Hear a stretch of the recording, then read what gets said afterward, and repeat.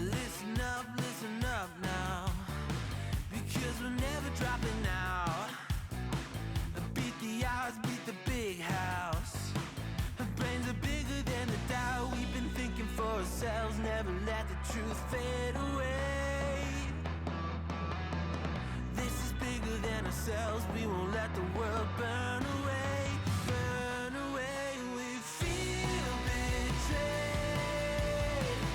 We were raised to lose the race. Wake it through the back of the pack, kill it anyway.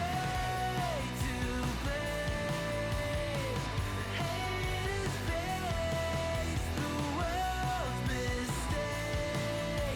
Wake it through the back of the pack, kill it anyway.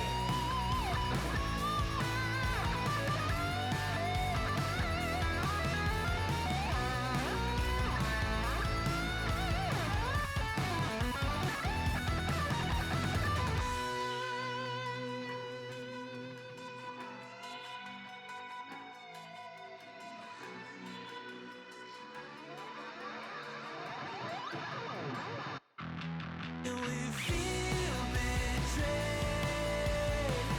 We were raised to lose the race.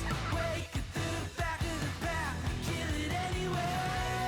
To blame, haters face the world's mistakes. Wake it through the back of the pack, kill it anyway.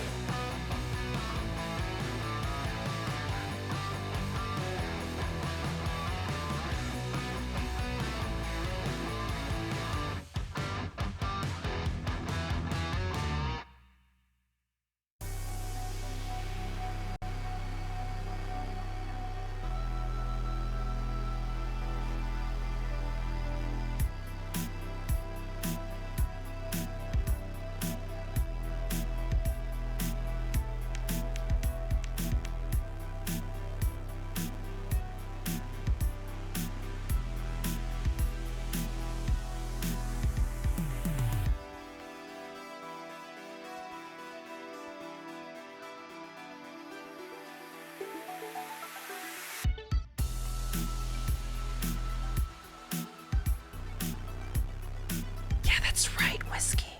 I did it. And Ty, thanks for the 3 months of Prime.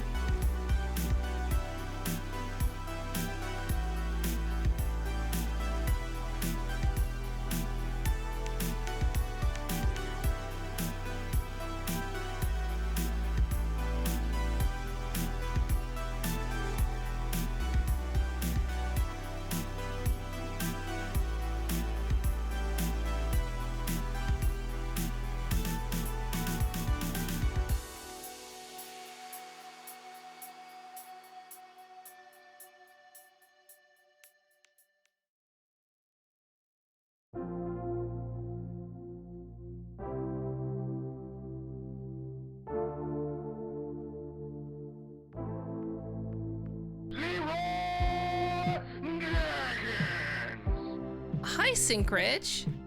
Thank you for the raid. Hopefully you had a good stream. How was your stream? Oh, and those of you who are new to my stream, this is not actually me speaking on the screen right now. This is part of my intro, which will become very apparent soon. For those of you who don't know who I am, I do cool VTuber stuff.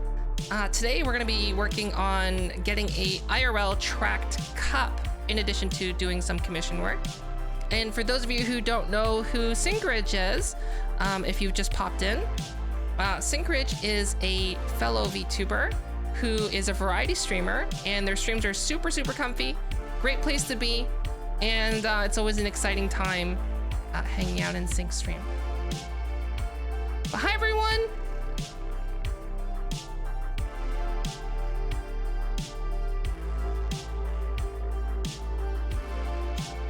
Oh, and sorry that I was late.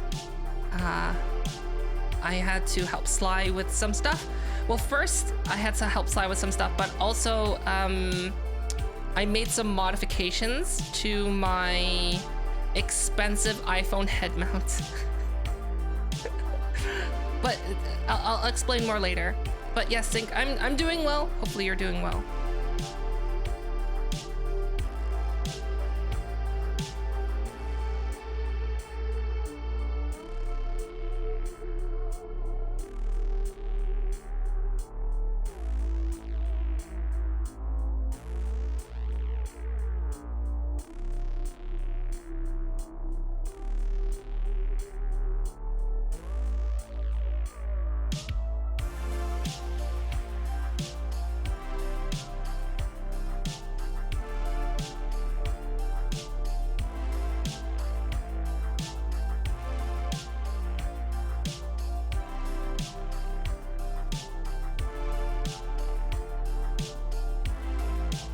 Not hot glue whiskey, but it does involve glue, and I'll explain more later. For those of you who don't know, I have an iPhone head mount that's known as a head-mounted camera, very similar to what you see on movie sets.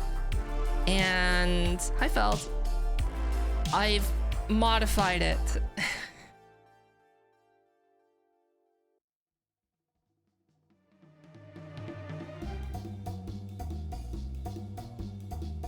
Not stick glue. Ah, Gary.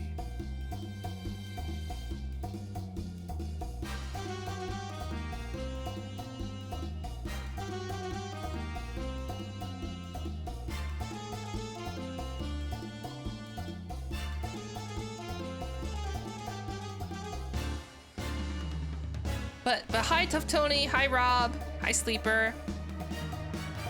Hi, Chica.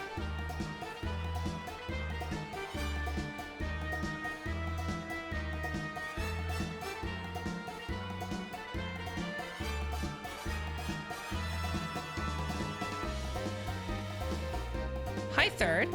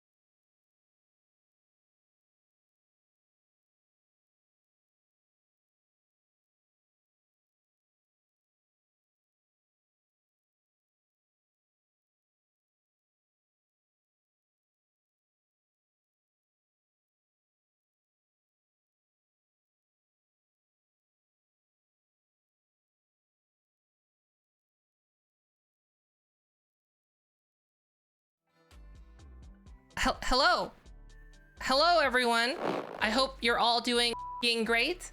I'm great. I'm being stretched right now. Welcome to Costco. I love you.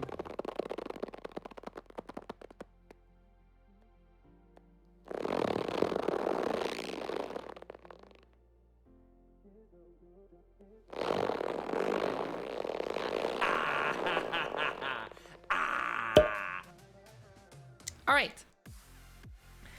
So let me start off with some updates that I did to my expensive head-mounted camera for my iPhone. Okay, so let's Gary. Thank you. Standard deviation HMC. I know I did a video on it, but I don't think we ever really showed. Oh yeah, great. You won Academy Award. You see it right there, how it has like exposed foam. See how it has exposed green foam? Well, here's the thing. That exposed green foam,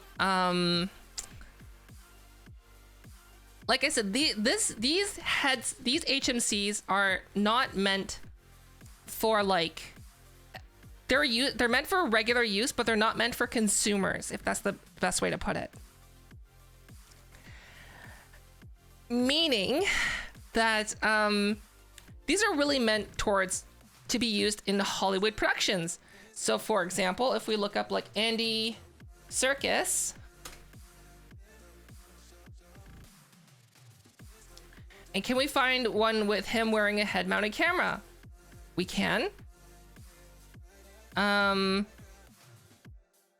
on. Motion. I'll just do mocap.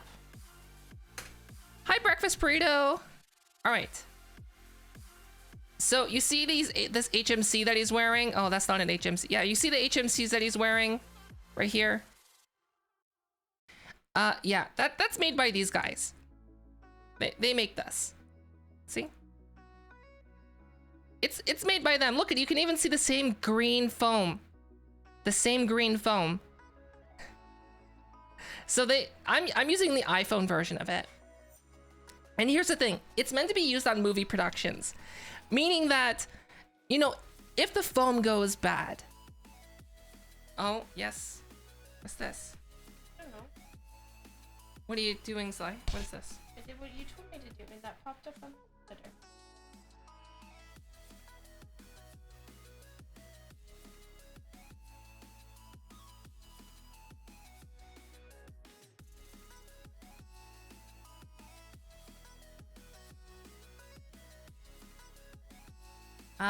Sly. Okay, hold on a sec. Yes? Can you try turning it on and off again?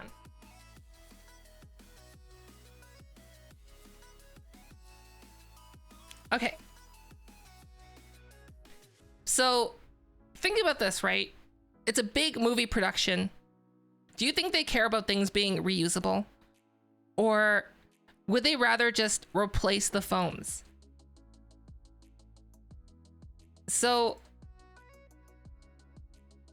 like I said, this is not, yeah, the HMCs. So let's see.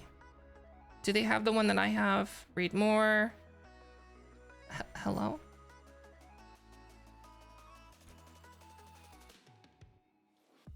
Okay, so here's the thing. Can I contact them? Contact?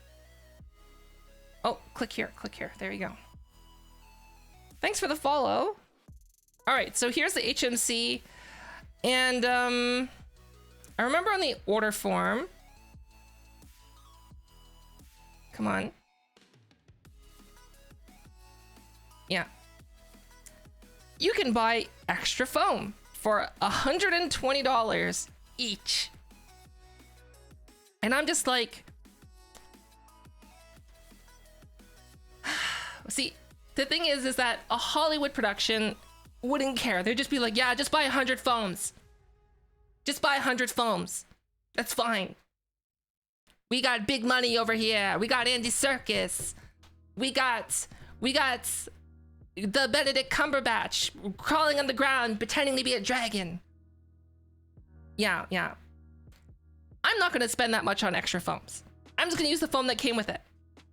But here's the problem.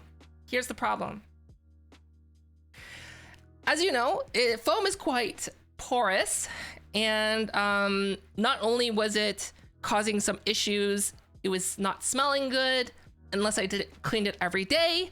It was also giving me a rash. So I'm like, because essentially what I was doing was I was washing it with vinegar and alcohol. I've tried all those things, and I'm like, this is not sustainable. So, because like the alcohol that was in it, sometimes the alcohol wouldn't completely dry out. and it would irritate my skin. So, this is what I did. I bought some pleather. Still doing the same thing? Huh? Oh, it's working now. Okay, okay. So I bought some pleather. And I bought a spray. Hi, Corporal. I bought a spray adhesive. Pleather, yes, like fake leather. I'm not made of money. It was like for a roll of pleather, sorry, a roll of pleather, like enough to wrap a car, I guess, was like $8. It's really cheap in Korea. So I bought some spray foam adhesive, specifically meant for fabric. And I wrapped it to the foam. So now instead of having this green exposed foam, it's pleather all in my skin. So I wrapped the green foam with pleather. That's what I did.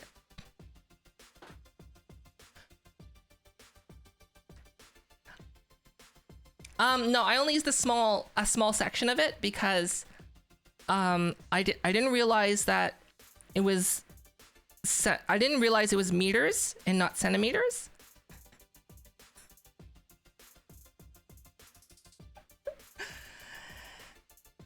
Yeah. So I just got extra. I don't know what to do with it.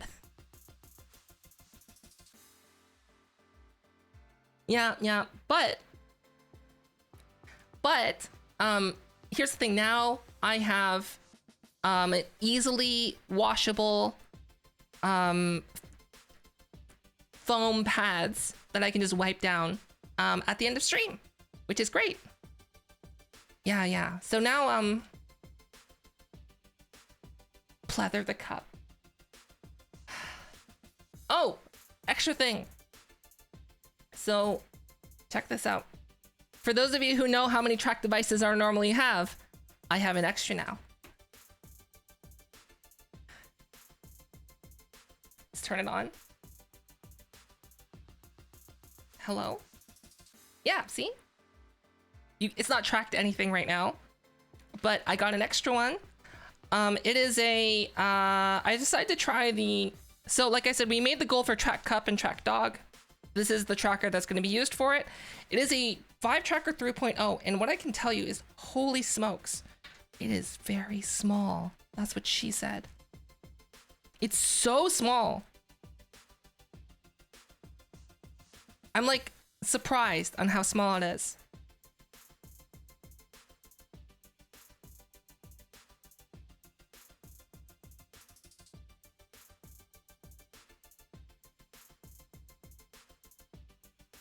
Could always try balaclavas? Head sock? No. I need something that's like, that is liquid proof, right? Liquid proof.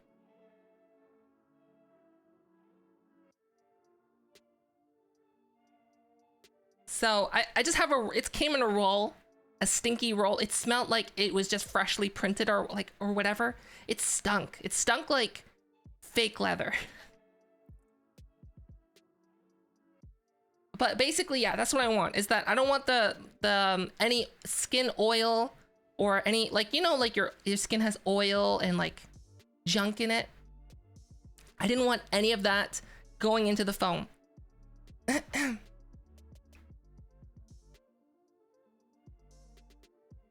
What's with your obsession with stinky stuff?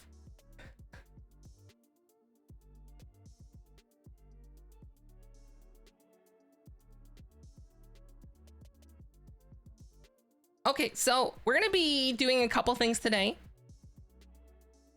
We are going to be finishing up this commission, or at least sending a draft to Queen.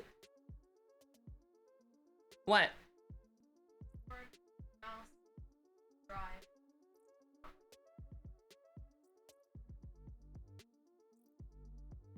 Your keyboard and mouse and drive aren't working now. Can you just unplug your tablet?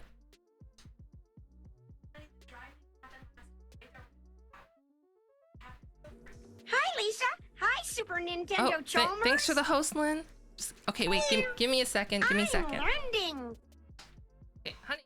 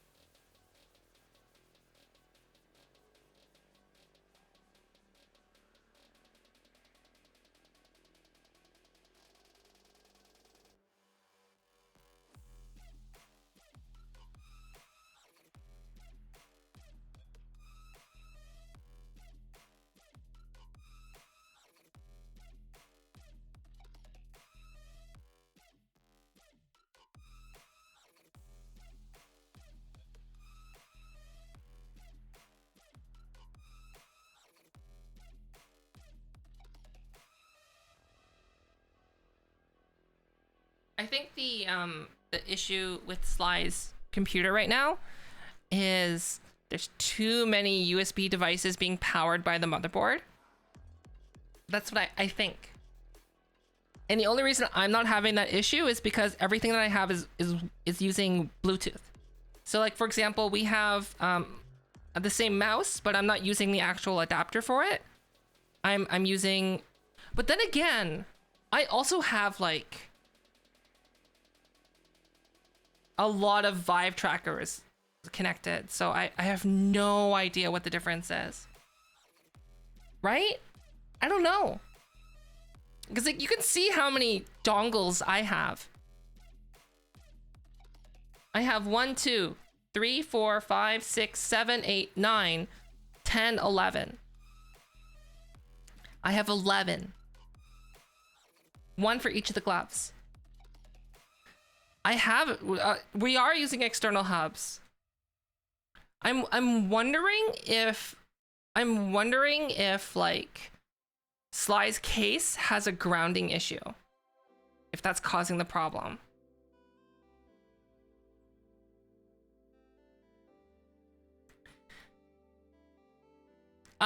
No. Like, I'm not having the problem. Sly's having the problem. Sly has virtually the same things that I do, except less stuff, less dongles.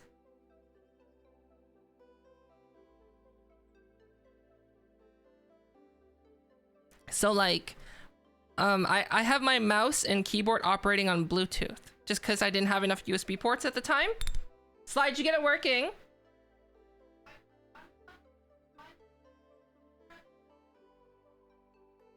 And it worked? Okay. Okay, seems Sly's back up and running. Great. What was I talking about? Right, what we're gonna be doing. Okay, so today, we are working on my commissions, and then we're gonna do a tracked cup. So for those who don't know, I do commissions on facial tracking.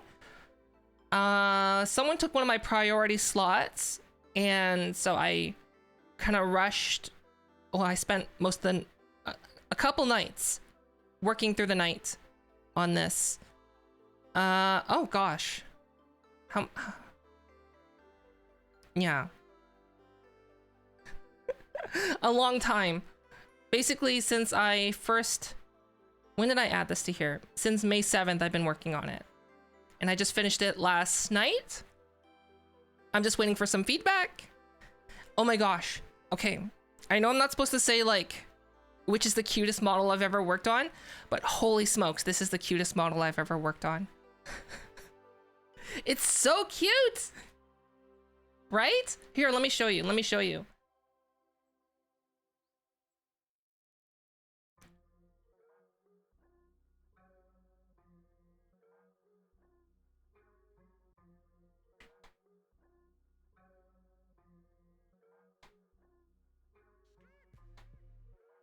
Right? It's so cute. It's so cute. It's like the cutest model. I'm so jealous. I want it. I want this.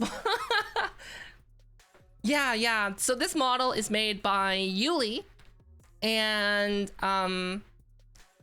this is I know it's like it says Mickey, but they go by Milky. I just copy pasted the name that they gave me. So this is their model. It's adorable, but their streams are not safe for work. But it's so cute, right? Yeah. Anyways, I shouldn't be actually like streaming with this too much because well, it's not mine. I'm just showing you what I've been working on. Bum ba bum bum.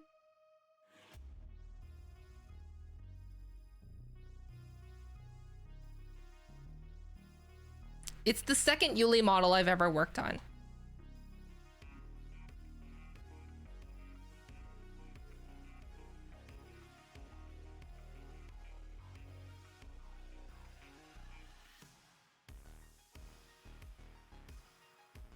But yeah, so we're gonna be working on Queen's model. So I already finished the facial tracking on their base model, and I just performed surgery and switched it to the head-mounted version. Sorry, I did a head swap. Yeah, I had to cut the head off. Sorry, when I'm okay, I know I will unmute the next sneeze, but yes, Sly. Oh, volume, okay. I when I cough, I'm gonna mute that because no one needs to hear that. Yeah, that's them. So cute, right? Cutest model.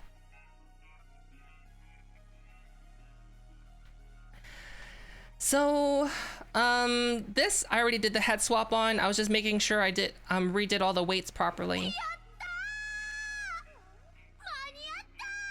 Oh, Papa Ronin, thanks for the sub. Oh, and let me switch to my small cam. Boop.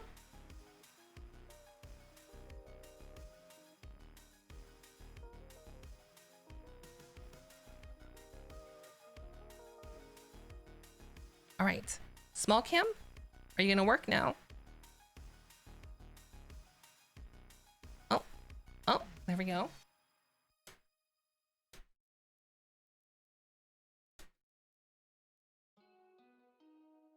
Great. The reason why is because I get fingies. Oh, it looks so different, right? Oh, hi. Hello, Emma Shells. Hi. Thanks for the raid. How was your stream? Hello, hi.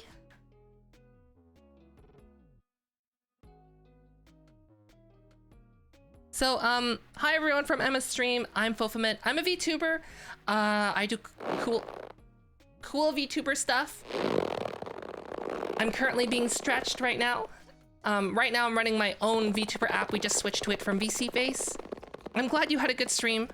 And for those of you who don't know who Emma is, you can check out Emma in the link in chat, or you saw the little preview of their stream. Hi. Oh, I have a tracked microphone, as you see here. And then I also have a track chair. It's separate from me, see? So today, we're gonna be doing a couple things. We are going to be preparing this model to send to a client. I just did the face tracking on it, and I just did a head swap. And then we're gonna be doing a tracked cup later. Tracked cup.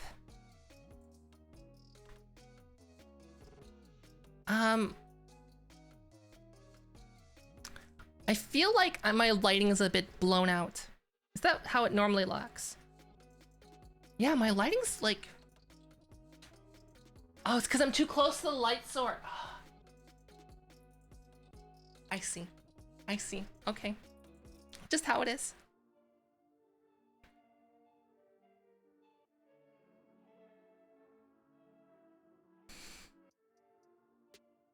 Yeah, we're gonna have a tracked cup later. Because right now, see, right here, listen, I have a cup, and it's not tracked, and it's gonna be tracked soon. Because that was one of the subathon goals, was to have a tracked cup. The only thing is, I'll tell you, sometimes I have more than one cup. So it's not, oh, whatever I'm drinking is not always going to be tracked, by the way.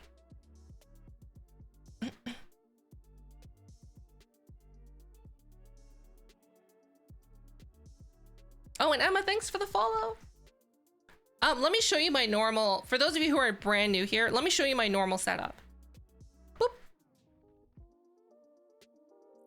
I have 2 cups right now.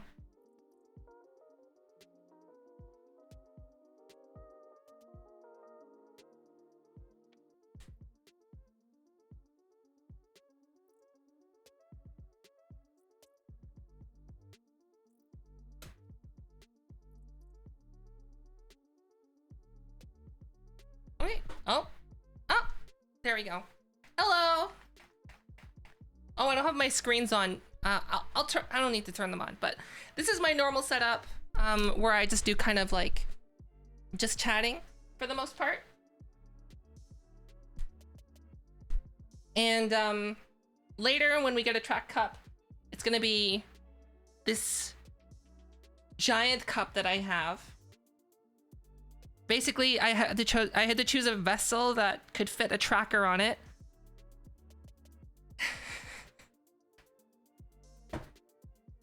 But yeah, this is my normal setup. Yeah, I turned the screens off. So the only thing is that in Korea, these I wouldn't want to use a normal, here's the thing, if I buy more trackers in the future, I don't want to buy the 2.0 trackers, even though they have a better tracking radius. It's just that they use USB, micro USB, whereas the new Vive trackers, they have better battery. They don't have as good of they only have 180 degree versus 270 degree tracking radius, but their battery is like 60% better, and USB-C. So Gary! Oh, have a good night. Thanks again for the raid, Emma. Bye.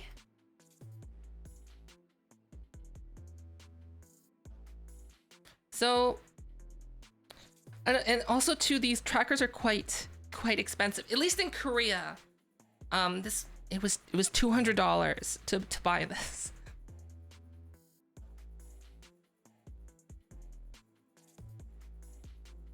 Versus the normal 150 for the 2.0s. So it's like $50 more.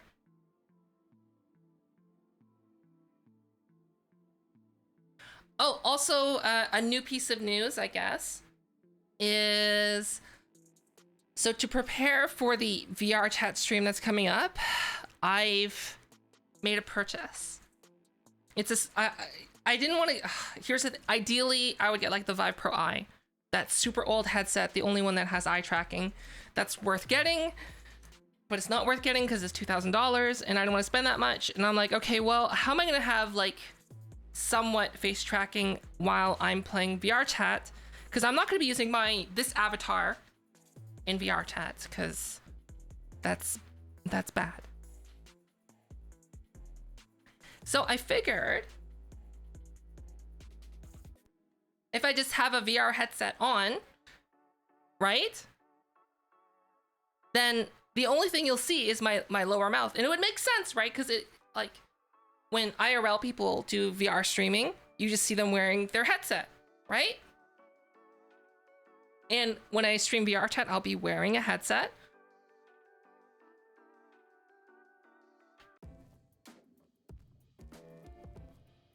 And in addition, in the future, I would like to do what's it called? VR tracking. So VR facial tracking. So for those people out there that actually have the Vive Pro Eye and the Vive lip tracking module, because no one right now is actually, no one's doing it. And everyone that's trying to show off the Vive lip tracking module, they're all using the same model made by that one guy, because no one knows how to make it. And like, the models that are out there are like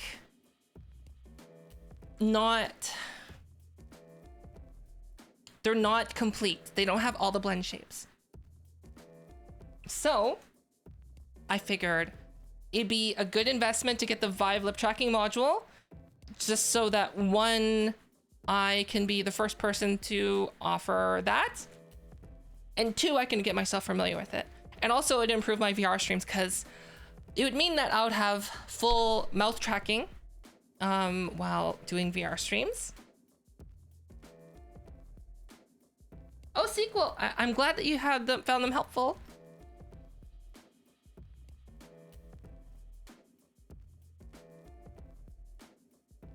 I'm currently living in Korea, but in August we're going to be moving to Canada from Korea. So yeah, I have it should be coming, it might come on in time for the next stream. So possibly on Thursday we're going to be setting up the lip tracking. And if it's set up in time, maybe on the weekend, we'll have that VR chat stream where basically my model will be able to have full tongue tracking. Jeez. Will I be the first VTuber with full tongue tracking? Maybe.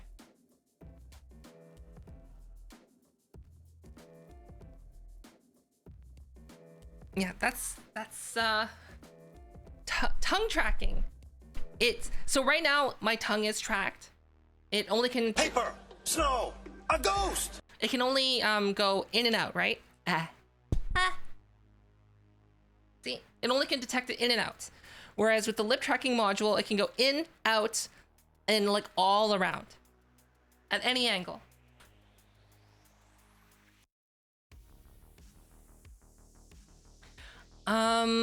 No. The only thing is that I've actually thought about how could I use that tracker in combination with the iPhone tracker, right? Because it is possible.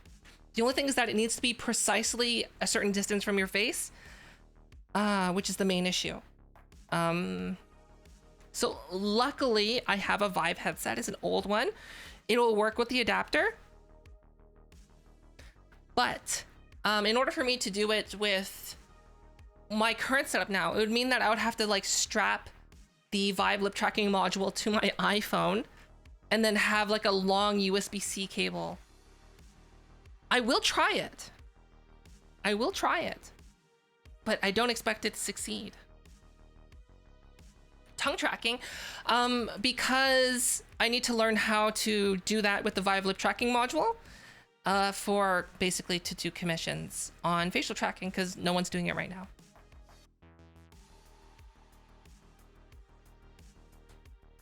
Right? No one's doing it. And here's my thoughts on this is right now, basically when I start doing facial tracking, with iPhones ever. Like, my thought was no one's gonna do this, but I think it's really cool. I'm gonna do it. And then I opened my commissions just like in the off chance that anyone else wants to do it, because I thought it was the future. And well, what do you know? Everyone wants it. And I have very strong feelings about facial tracking in VR. It's the next evolution. It's gonna happen. So right now, HTC is setting the standard for facial tracking, and I'm guessing that's what most models are gonna be based off of. Right now, I'm wearing gloves. See? I'm wearing gloves. Speaking of which, these gloves are getting replaced. They're gonna be sending me a replacement set of the newer generation. So they're sending me a new version of these gloves for free, apparently. They're coming in the mail.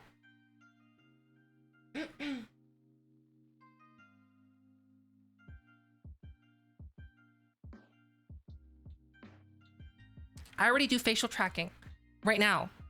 Like, for example, there's a bunch of VTubers out there that have facial tracking.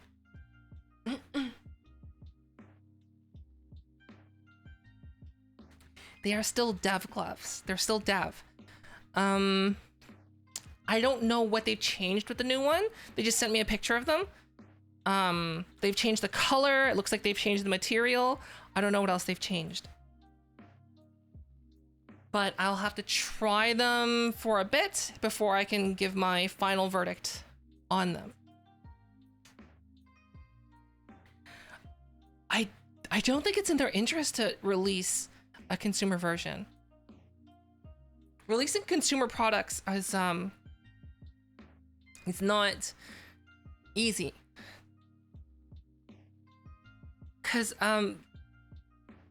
essentially I'm guessing the way the business runs and how I know Korea, I looked up their address. Basically, each of these gloves are being hand assembled. They're not being manufactured.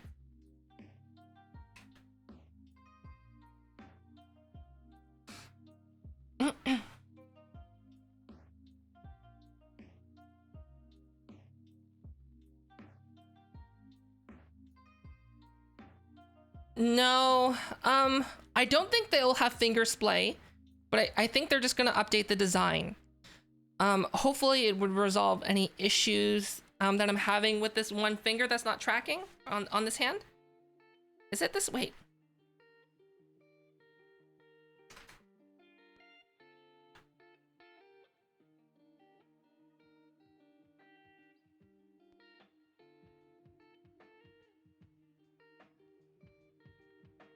Are they both tracking perfectly now?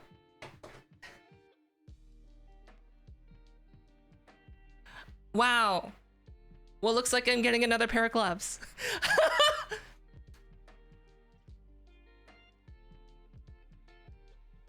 Here's the thing. I sent it to them and they noticed the issue. And then I don't know what changed. I don't know what changed. And then I sent them the debug of what was happening with the gloves. And how? Well, it looks like I'm getting a second pair of gloves.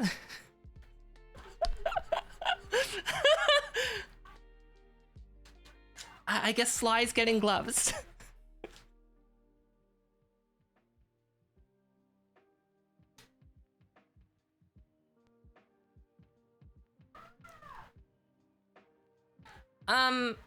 I don't know. I'd be suspicious to see how long these would stay working.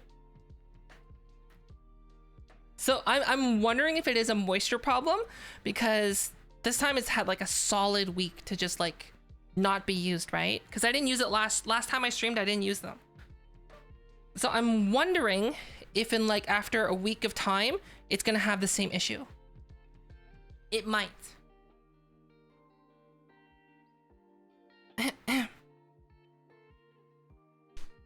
No, it wouldn't be a sneaky firmware upgrade. I don't know what's caused the problem. And I don't know what's fixed it. I wish I knew. I'm just kind of amazed that they're just working now.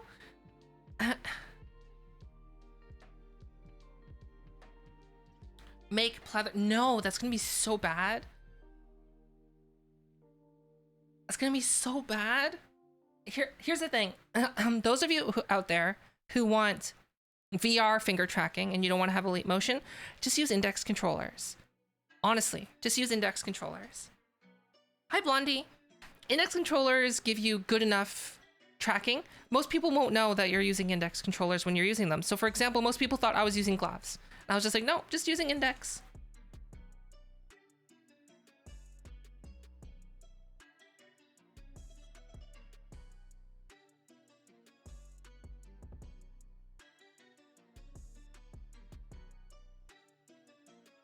Mods, can we delete that one message that has Wowie in it?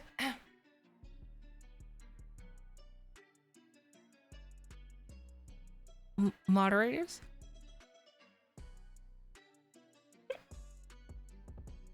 Okay, I'll do it.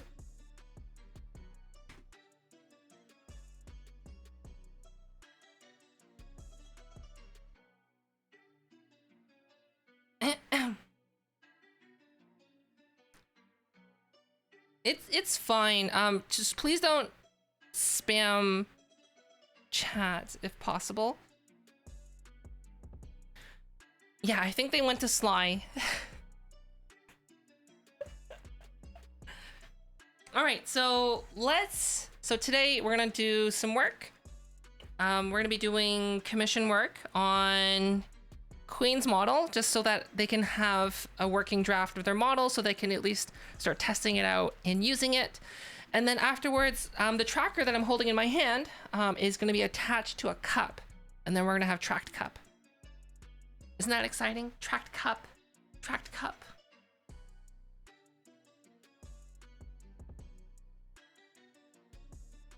This tracker's so small though.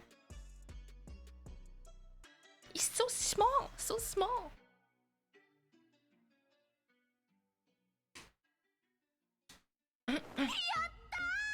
Oh, Corporal, thanks for the 4 months. Thank you.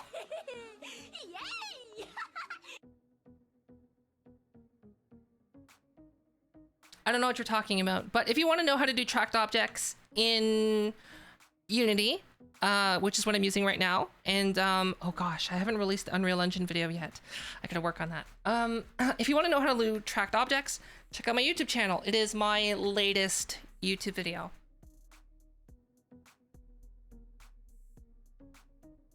All right, so let's switcheroo back to my other app.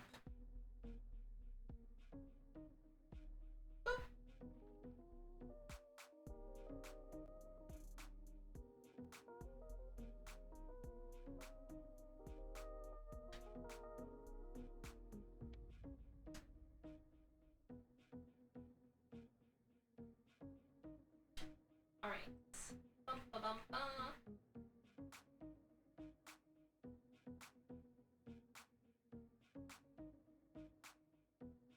I think that's good. Chair. All right. Great. We're in our chair. We have our thingy. Apparently my fingers just... Oh, wait. No, the finger's broken. See, look, only from a distance it looks okay. Look, look. Yeah, it's still broken. See? Still broken. It's just stuck in the pointing position now. So it could be like...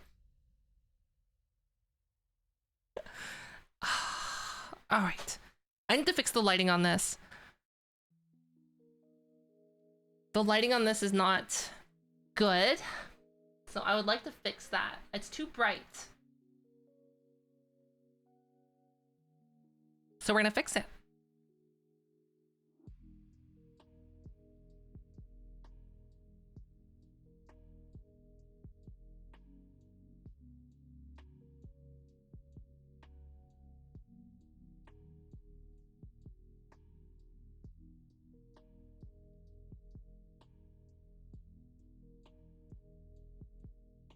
Also, hi Ash. Hello. Oh no, it's how I did the lighting in this version of my app. Basically, I made my entire environment a giant softbox. It's just I'm sitting closer than I normally do to my desk, so that's probably the issue. Probably. Oh, while I'm at it.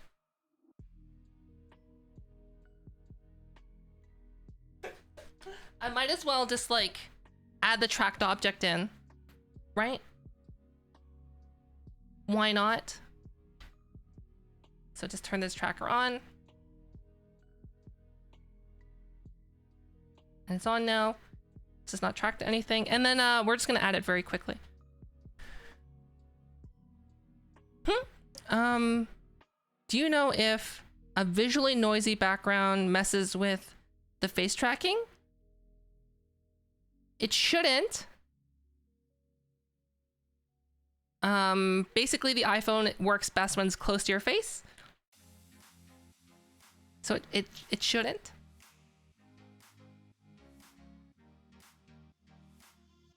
Okay, actually let me just like attach this to the cup anyway.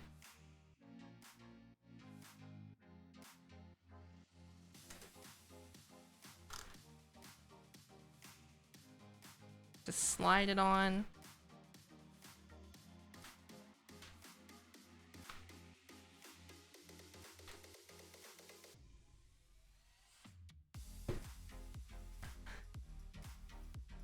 Oh, yeah, it's just your lighting, Perito. The better your lighting, the better your tracking. Hi, paper bag. Hello.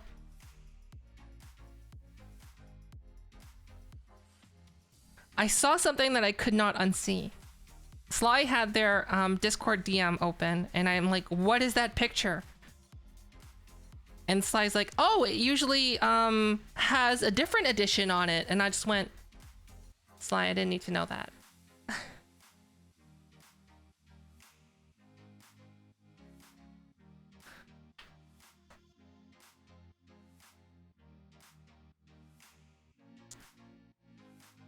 Hopefully I was vague enough so no one knows what I'm talking about.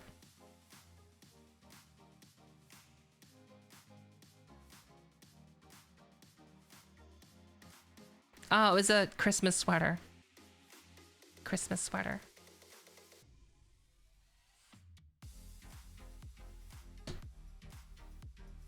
I didn't need to see that Christmas sweater.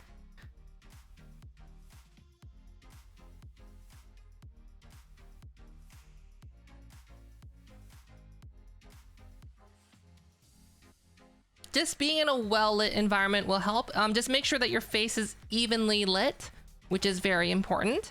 It doesn't need to be super bright. It just needs to be like... Basically, it needs to be good enough for your webcam. Yeah. A sweater. Just something on the sweater. Oh, it's so blown out. Look at this. Yeah, we need to fix the lighting.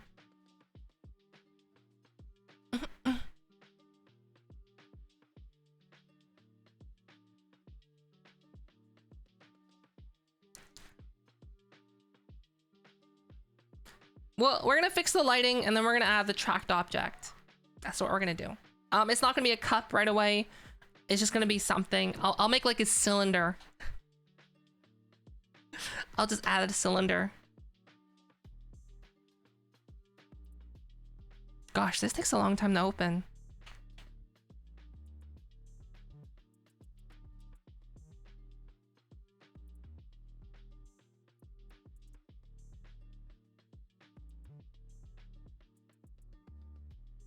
Oh, also, I'm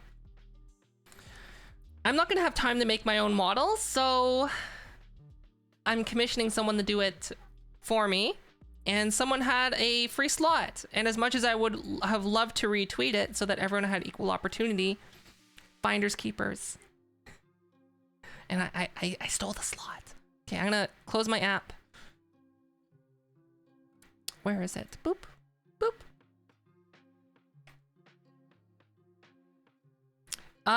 It's a 9-month waiting time though.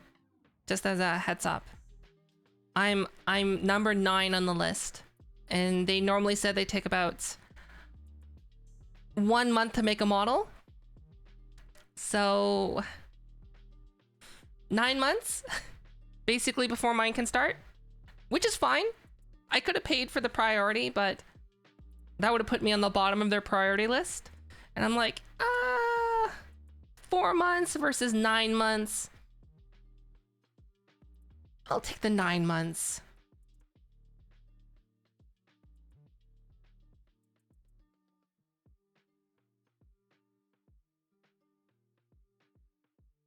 If you go on my Twitter, so if you type exclamation mark socials, you can see my Twitter. And if you scroll down, you'll be able to see the character sheet that I posted.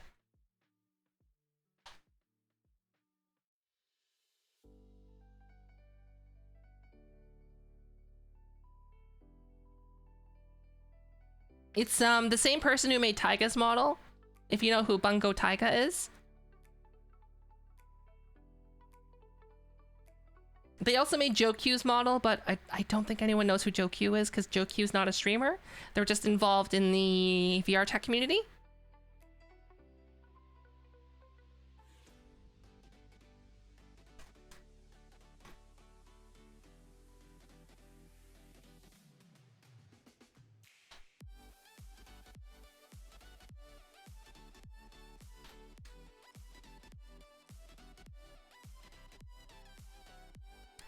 Oh, there we go.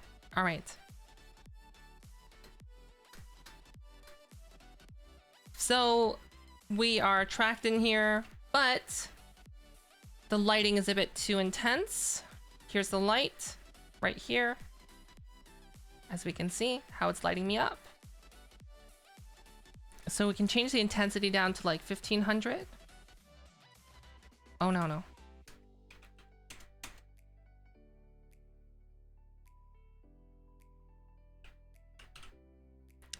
Yeah, 1500 seems good, right?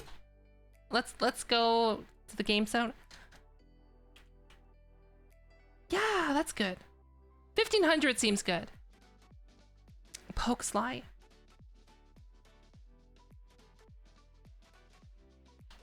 All right. Okay. I guess that's what's with my... Yes? Okay, give me a sec. I got Poke Sly anyway, so I'll be right back.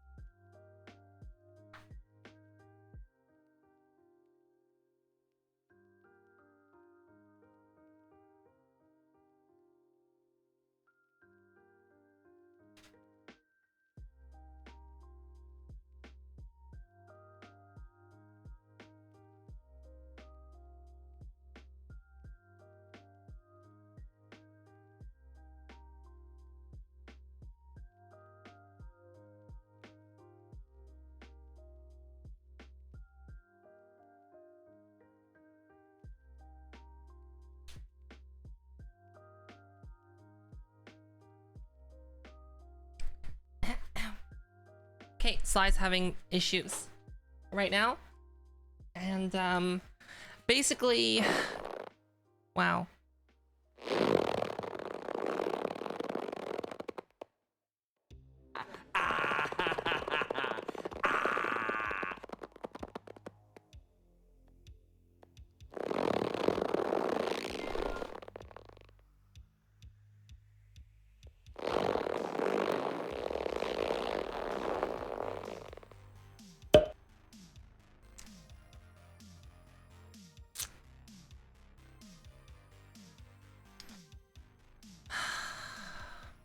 Paper, snow, a ghost. So it seems that there's some issues with Sly's stream, mainly because we had to unplug a lot of USB devices. So that's what happened. All right, so the lighting here looks good like this. I'm fine with at 1500. I think that's fine. So we're gonna do that.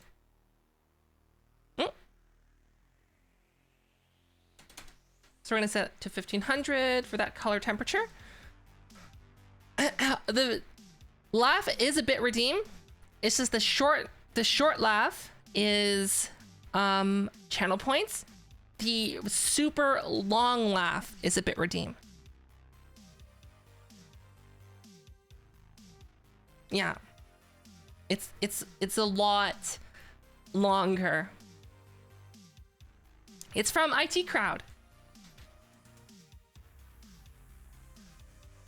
It's not from the actual show, it's from the outtakes. All right, so we're gonna be adding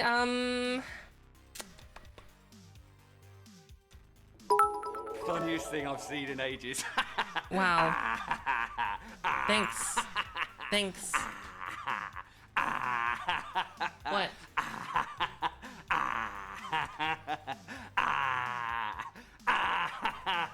Huh? Come here. I can't hear you. Thanks, Nutty. Thank you.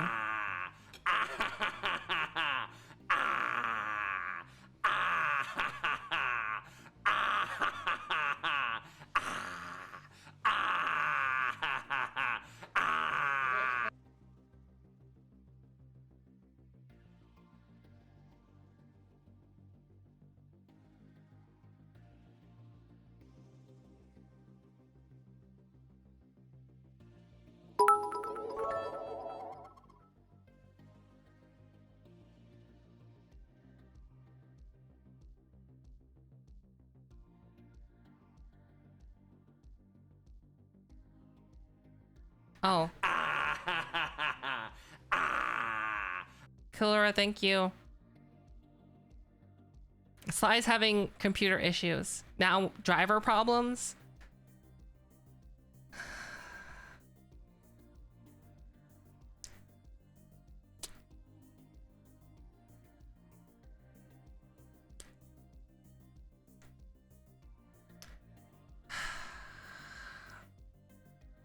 Why?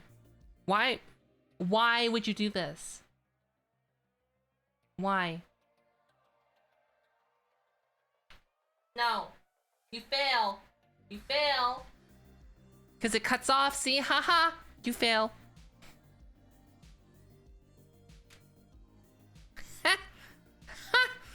All right, we're going to add a tracked object. 3D object. We're going to add a cylinder. And we're going to zero it out. Right here. It's too big though. That's what she said. Okay, so we're gonna make it smaller. A little bit fatter, like that. I think that's like a good size, right? That's a good size.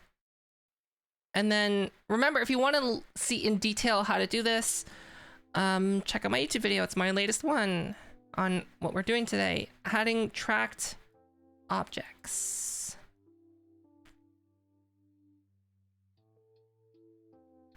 It's gonna be device 11. And then we're gonna have to add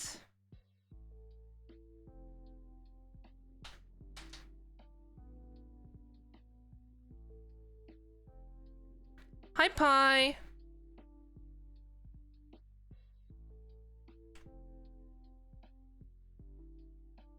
This is gonna be called Space Cup.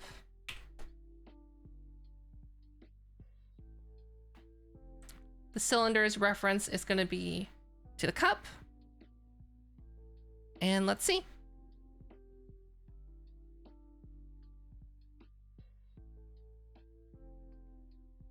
Good Lord, how am I supposed to see anything?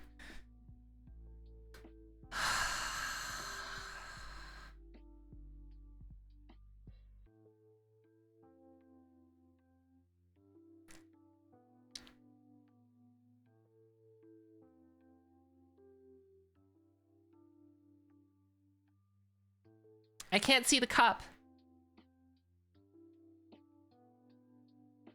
It's 5 minutes. Oh, here it is. Look, look. Haha. Here's the track cup.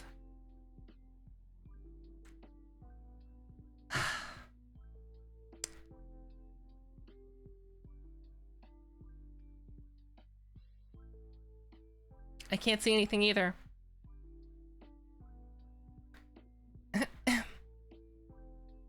Okay, so that means what we need to do is we're gonna create an empty object.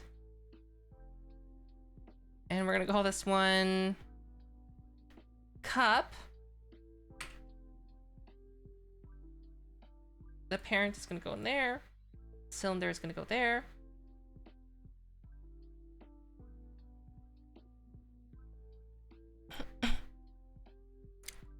I really need this to wear off.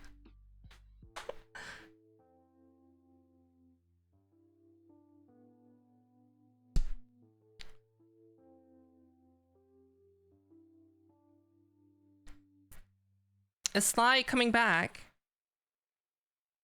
Sly, are you coming back on? Okay.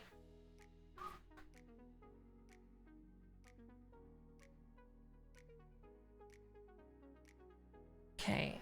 Here's the object. Ow. Ow. Ah! I accidentally... Oh. Oh, there we go. Okay. So I just have to work around this by holding it. Oh, finally. All right. Okay, so we need to make the cylinder upright. Because right now it's kind of just there.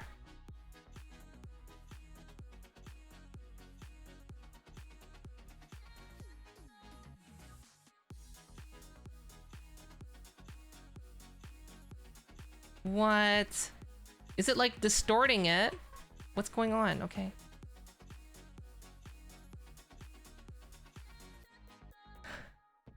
What's going on? Okay.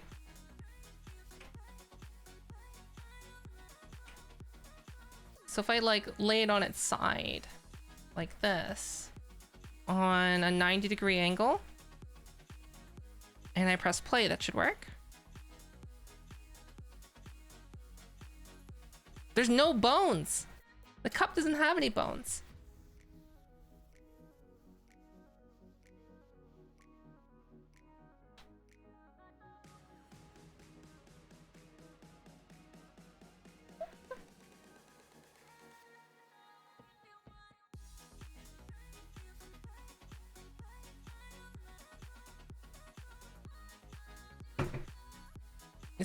It's not a, it doesn't have any bones. Who puts bones in a cup? Okay, so I want to at least have it so that it's like in my hand.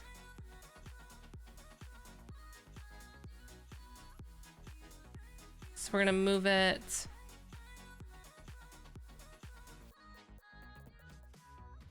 here, up.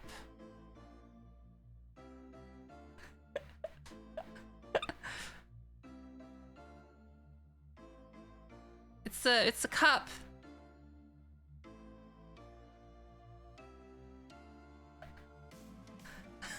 It looks so jank. Wait, what does it look like if I drink from it? Hold on.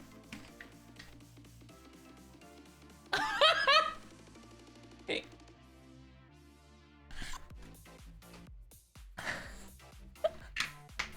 Oh my gosh, it's so jank.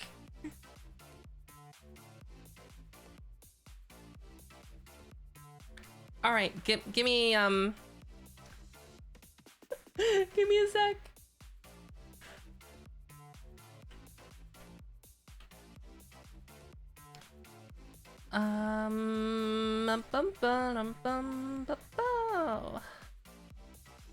So I have it here.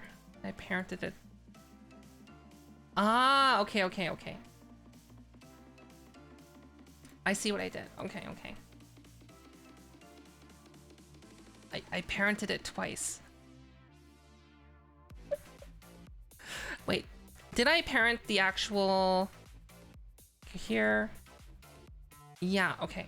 So the cylinder is not what should have the SteamVR tracked object. So we're gonna remove that. And then we're gonna put it here. Paste component. Oh, SteamVR tracked objects here. And number 11.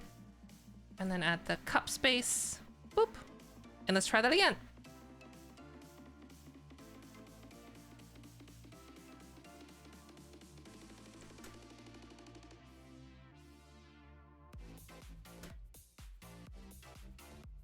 All right, so here it is.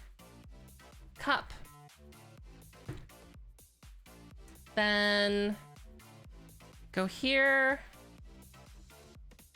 Now I should be able to rotate this. Oh.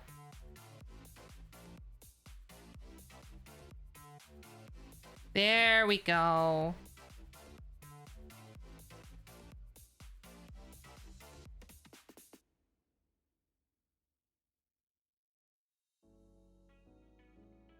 Okay, let's see what that looks like. See? It's just a little off. But we're getting there. We're getting there. So we just need to copy the component. And we're gonna paste those properties there. Paste values.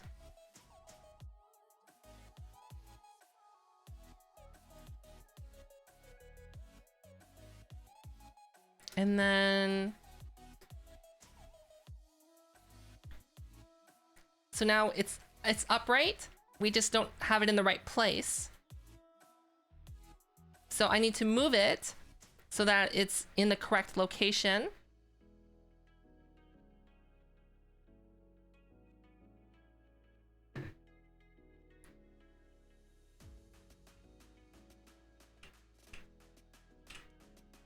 Okay, so it's right here. And like I said, all of this is in my YouTube tutorial. If you want to know how to do this yourself, if you're crazy and you want to do stupid stuff like this, you can. Go there.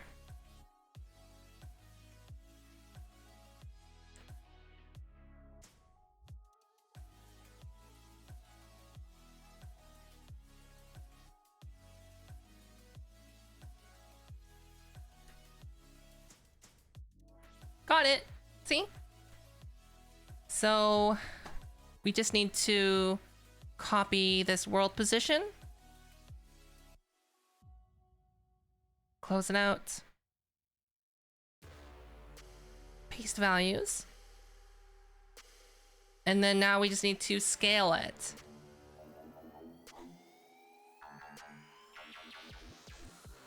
Because right now it's too big.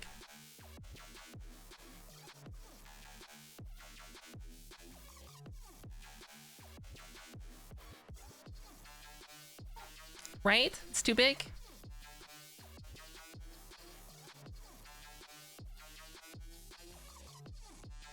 Oh, it's a little jank, isn't it? Give me a sec.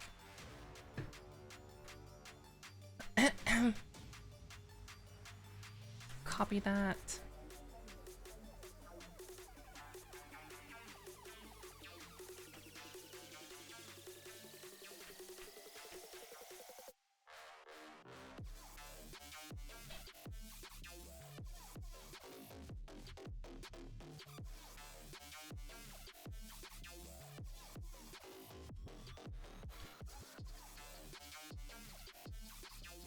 Okay. Game object. That is set to 0. Let's take this all out. Unparent them all just to make sure they're all in the right place. Okay. So this goes back there.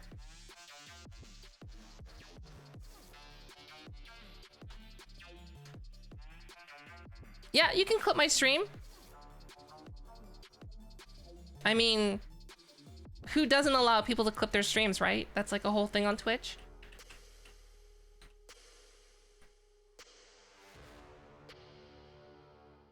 I think this is good for now, right? Got a cup of some kind. It's never gonna be perfect because it's actually a real object being tracked, right? I'm not like Hollywood or anything.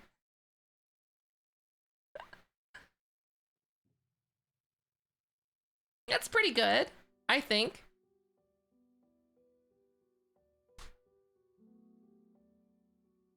I mean, it could be better, right? Right?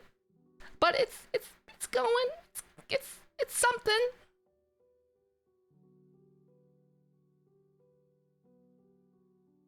At least, like, you know, wait, what does it look like when I drink from it? Okay.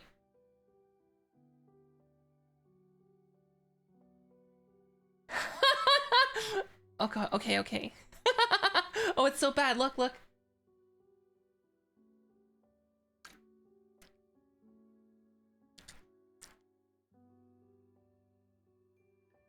All right, so do I need to reposition it to be lower?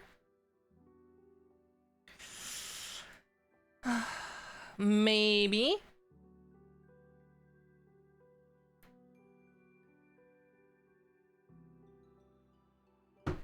Let's do that.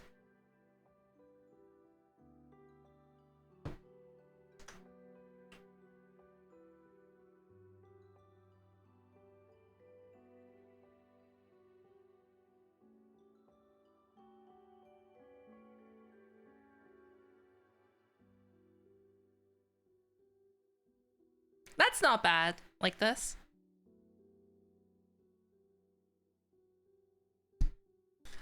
Oh, I know what's causing the issues.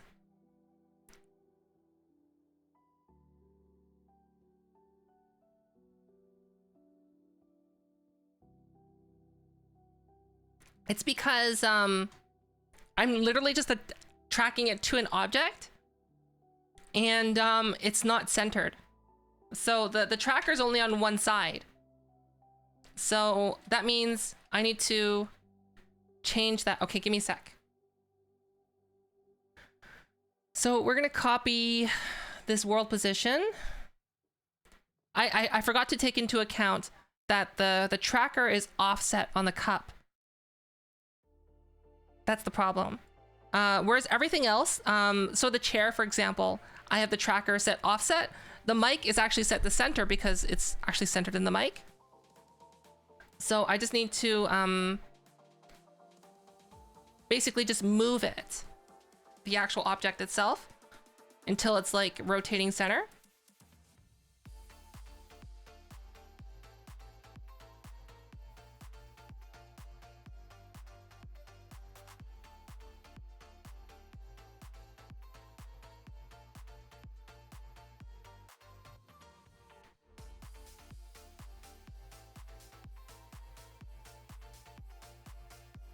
Right, that's all you gotta do. I forgot about that. See? That's better.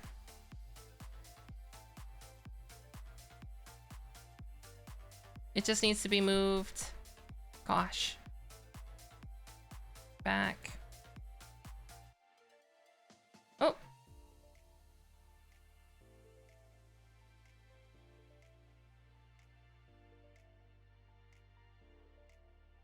Oh, undo that. Undo.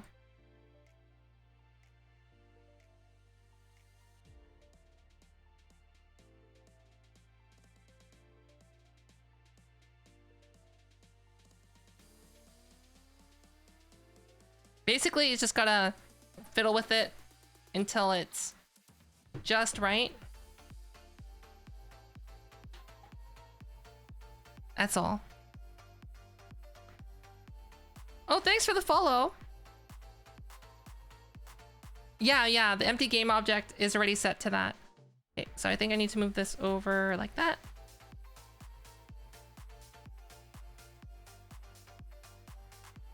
Oh, this is like... I'm like trying to hold the object but move the mouse at the same time.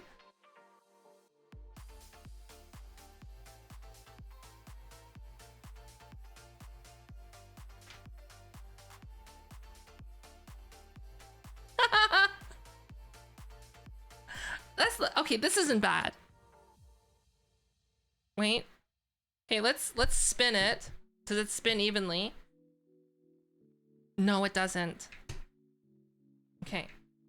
So this is the real test. It needs to spin evenly. So that means it needs to go over this way.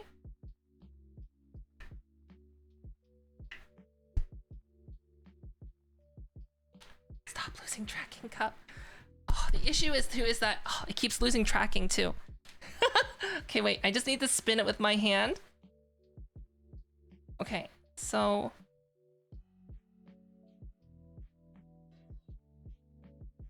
it needs to go this way. This is the dumbest thing I've ever done. Oh my gosh. Just imagine like if someone walks by and like looks through the window and they're like, what the heck is going on here? Okay, I think I got it. Yeah, okay, there we go. That's good. I think I'm also gonna make it smaller. Hopefully that doesn't mess things up. Oh gosh, it did. It did, didn't it? Wow, making it smaller made a difference.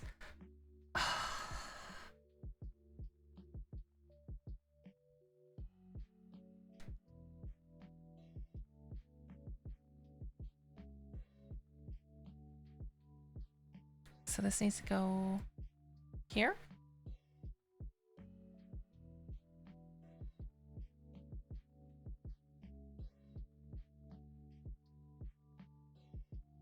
This needs to go back.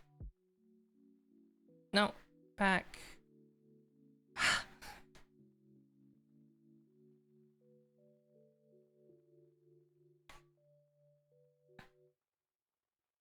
Okay. Like here. Ah! Okay.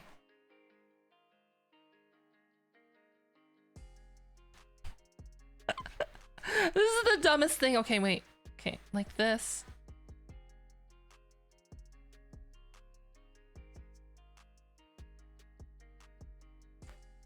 Goes over. Ah! No! I need this. Okay. Oh, there we go. Perfect. All right, so we're gonna save that position. Copy. The cat thing wasn't that bad.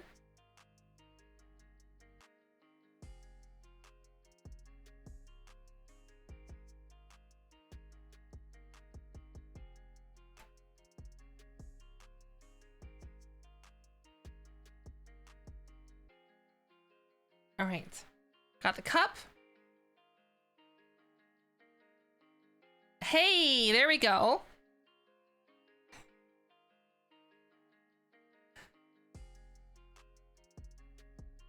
right? That's not bad.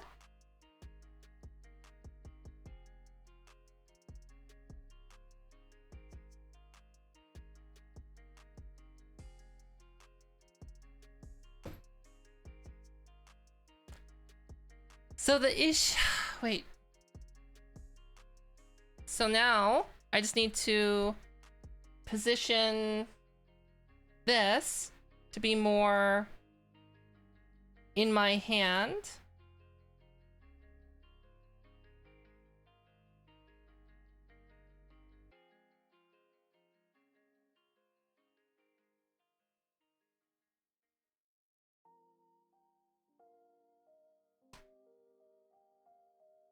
Oh no, that made it worse. Wait, did it? Hold on. Okay, it did. Okay, let's not keep those changes.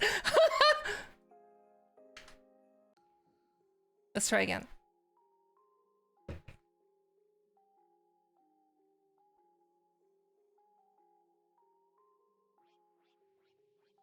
I think this is not bad. Am I gonna be the only VTuber with a tracked cup? Has anyone else bothered to do something this stupid? Let's be honest. This is stupid. It's so needless. Does waifu really have a tracked cup? Really? They have a tracked cup? Like, is it a real cup or is it like a spawn object? Oh, the model with the cup hand? Yeah, that doesn't count. I mean, it's the more practical way to do it, let's be honest. Right? That's the actual way you should be doing it. Yeah, here I am, you know, physically based tracking. All right. So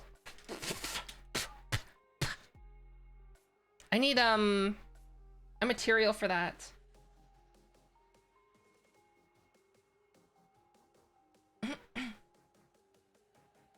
So we're gonna create a material.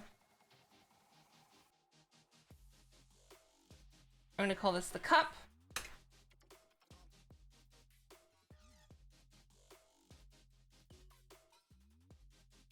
Put that there. Bum bum bum bum bum.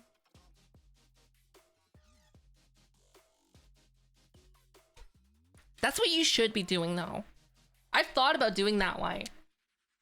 I honestly thought about doing that. But I'm like, I can't be bothered to press a button every time I want to like take a drink. Okay, Demkey, see you. Thanks for hanging out. Okay.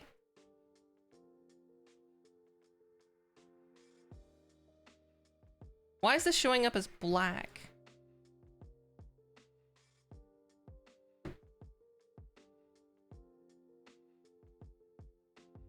Cast shadows. Ah, okay. Let's just put that texture on. Yeah. It's a stonks. It stonks.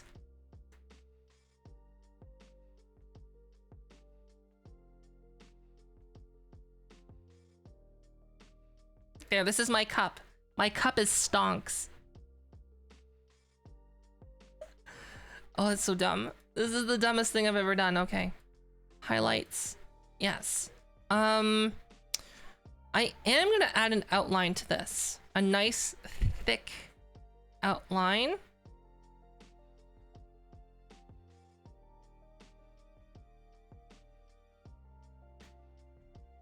Maybe like 2? I can't even see that. Can you see the outline? I can't. 10? Oh, there we go. What about 20? 20? Oh, that's dumb. Okay. 10. Oh, that's 100. 10's good.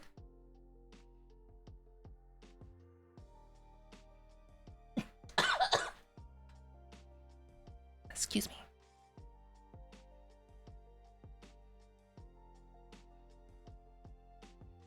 Yeah, I think that's good. This is good for now. Physical based cup.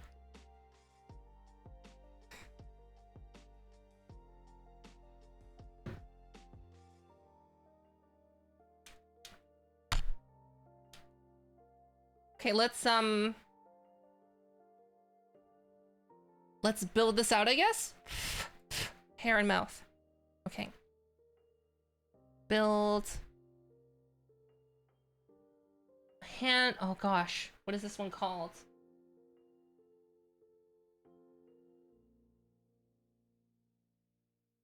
Hand app small, okay.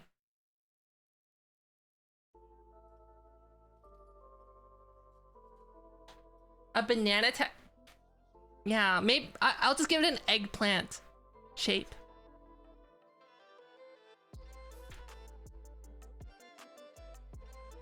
And just have, you know, whenever I put it near my mouth, it just like squirts out liquid.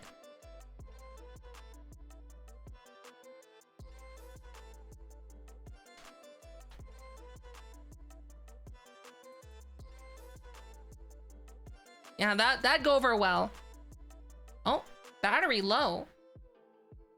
Why is my battery low? Oh, jeez. There we go. I forgot to plug in my iPhone. We've returned to tracked cup. We're gonna have a tracked cup. Isn't that great?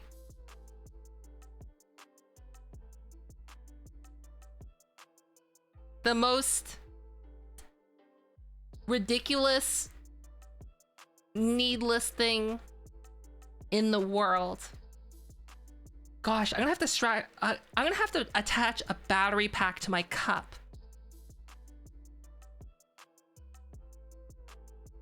I just realized that. How long does the battery last on the new Vive trackers, by the way? How long do they last? 9 hours? 5 hours. Okay.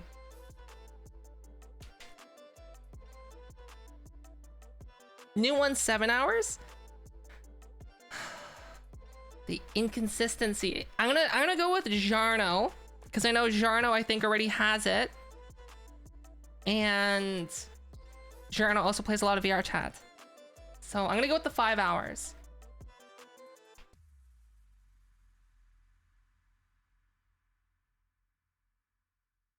You don't own the new one. Okay, I'm judging how chat went. I'm gonna go with Purito because I'm guessing Purito probably just Googled it. I'm guessing. I could be wrong.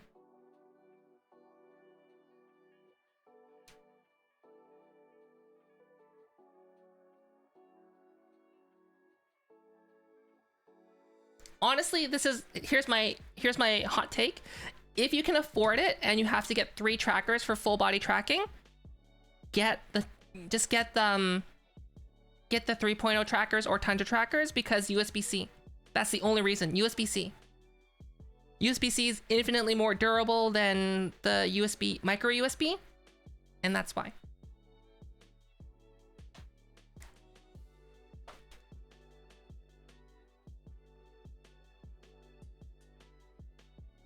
Well, we're gonna find out because I don't have a battery attached to it right now. Google says 7 hours. Test the new tracker concludes 7 to 8 hours. Okay. All right. Okay. I have 2.0 trackers on me right now, but I have them hooked to battery packs, so I get 40 hours. They each have their own 10,000 milliamp hour battery.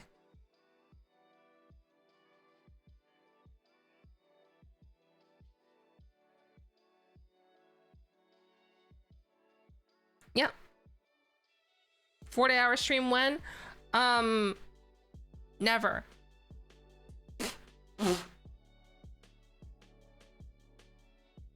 Yeah, they're lightweight. They're Huawei, like the super slim ones in like the aluminum housing. the machined aluminum housing. They're really light. They don't get hot. They're great. The only thing is that they're long and flat. A 1 minute stream. Oh, right now. End stream.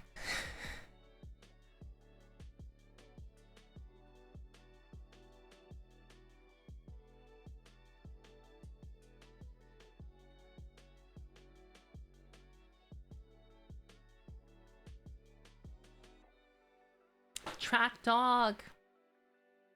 I gotta plan that stream. The track dog stream. Take a picture of our dog. Make a cardboard cutout.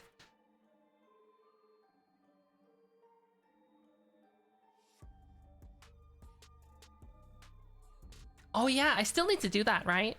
Yeah, there's quite a few streams. I found a beach environment, so I just need to add a swimsuit to my model, I guess.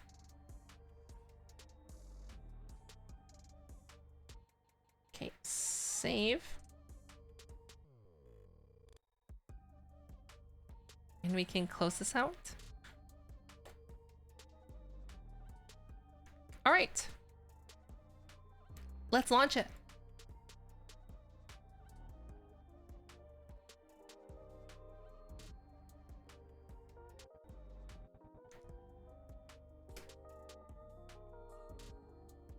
Hi, Adam.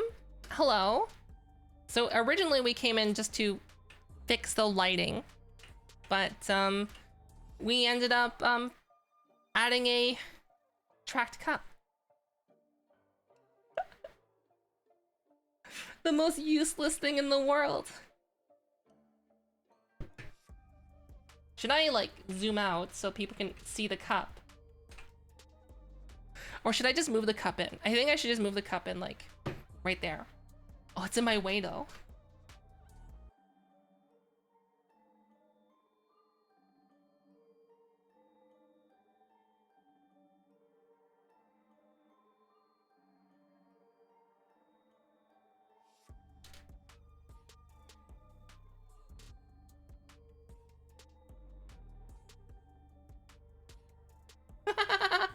Oh, this is so dumb.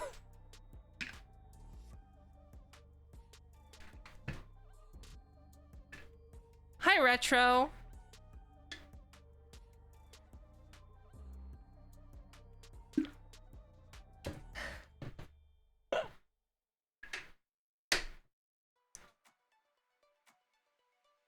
The cup updates fast. It is a newer tracker.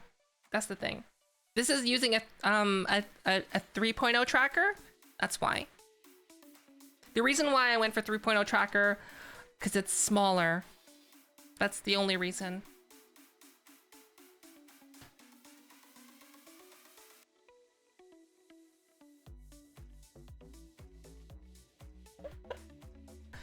Oh, it's so dumb.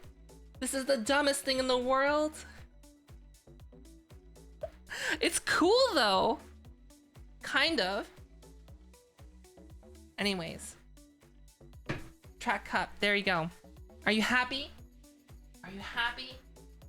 Got our track cup.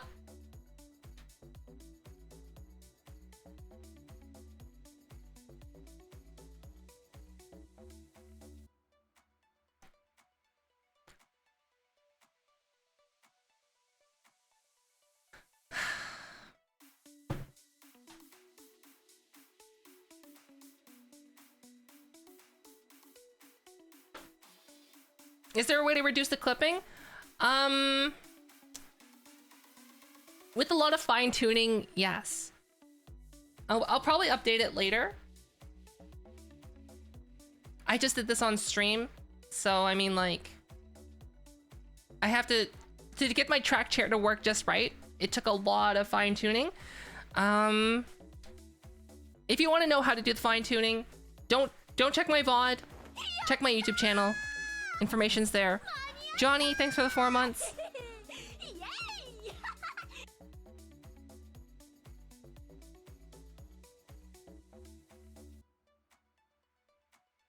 Yay! They changed the contents of the cup? No.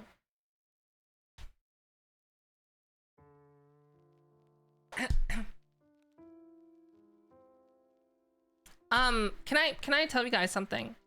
Okay, so I'm gonna reveal a little bit, but not too much.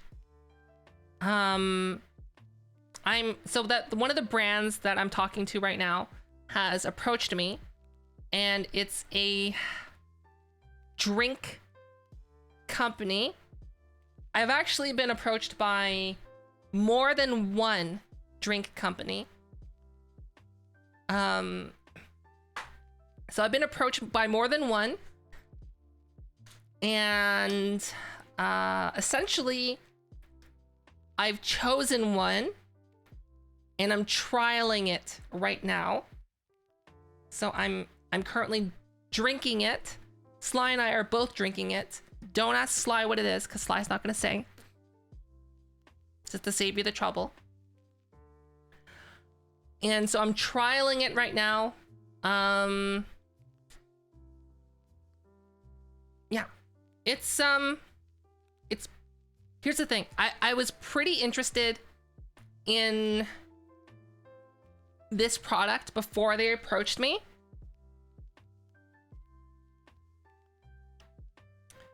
And it was kind of like a coincidence, I guess, that they reached out to me. I was like, oh, okay. And a couple other companies approached me. I wasn't too interested. I can give more details about it later. But like, I'm not officially affiliated with them yet. I'm just trying it out. But I'm not gonna say who or what, because we haven't worked out anything yet. But what I can tell you is, since I've gotten my hands on the product, it's pretty good. It's pretty good. I just want to be able to like have it for more before, like, I guess, because I'm going to be the extreme case. I'm going to be the person that's literally going to be drinking this every day, because that's just what I am. And I don't want to like recommend something that I'm eventually just going to like not like anymore. Do you know what I mean?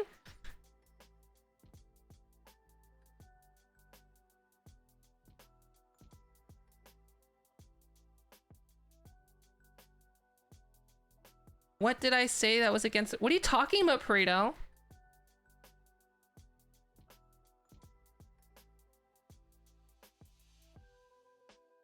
Yeah, no one knows except for Sly. Sly's the only one that knows. What I can tell you though is the company itself seems pretty genuine.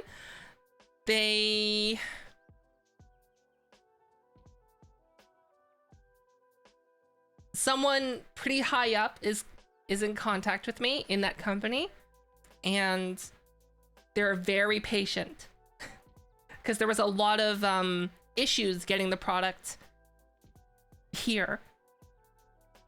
Mainly on my side. It was my fault, not the country's fault, not their fault. It was just my fault, and they were very patient with me, which is great, considering that I didn't agree to any terms. Discord DM.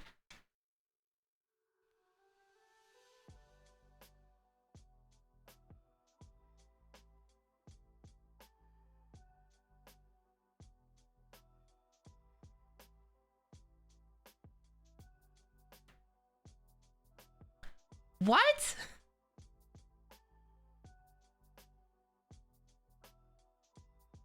Okay, sorry. It's not gonna show like Pareto's Discord information because I have the streamer mode on, which is good. But like, what? What is this?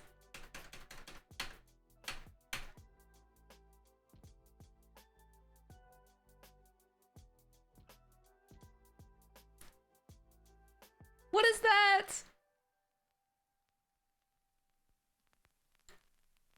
How do I... Oh, hi Musashi. Thanks for the 420. Thank you.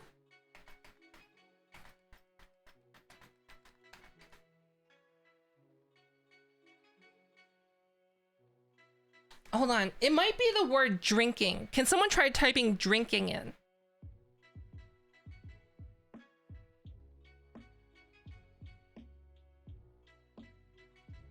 Can you try typing flavor in?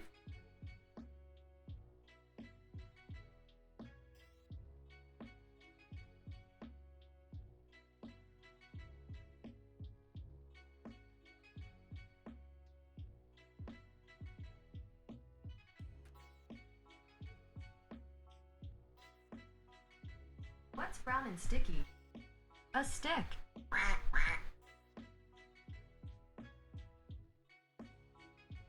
Was it the emote? I don't think it was the emote. Wait, is it Burrito? It's not Burrito. Okay, can someone type in... Does it... Burrito, can you just try it type... It's a Twitch emote. Wait, Burrito, can you try using just your emote? No, see that it's the emote works.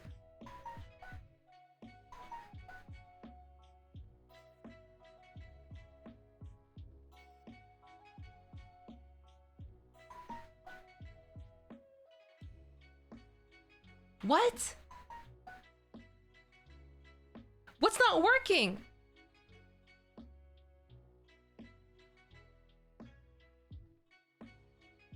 Okay. Can someone else other than Burrito try to type that exact same message minus the emote? Don't include the emote.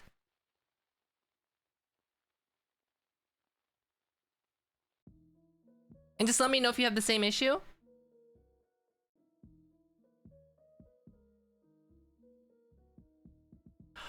Wait, is it can you say? Can you say? Can someone type can you say? Oh!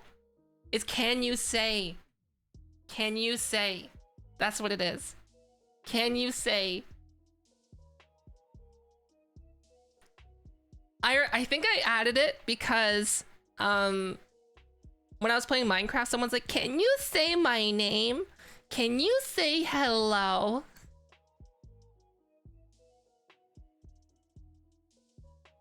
Will I say what flavor? No. I won't say what flavor.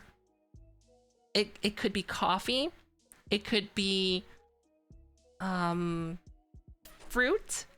It could be carbonated. Who knows?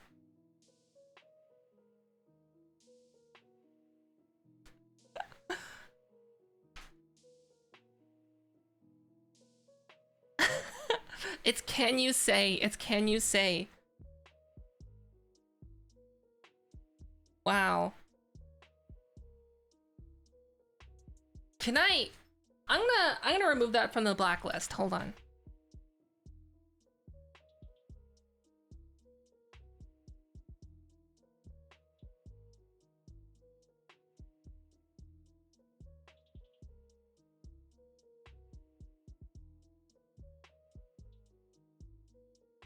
Oh my gosh, there's so many cursed words in here. Okay, can you say delete? Done. Okay, now you should be able to write that exact sentence.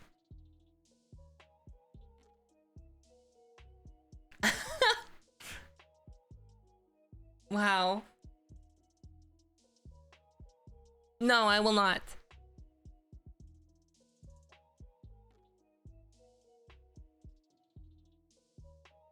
Did I get full body? Yeah, I got everything working. I still need to release that Unreal Engine video. I haven't done it yet. I'm sorry. I've been busy. Hi, Dante. Can you, yes, I can, Jarno. Name.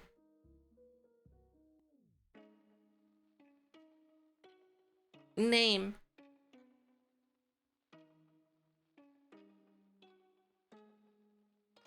You mean the electric rat?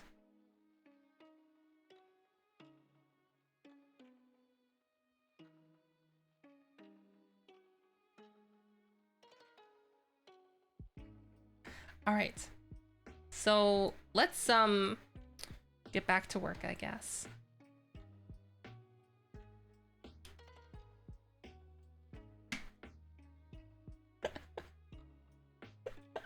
Oh, this is the dumbest thing. Okay. It tracks weird too.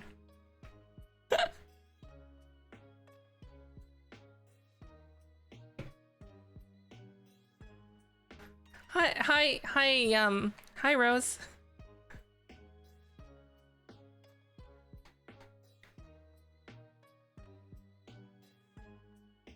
Yeah, I apparently drink my beverages through my forehead.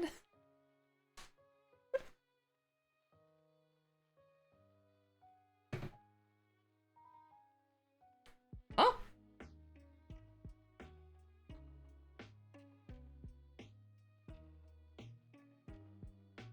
Something vibrated. On my desk.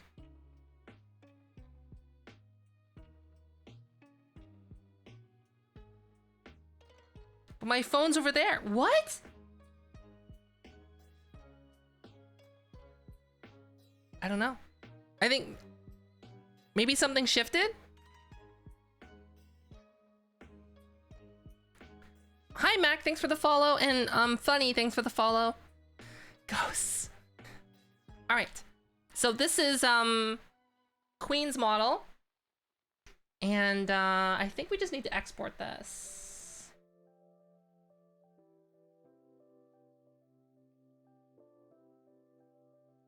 That is a good block, thank you. Paper. Snow, a ghost.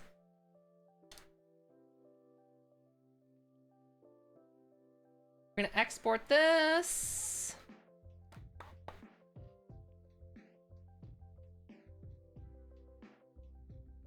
Oh, it's a new model. Right.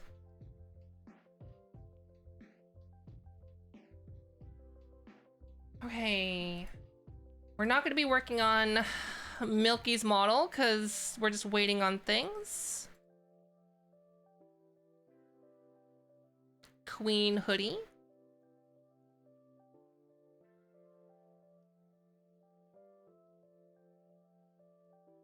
Hallucinations.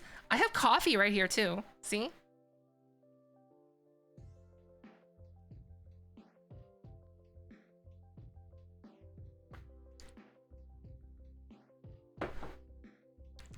See, I have 2 cups.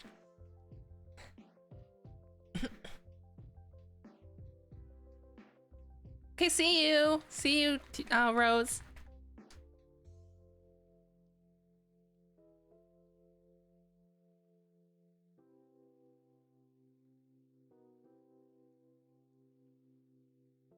No, the second cup doesn't track. Oh, yeah, the second cup doesn't track.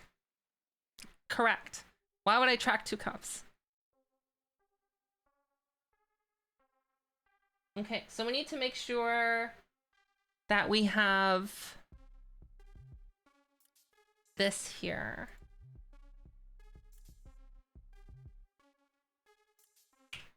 Queen textures.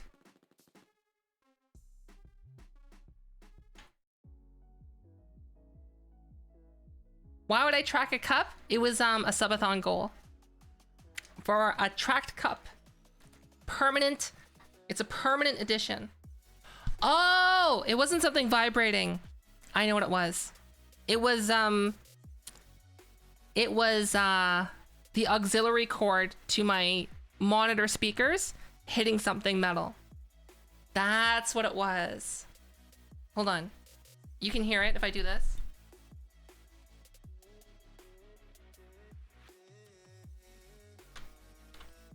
Wait, can you? Hold on, let me turn the music off.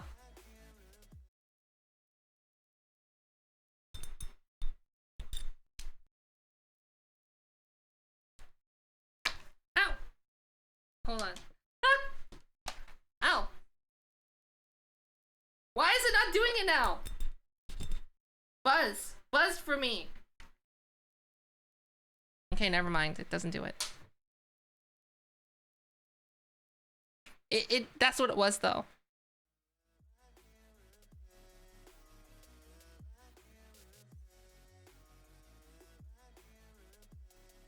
Okay, so we have. Gary. Thanks. Queen.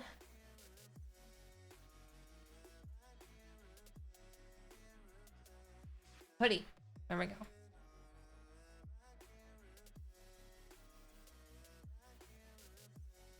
That's a big model.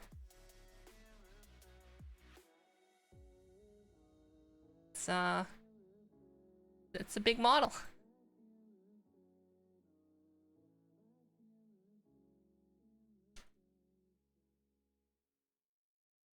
Hi, Silmaine.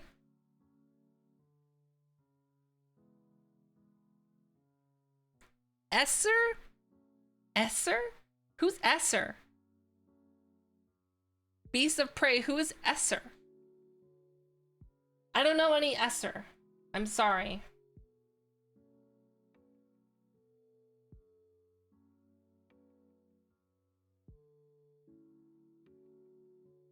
Ever. I'm using HDRP right now.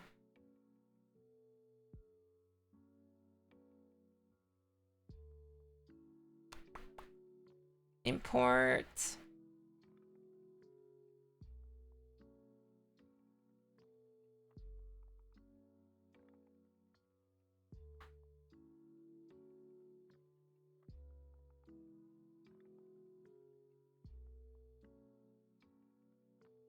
Is that Diva?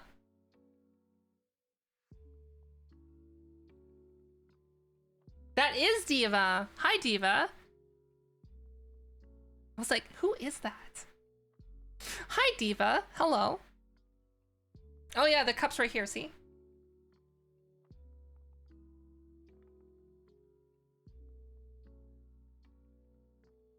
Oh, why is this flesh colored? Okay, let's not make that flesh colored.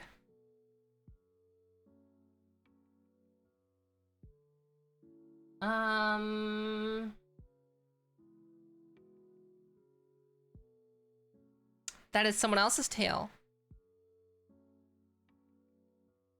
So we need to go to... Oh, there's so much stuff here. Okay. Queen's Wrath. Materials. Tail. And then this is not here.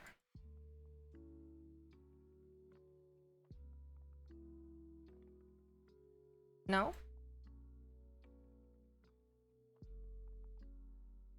Body. Tail. There we go. We did it.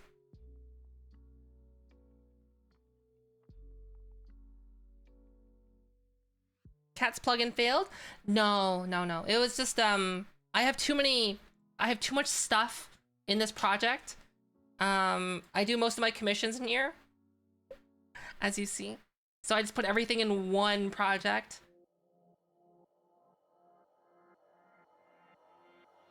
Yeah. Hi, Cosmic.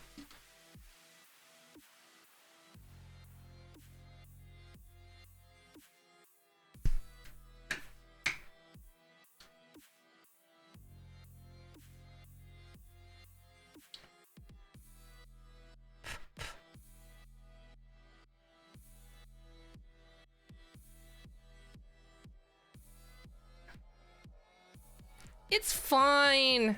It's fine. It's fine. It's fine. Kind of. Okay. T-pose, thank you. This is face tracking by me. This is made by Model by JJ. And this is Queen hoodie.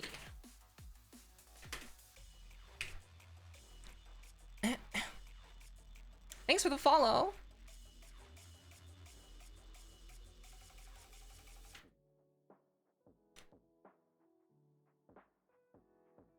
See, in my commissions folder, everything is organized. Just not, you know, the Unity project.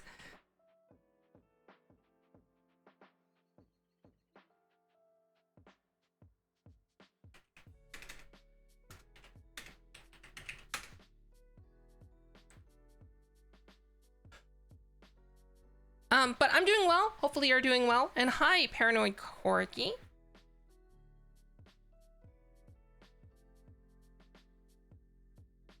All right, so we have it exported. Now we just need to import the VRM.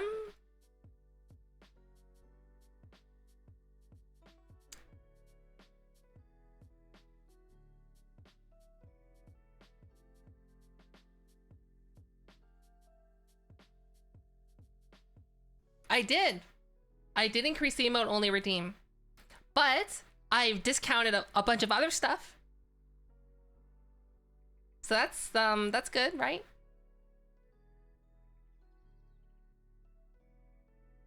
Basically, I'm like 5 minutes is good, but 1,000 points per minute is pretty decent, I think.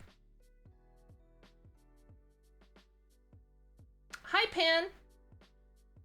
Bum ba bum bum bum. Okay, where is Queen Hoodie? Here? Good. Okay, we need to make it smaller. Okay, let's point 1. Is that good? Oh, that's too tiny. Okay, maybe 0.1. There we go. That's a good size. You'll just stand next to your larger self.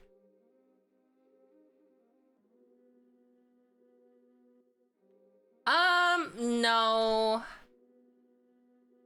I've never been quite happy with the emote only redeem.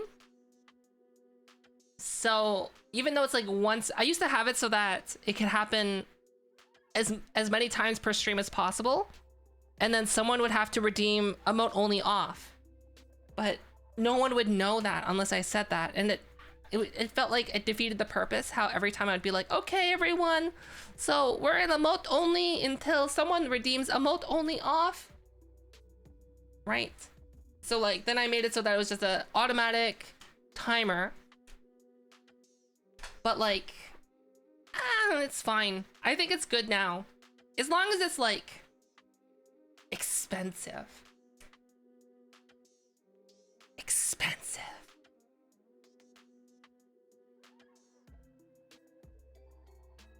All right, so let's add those shape keys in. Let's go. Queen Hoodie. Oh, there's so much stuff. There it is. Now, I think 5K is fair.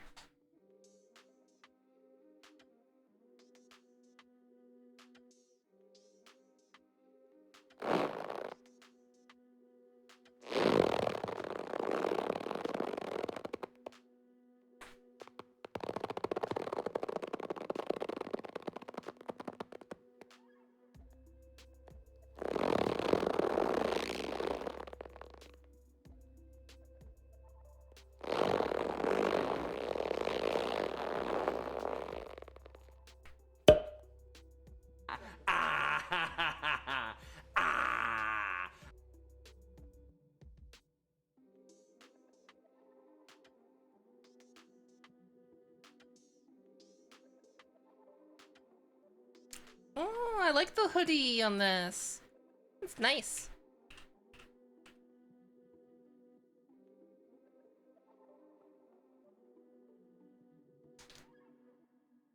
The combo stretch zoom.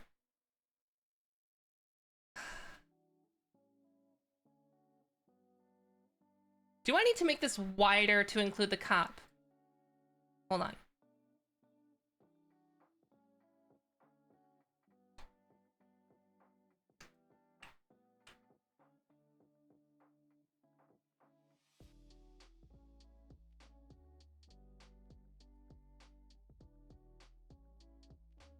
There we go. Now the cup's just always in frame. Huh? Gary. Okay.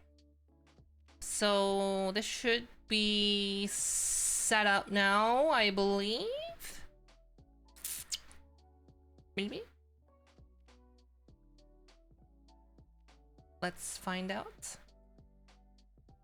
I'll put this over here.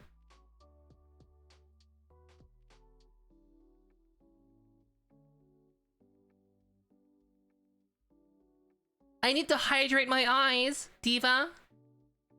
That's how you keep good eye health. You hydrate them.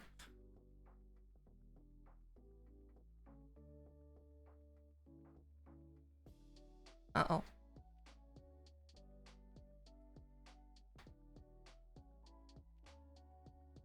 Oh, it seems that my surgery did not...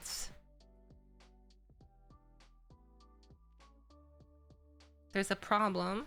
See? It's a little gap. Okay, so we can quickly fix that. Hi, Wilson.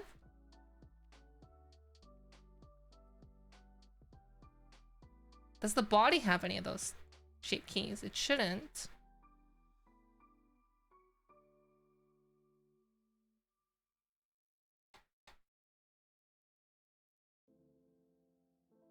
Okay, let's just double check to make sure. Oh, yeah. Yeah. Okay, I see.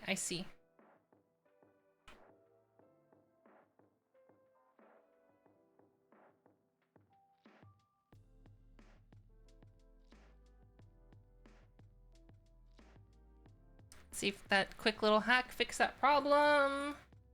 It did not. Oh, do I need to go through every single one and do that? No. No. How do I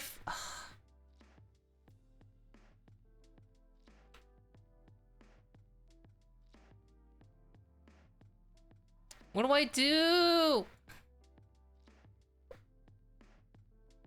Wait, is it? Okay.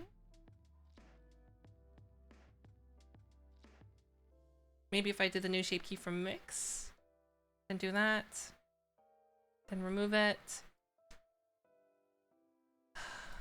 No. Ah.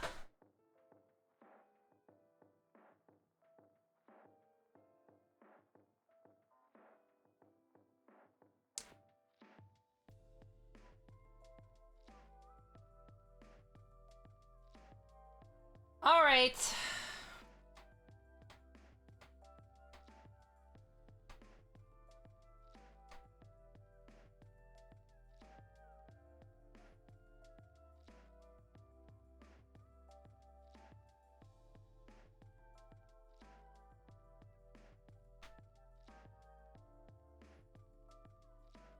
Okay.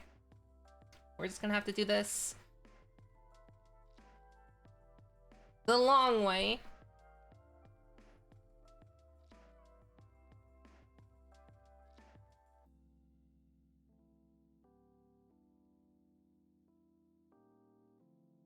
And we're just gonna go through each one. Oh.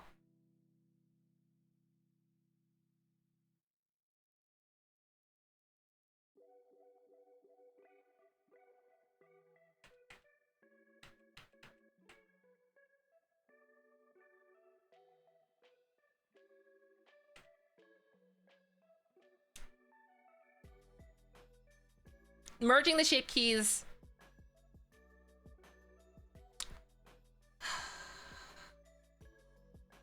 That's so much work.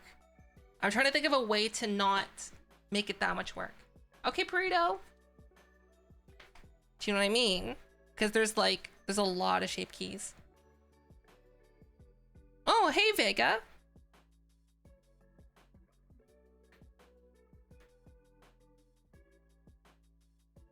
Ah, yeah, hi. Hi. I'm guessing Nightbite rated Synchrage. And that's how you ended up here, because Synchrage rated me? Maybe? I don't know.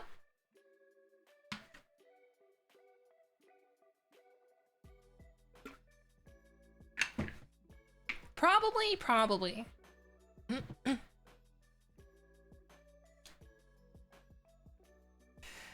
So, it seems like something went wrong with the surgery I did. And then we have a little gap in the neck. I thought I fixed it, but I didn't.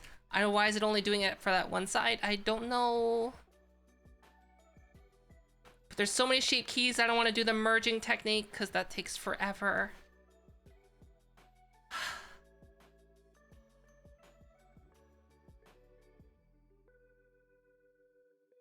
I'm guessing that's how Vega got here.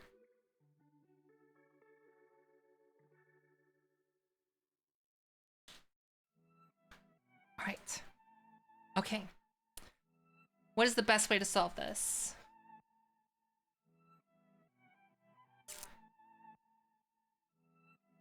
Oh. Wait.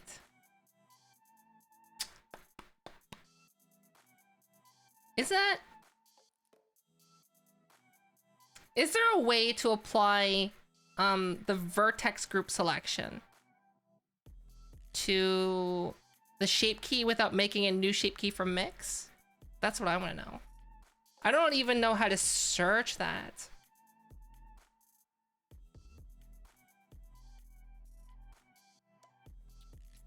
Right? How do you even search for that? Okay. So we're gonna make this called neck fix. Assign. Go here. Type in neck fix. And then it should work.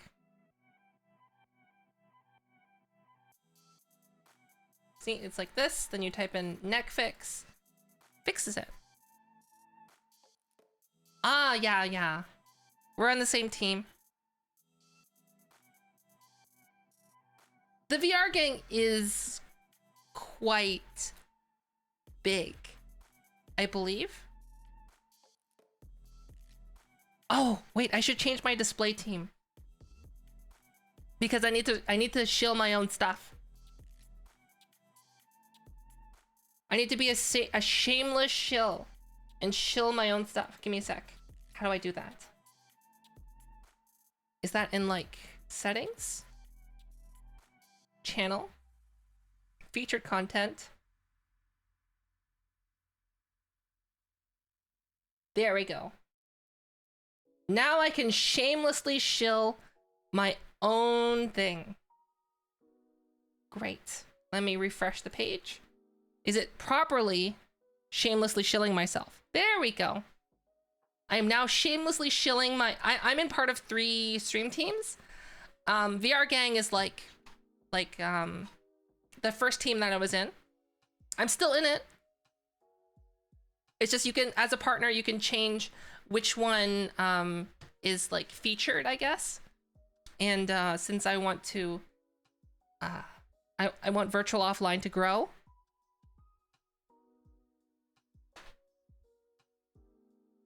Okay, so is there a way to apply the vertex group to the shape key without having to make a new shape key from mix?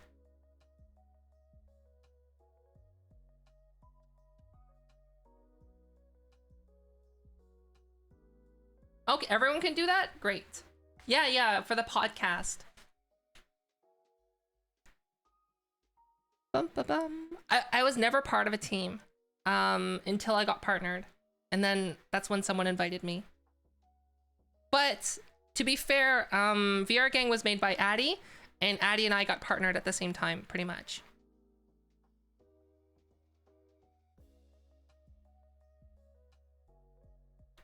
How do I apply this? Is there like a way to do it?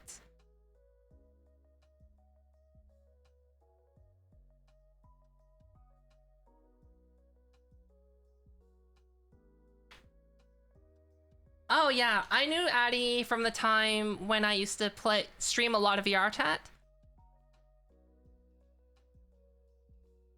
Plus sign? There's an arrow below. Yeah, but... Okay, so what I want to do is I want to apply the vertex group to the shape key without actually having to do a new shape key from Mix. Right? I don't think there's a way you can do it. Because, like, this is where you can move it. This is how you can delete the shape keys. Transfer shape key? No. Wait, gives a little explanation. Copies the active shape key of another selected object to this one. No. Join as shapes? What does this do? Copies the current resulting shape to another. No.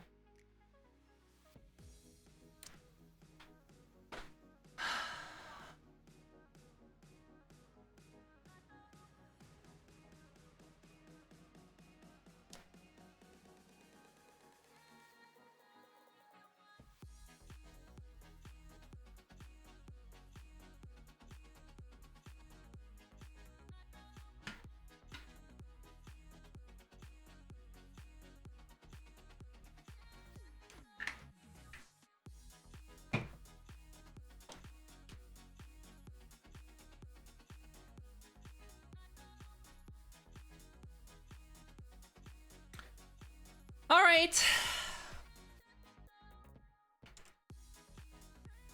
Let's do it. I don't have a choice. Oh, wait. Oh, wait. I just thought of something. I'm a genius. Okay, like this. Separate by selection. Object mode. Right? Go back here.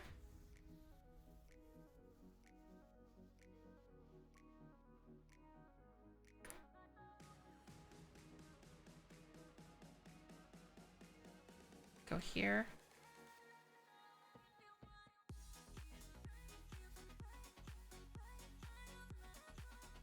Oh, that's not working how I thought it would be. Okay, I think I just need to have a larger selection.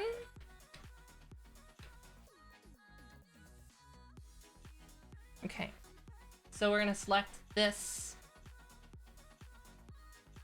Oh.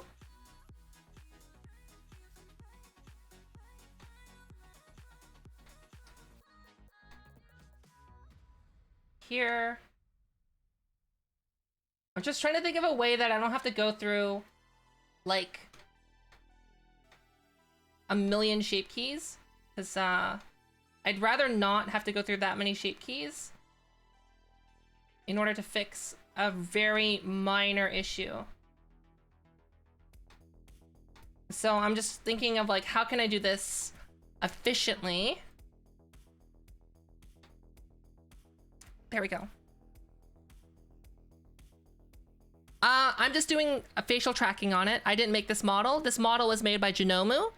And I just added the facial tracking to it. So it's like real-time facial tracking, as you see right now, my own face. See? So I'm just fixing, I just did a head swap on it. And I'm just trying to do like a really hacky fix to it.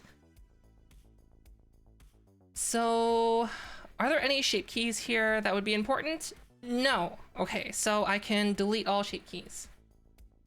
Oh, no, except for, hold on. Let's do this.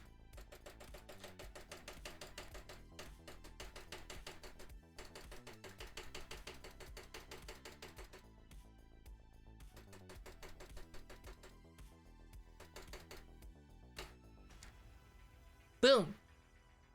And then here we do that little trick. Shape key from Mix, boop, boop. Apply to basis. Remove that. And then merge these together. And problem should be solved.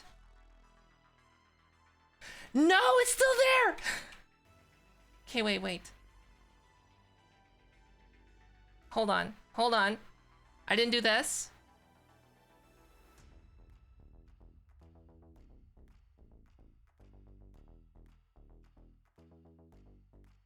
Now it should be solved. Please? Yes! Fixed.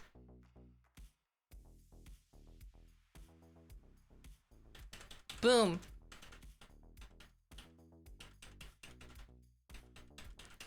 New shape key from Mix. Merge shape keys. Get out. Get out.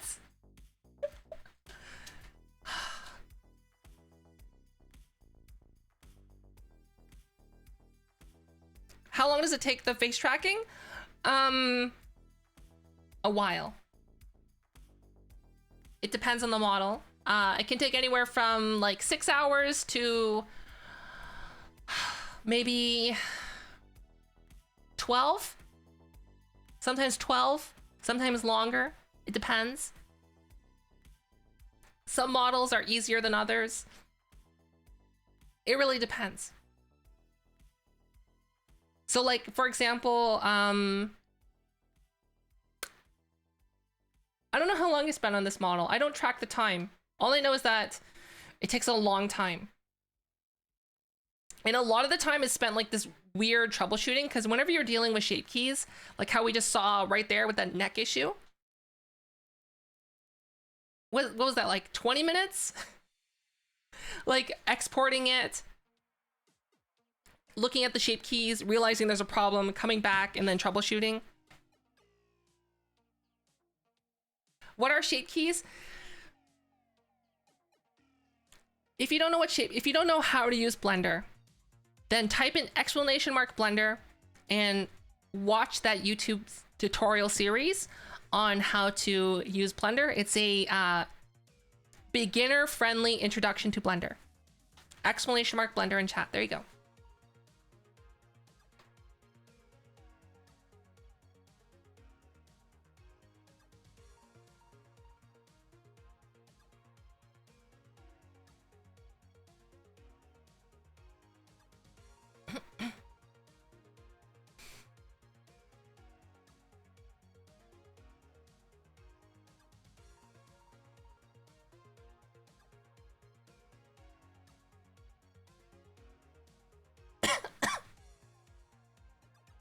Oh, thanks. Box it.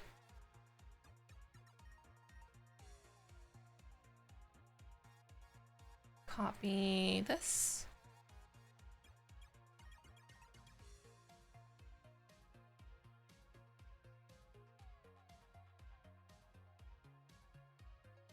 Bum, bum, bum, bum. Queen hoodie. Replace it. Like I said, watch it. Like, you heard it's hard, but you've never tried it.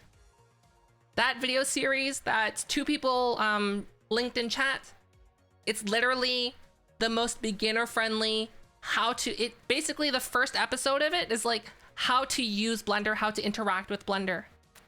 So like, just try it. What have you got to lose other than time?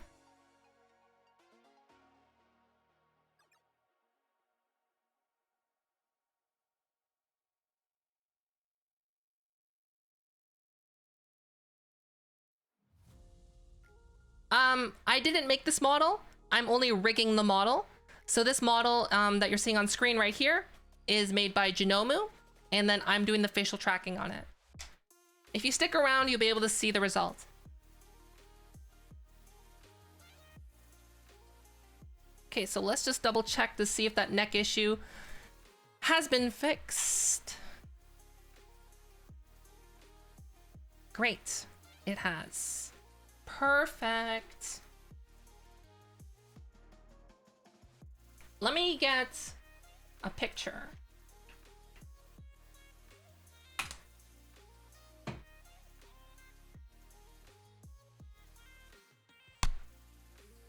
Okay, so I'm just gonna pull up a picture. Boom, boom, boom. Oh, it's such a cute picture. Okay, save image as into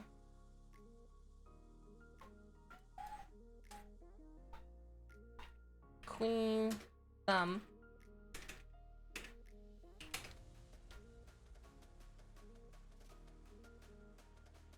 We're gonna bring that in.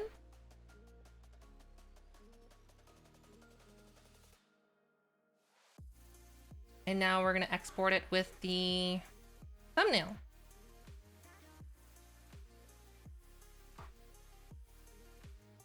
There we go.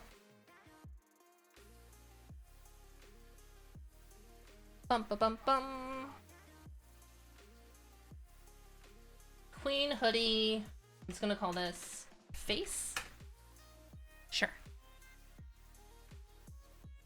And then I'm just gonna quickly test the model out. Give me a sec.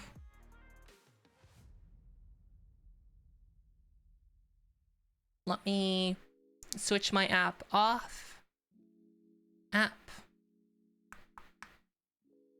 So VC Face is gonna be on. And let me turn off my app.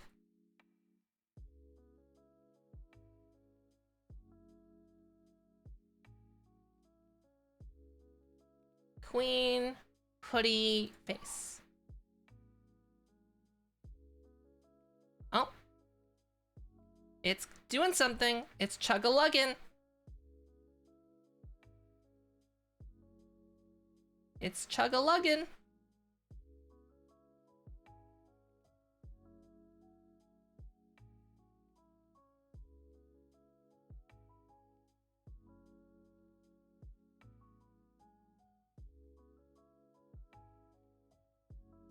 Hello?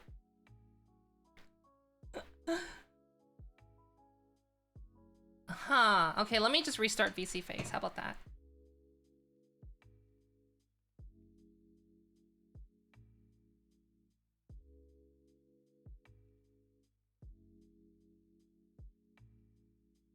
I just want to make sure the facial tracking didn't get messed up during the head transfer.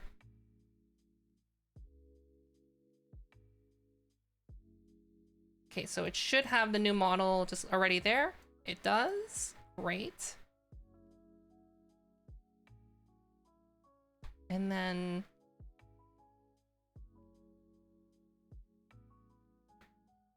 Oh, hey, there we go. This looks good, right? They're already happy with the face tracking result. So it's all about now, is there any weirdness with the neck? Because like I said, I did a head transplant. I had to redo some of the weight painting.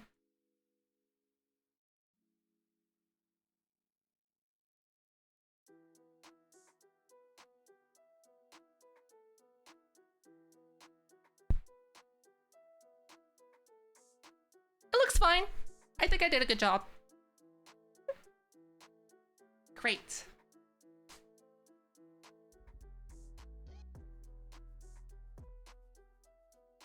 But yeah, so I don't remember who it was asking about the facial tracking. This is what, so like I said, this model was made by Genomu. The facial tracking that's on this model is done by me.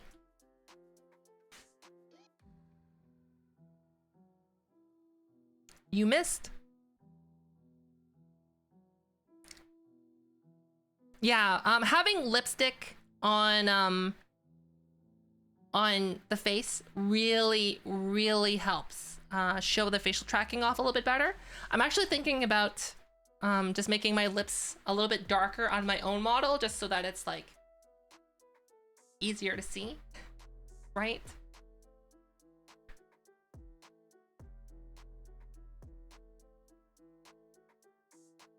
All right, so wait, what does this look like when you stand full body?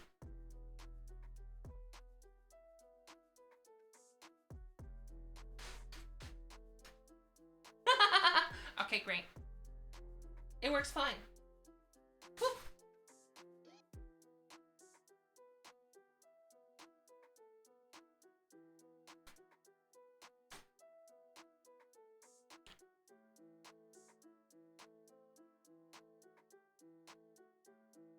Okay, let's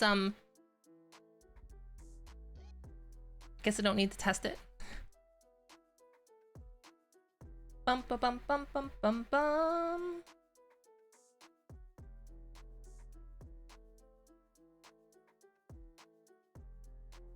And I don't need VC Face anymore. Oh, I still need to test it though.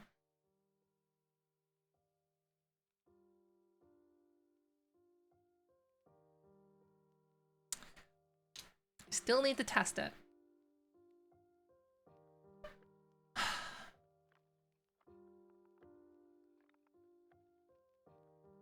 Okay, so here's the thing. Normally when I'm testing a model, I normally just keep it open. I don't just switch back to my own model, right? I just keep it open.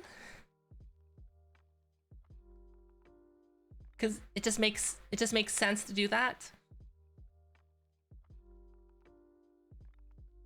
It's only for stream that I change it. It's only for stream.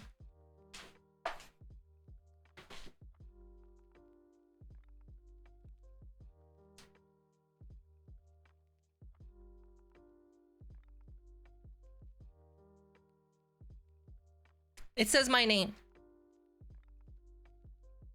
Okay, so we just gotta add the dynamic bones to this.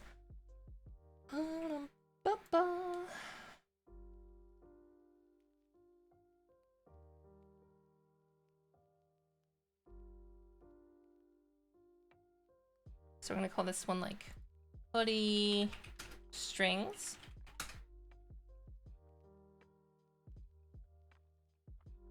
Bum, bum, bum, bum.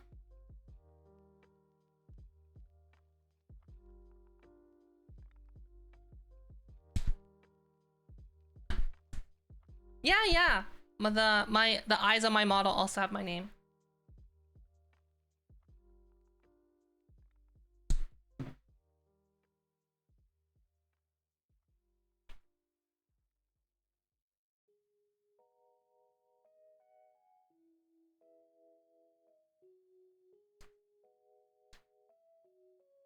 Okay.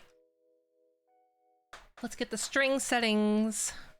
Yeah, around the iris. Settings good. Oh, that's pretty good. Just on the default. Right?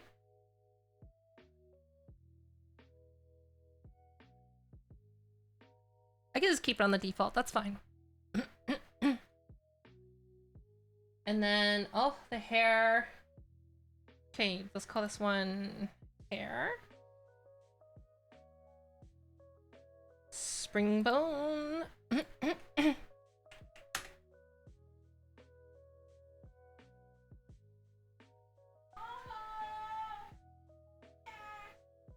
Ah, if I tip my head back, it's fine.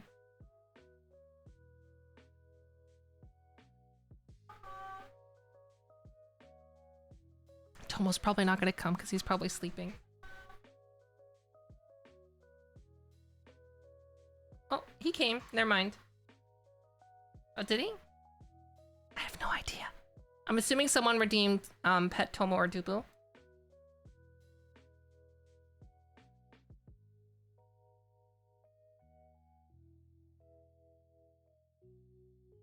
Oh, I hear him now.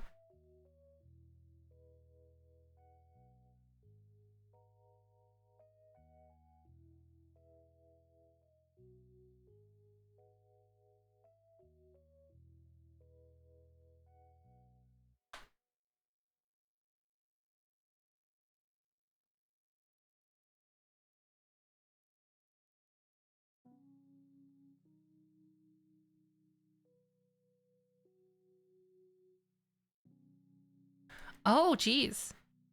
I guess JJ didn't really, like, weight the hair too heavily.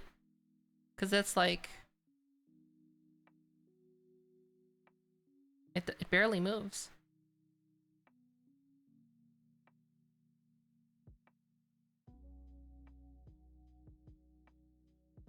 So let's reduce the stiffness of it. That's what she said.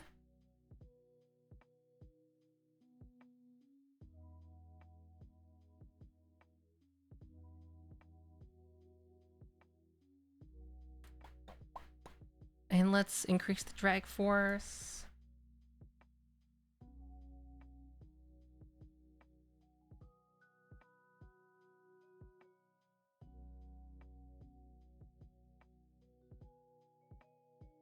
I guess decrease the stiffness more, that's what she said.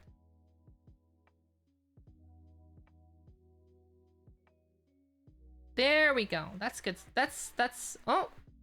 Okay, decrease the drag.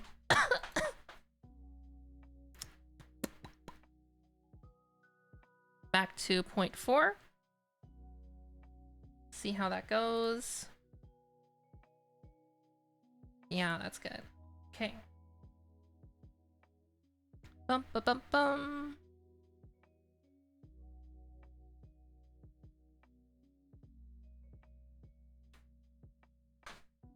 Unreal Engine stuff?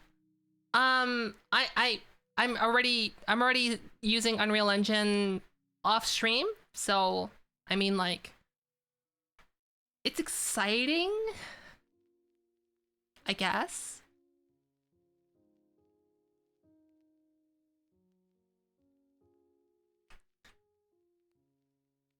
I guess it's exciting.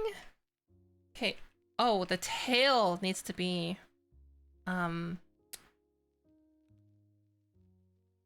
as well. Springbone, I guess this is gonna be tail. The tail doesn't look like it should move too much though. I don't know. But you want to have some movement with it, right? I don't know. Let's... Guess we're gonna fiddle with this. Because, like, it looks like it's scaly. So, like, it should be, like... It should move a little bit, but, like, not too much. Oh, actually, that's good.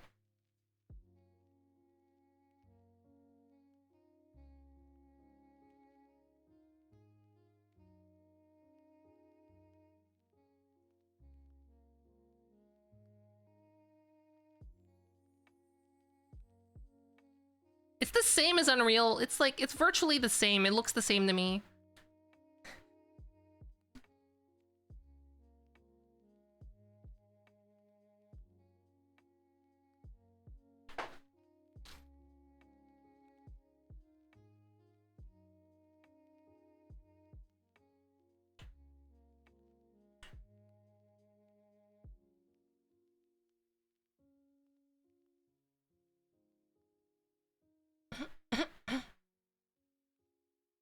I want to have the cup.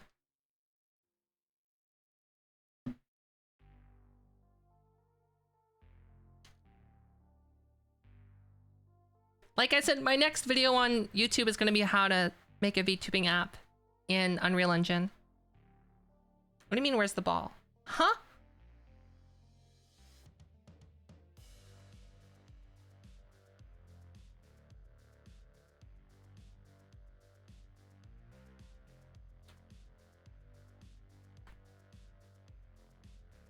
Okay. We could add colliders. Always fun. Colliders.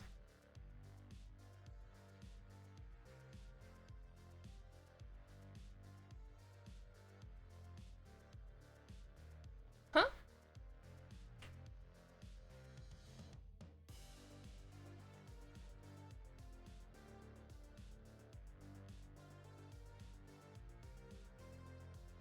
Collider? Head parent game object has none, scaling 1. Huh?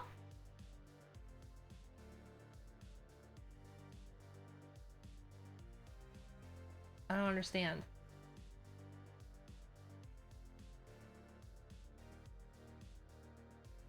Oh, I'm just dumb. It's there. Okay.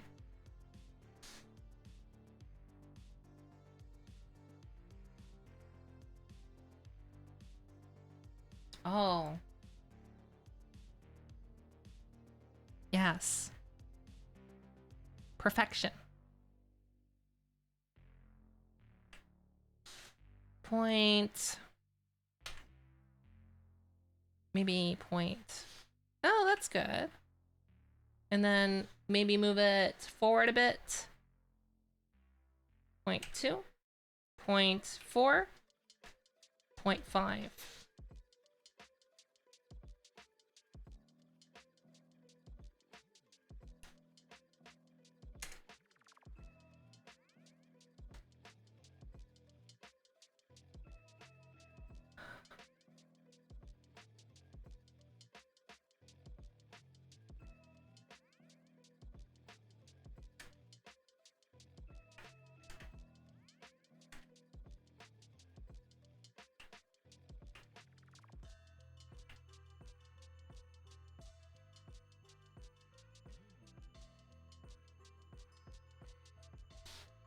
think, is that good? Is that too far ahead? That's too far ahead. I think 0.5 was good.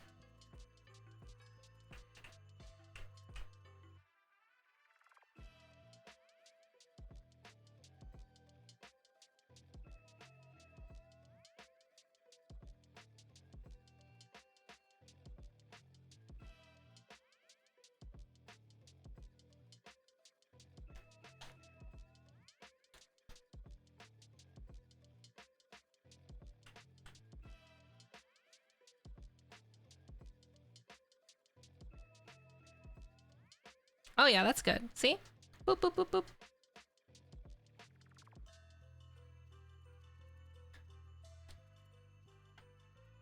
And then now we're gonna add a collider on the chest.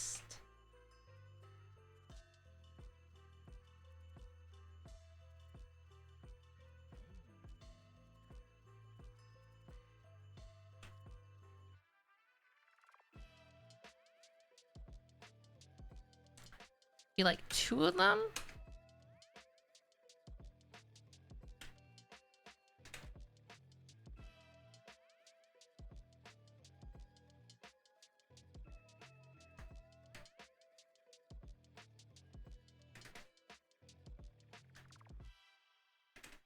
-1? No, -0.7. No, 0.4. No, 0.3. 0.2. That's good.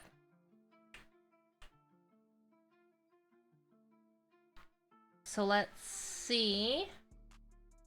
The string, we add the chest, collider group. Yes, it is rigged. It is.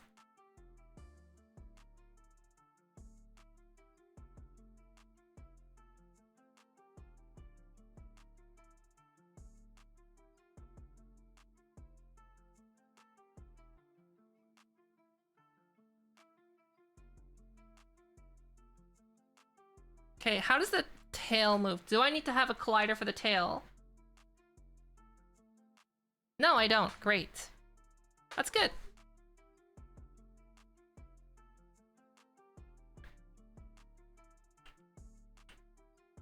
So now I should add some of the expressions.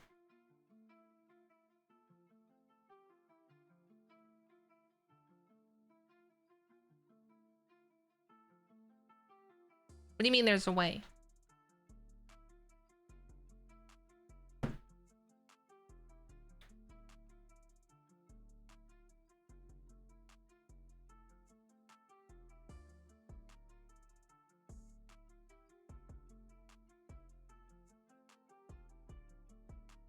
It fails sometimes though. It's not guaranteed, so I don't recommend it. Ha ha ha ha ha ha.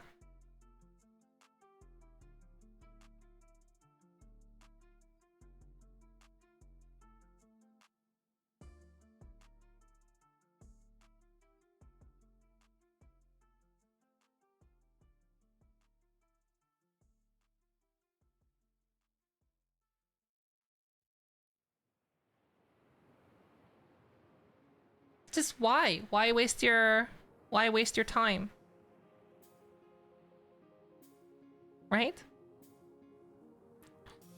And gaming, thanks for the follow. Bum, bum, bum, bum, bum.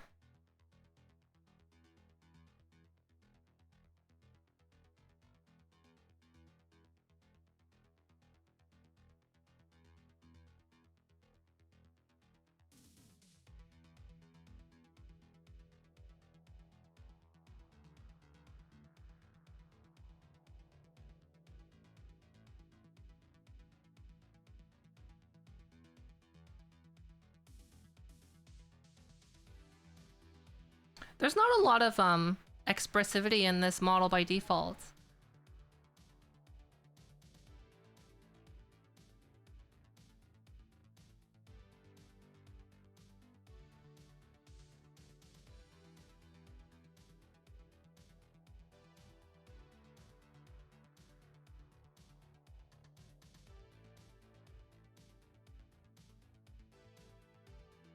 And that's what I'm finding.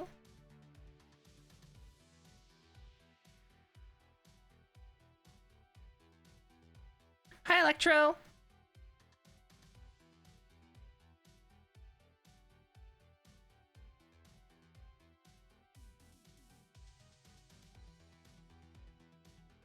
This one's Sorrow. How do I make like a sad face?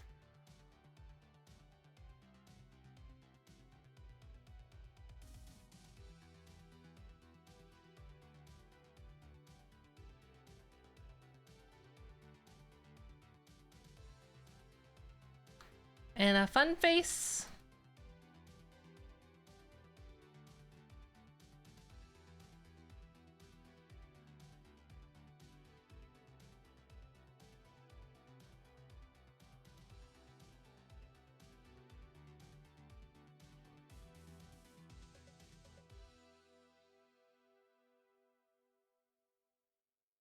Sure. And there's no point in doing these because these don't work. The looks anyway. Blink L, blink R. I'll just use the ones that I used. Where did I put those? Here. Blink L. Blink R. Oh. Blink right. Got it. All right, that should be it. And let's test her out.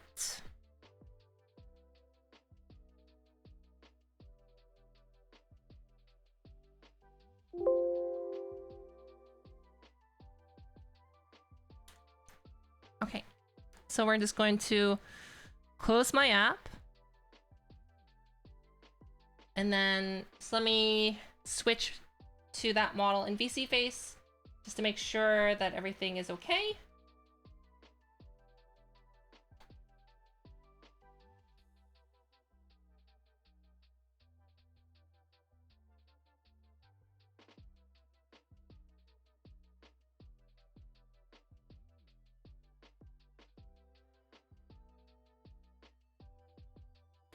Oh, the strings clip a bit into the tummy. See?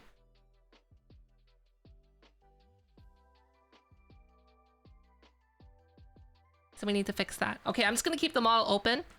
I guess I'll just make this right here for now. Until, just so that I can fix this, because I don't want to change and then change back. Because that sounds like a pain. So I think we just need to add... I'm just gonna copy the colliders on the chest. And we're gonna add it to the spine.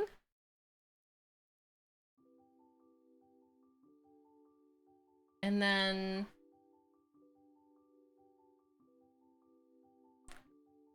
add it here to the hoodie strings. And we're just gonna go ahead and export it.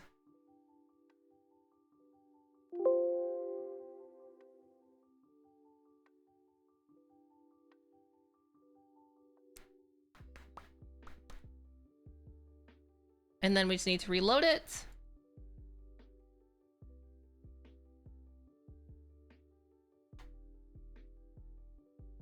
There we go. Great. Right? It's all set up. So let's see what it looks like when I move around. Because we have the tail too, right? The tail.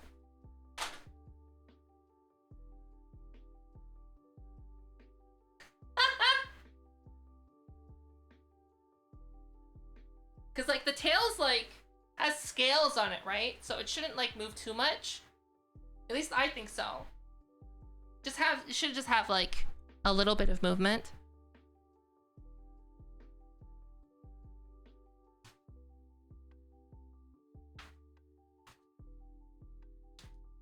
All right, I think this is good.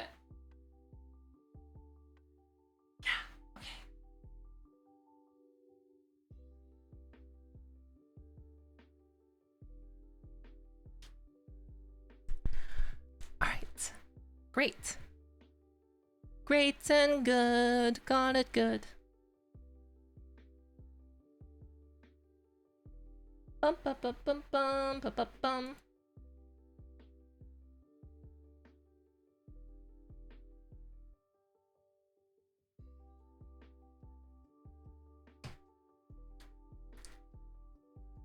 We can save this and just give me a moment. I'm gonna send it to Queen.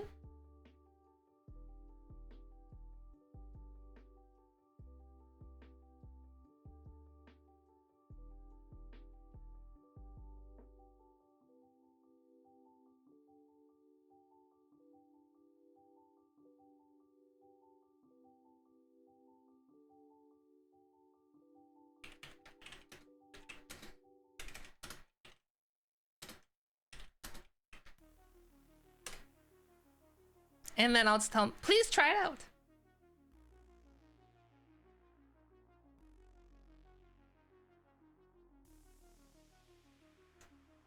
All right. So now here's a question. Do we just chat while I wait for feedback on that model? Oh, actually, let me see if Milky got back to me.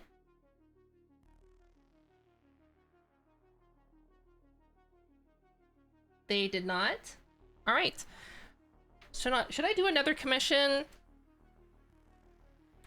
This one, I know that they're on a deadline, which is the issue.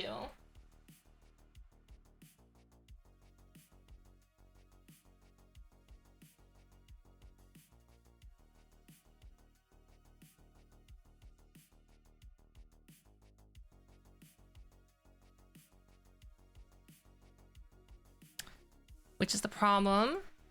And I want to make sure that they can have their model at least somewhat ready by the time things work out. So we'll see.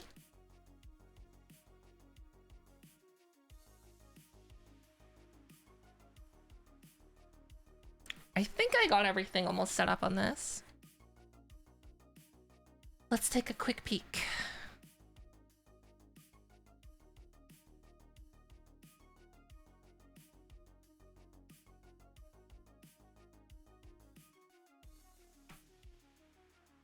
Little no snare.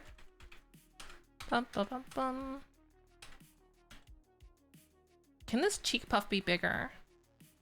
I think so. Okay.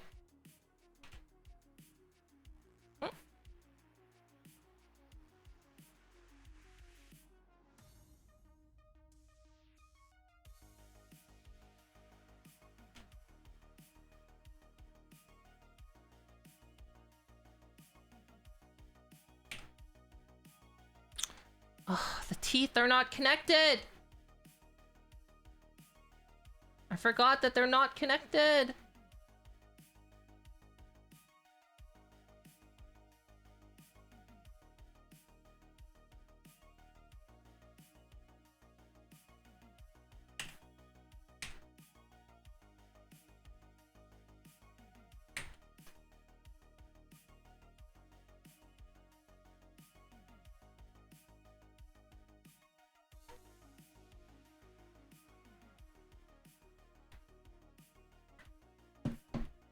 So this is another commission. This one's Rebel.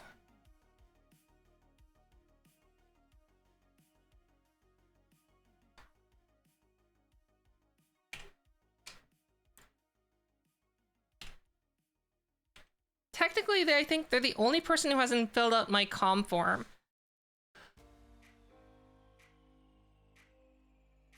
Oh, I still have quite a bit to do on this model, don't I?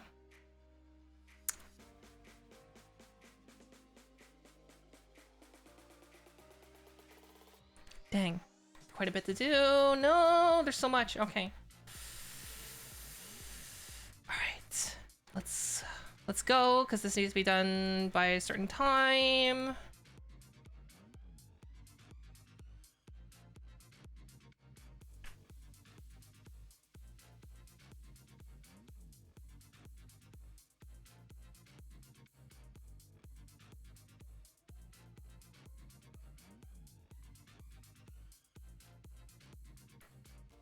I need to select the eyes. Hide those. Don't want those affected.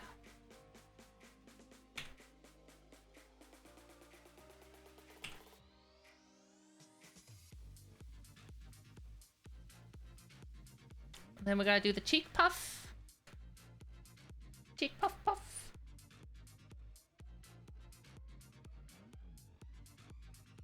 Like around here and here. Ooh.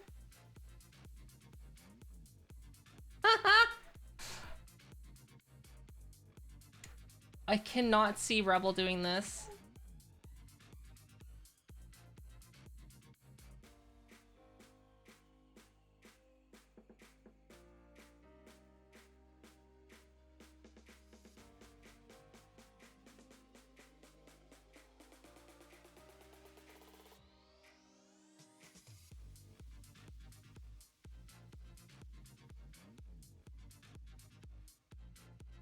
Anyone who watches Rebel, can you imagine them puffing their cheeks and like making a pouty face?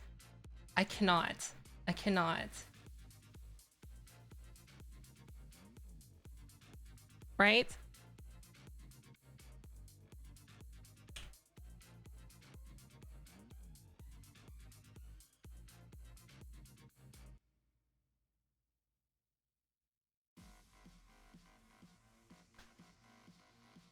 Bum, bum, bum.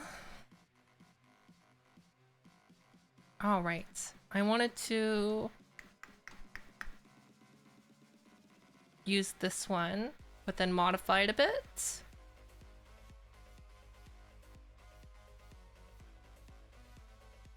There we go.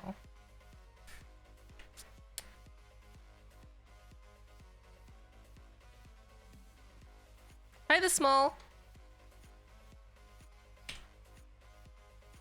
We're gonna make a new shape key group. Call this eyebrow. Bum, bum, bum, bum, bum.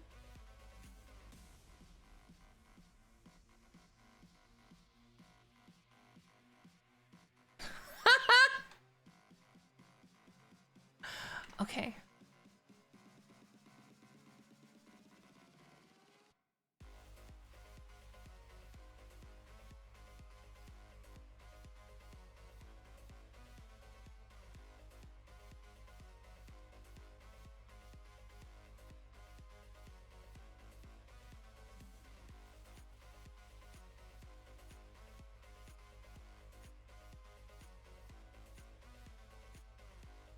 Hi, Red. Doing well. How are you?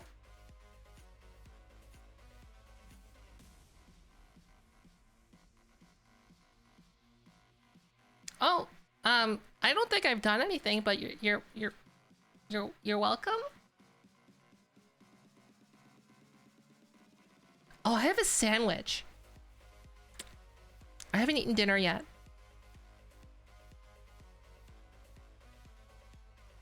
Let me go get my sandwich. I'll be right back.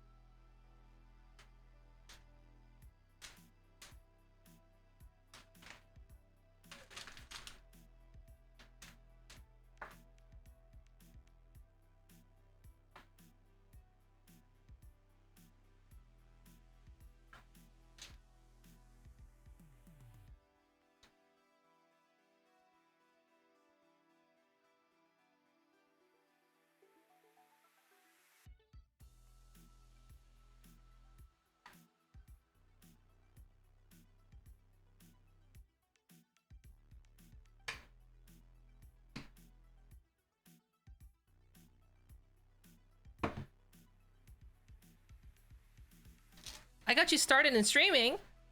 Oh, I'm glad I could help. Okay, just give me a sec. We're gonna take just a little break while I eat my dinner. It's like 11:43 p.m. and I haven't had dinner yet.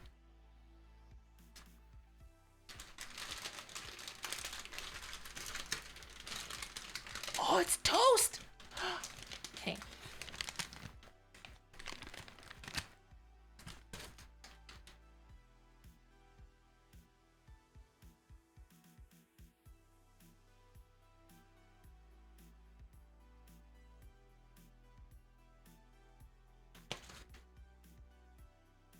Oh my gosh, this is so good.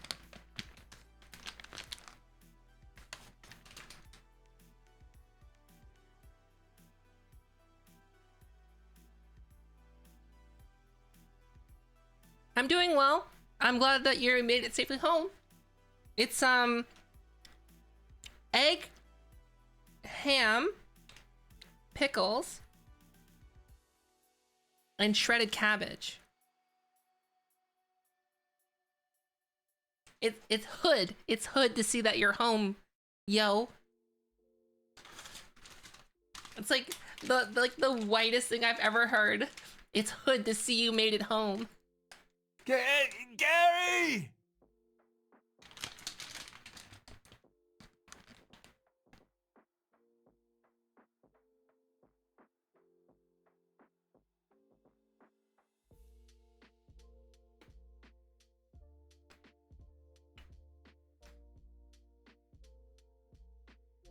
Hi, Tiger.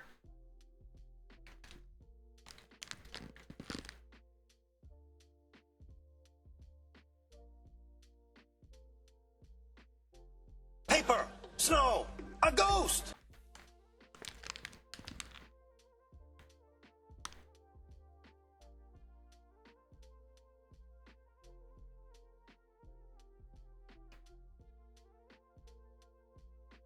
It's hood.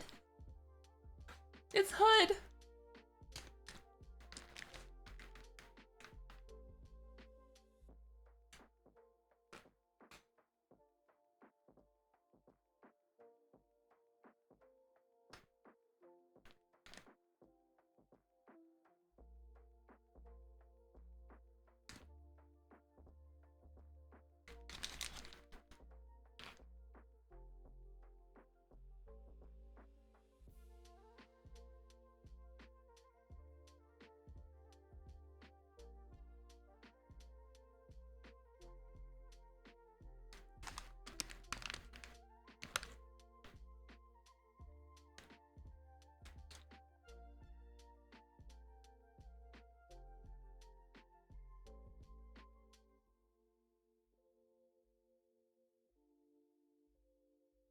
Chair Chan.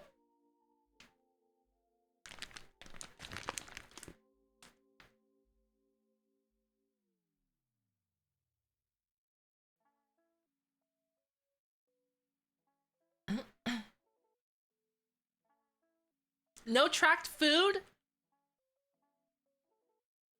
That's impossible. How can you track food? It goes in your body.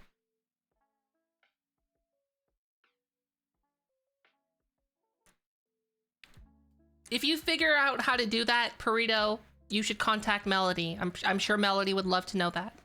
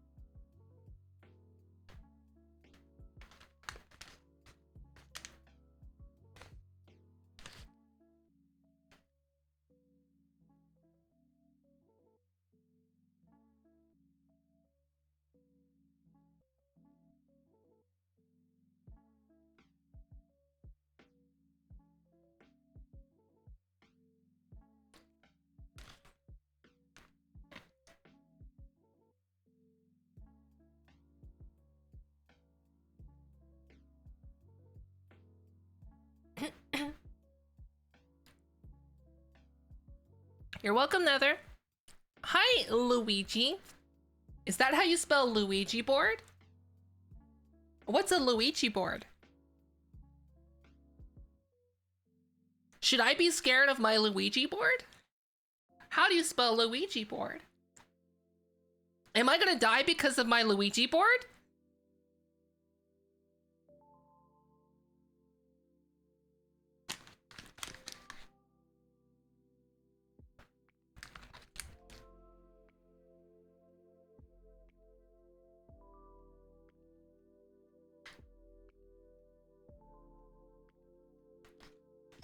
It's spelled like Ouija board, like oh, it's spelled with an O.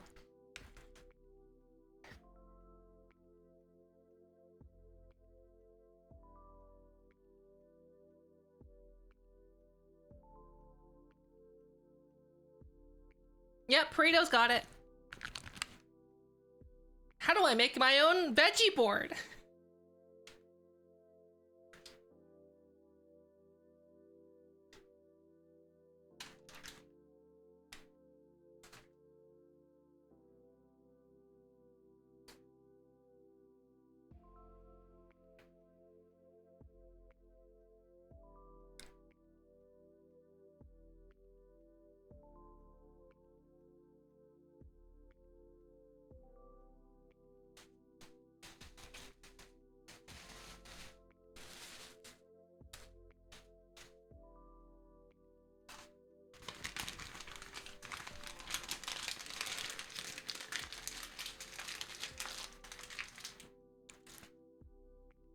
When Lemon has starch masks, does that mean she's become does that mean she's Persianette? How is Bobby formed?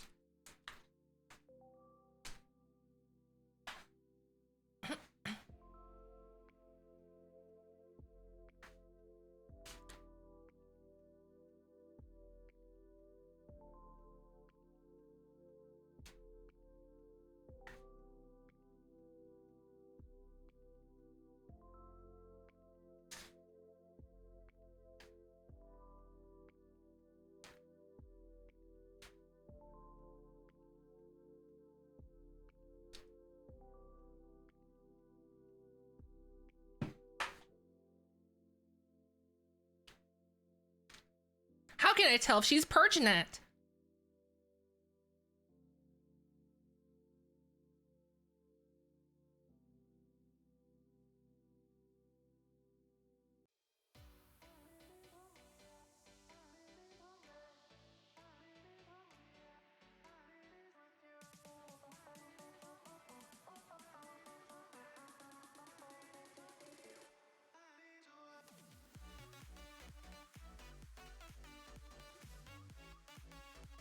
Hey, Rebel, are you Persianette?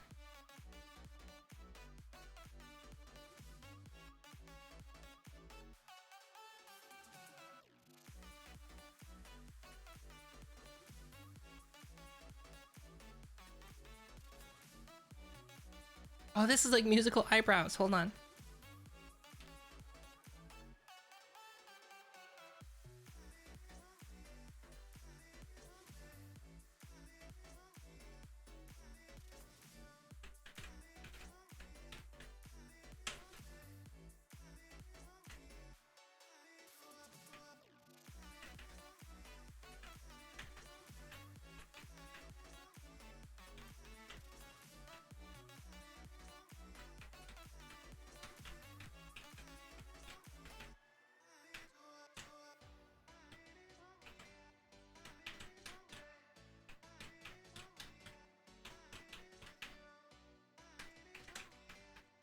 Okay, we'll stop.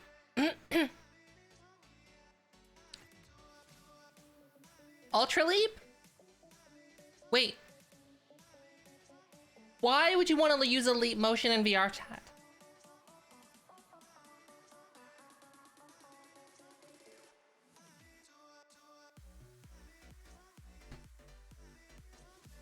Don't use leap motion in VR chat because essentially your arms are just gonna have to like always have to be in front of you like this.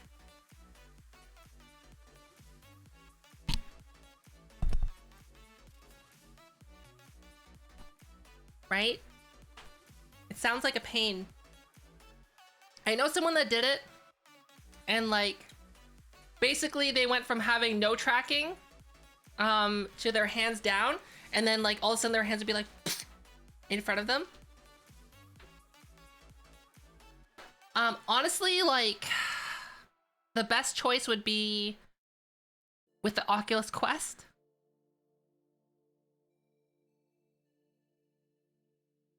Hi, Pud. What am I drinking for my forehead? I gotta hydrate my forehead. Don't you ever have a dry forehead?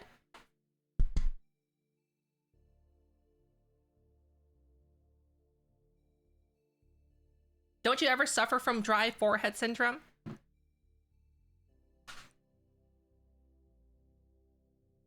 Think about it, right? Your brain bone is connected to your forehead bone, right? And if your forehead bone becomes dry, then your brain becomes dry, which makes it small and shriveled. Right? Can't argue with that logic.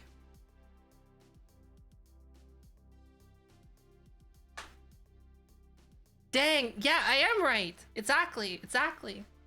Crusty forehead, well, it's like a sponge, right? It'll dry out your brain because they're connected, right?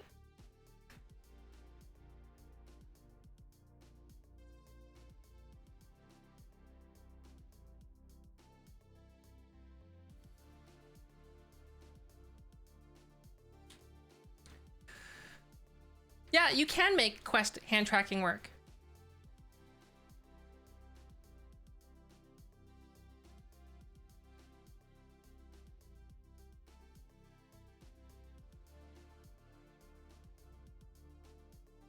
I'm out of drink.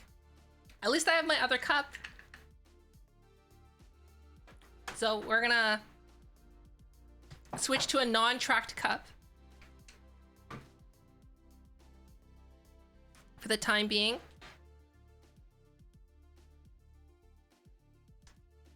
Brain chant? Yeah. Haven't you ever seen a brain outside of a head? It literally just...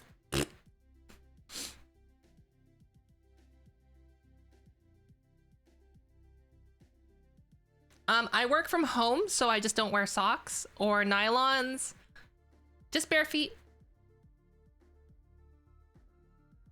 Hi, Airlies.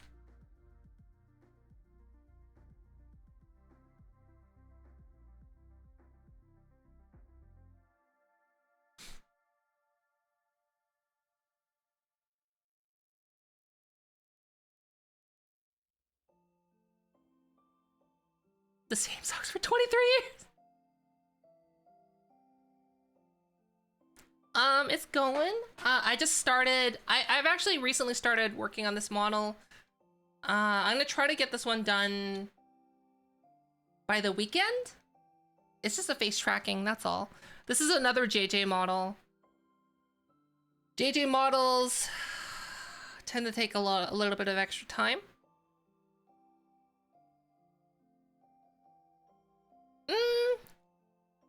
Maybe I'll work on this after stream because it's quite tedious.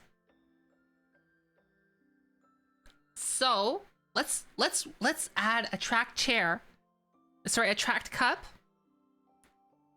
to my oh gosh. It got misplaced. We'll add the tracked cup to my main environment. How about that?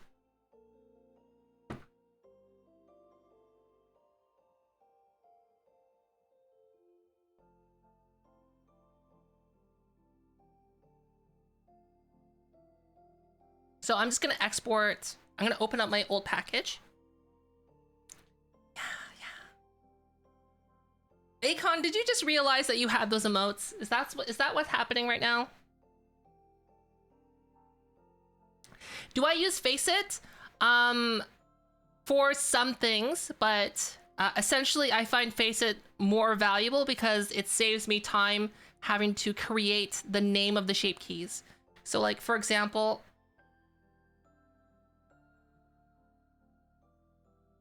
right now, what I used to have to do was go like this, and then I would have to type in like brow, inner, up like that, right? I don't like doing that. That takes a lot of time. So, essentially, I do use Faceit, but only for that reason. The Faceit, you can use it to generate shape keys on a model, but I find that it's not really that great for anime models. I mean, you can get it to work, but like, here's the thing. If you're like, I want to use Faceit, it's an $80 plugin, and it's mainly designed for human faces, not anime faces. So if you have a VTuber model and you're expecting it to work like magic on your model, you're gonna be sadly disappointed. So what I would say is that I'm hesitant to recommend it unless you already know how to use Blender.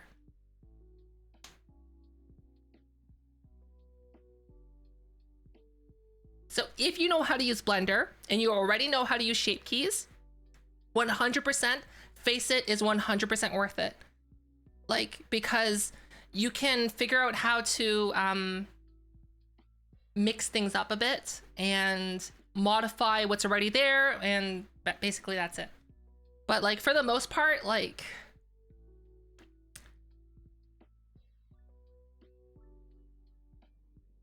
I would say like half of the shape keys that it makes are garbage on VTuber models.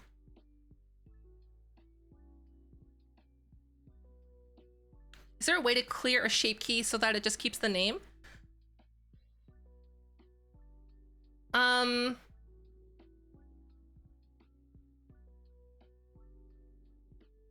Yes. So, what you do is you apply the shape key to an object, you merge it with another object. Okay, this is probably not the right way to do it, by the way. But what I do is I apply, you have shape keys on one object, right? On one mesh, and then you apply it, you merge it with another mesh, so that mesh gains those shape key names. Then you unmerge them, and then you delete the previous object that had those shape keys that actually did something, and then your other object is just left with a bunch of shape keys that don't do anything. And then boom, you got the names.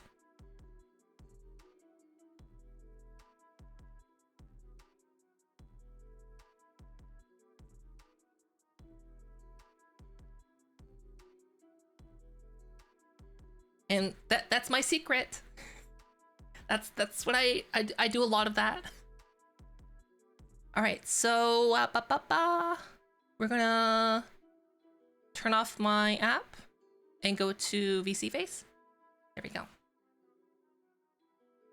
Go into each shape key, select all the vertices. Wait.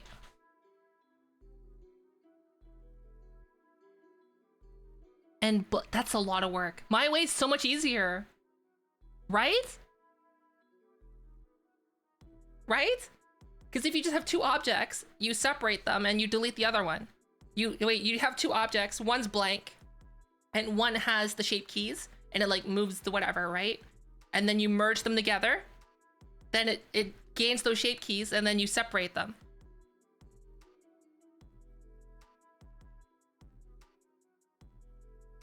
Oh, and then when you do that though, Twin, you have to make sure that you apply all those shape keys to the basis of the model of the mesh that didn't have those shape keys originally. You have to make sure that you do that.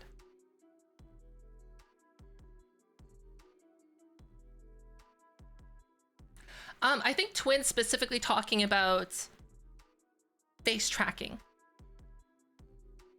If you're face tracking, because Twin has made their own facial tracking on their model.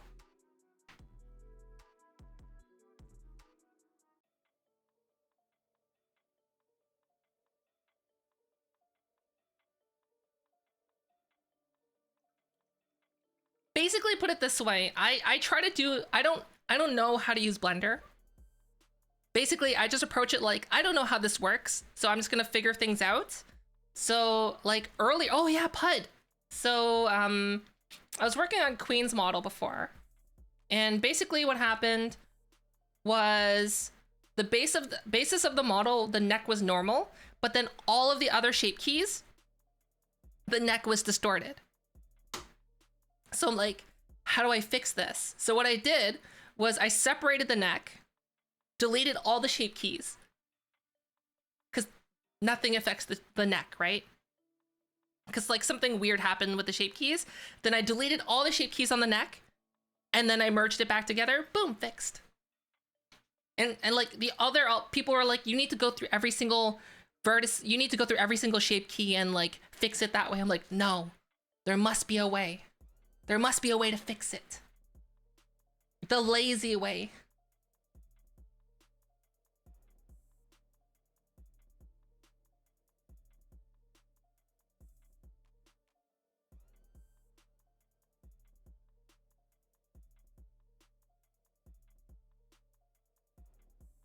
You keep getting requests? Yeah.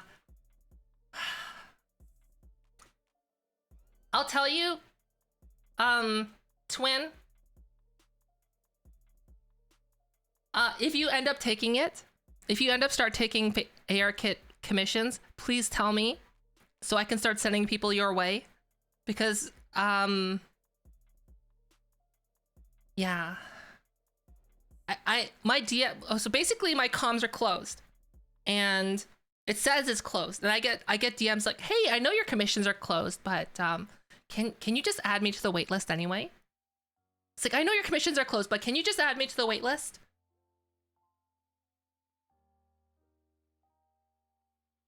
Do I have like I'm new to commissions, but like, doesn't closed mean like you can't get on the wait list? Right?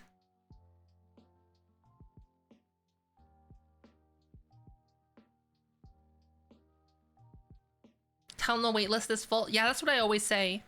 Should I put wait list is full? Oh, I should. Oh, I should. Okay, I'm gonna do that right now.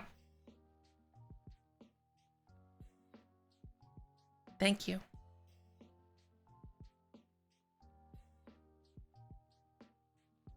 Commissions are closed, and wait list is full.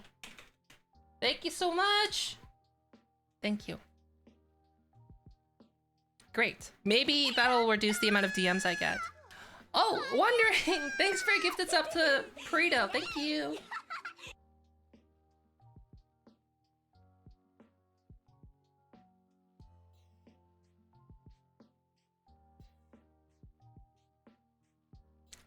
My commissions will probably be open in the fall.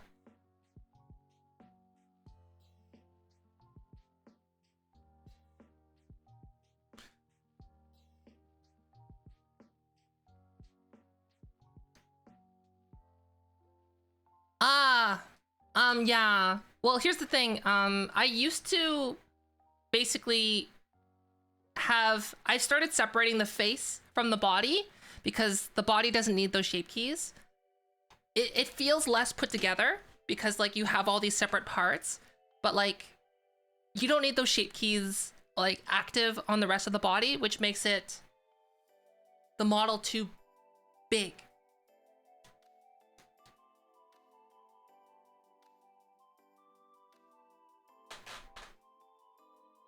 Okay, so I'm gonna work on Rebel later because I don't feel like working on it right now. Generally, when I'm working on rigging, I'm normally like a gremlin, just like this, and I'm usually watching something. So lately, I haven't been watching Dragon's Den or Shark Tank. What have I been watching? I just watch whatever's on YouTube now.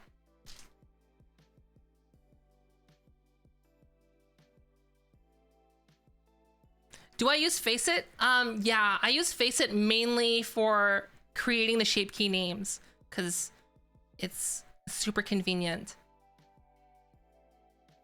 But essentially, all the shape keys that it makes are kind of garbage. So like, I used to work off of them, but essentially what I do now is that I just recreate them because it does a better job. Just doing it by hand sometimes. Sometimes you get lucky and it does a good job. Sometimes it doesn't do a good job. I would say PUD, since you know how to make models, you probably know how to make shape keys. So try it. It's $80, but like, I mean, why not? But like, the reason I hesitate to advise it is because some people are like, they don't know how to use Blender. And they're just like, I'm gonna buy this plugin, and I see the video on how to use it, and it looks like magic, so they're gonna plop their model in there. They're like, I tried to tell someone not to get it, so they got it anyway. And what happened is like, the Discord server was just full of, my model is only showing up pink, help me. I'm just like, I spent $80 on that thing that people use, but my model's pink, help me. I'm just like, I said, don't get it. Do the donut tutorial, please. Please. Donut. Do the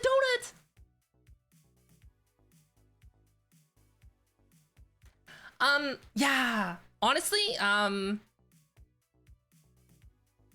find the most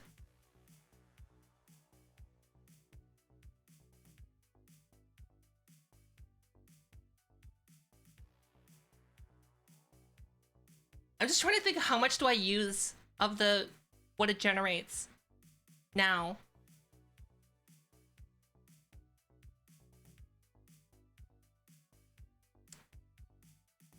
Some models, it works good. Some of them, it doesn't. Like, for example, any models with, let's say, really big eyes? No. Any models with really big mouths? No.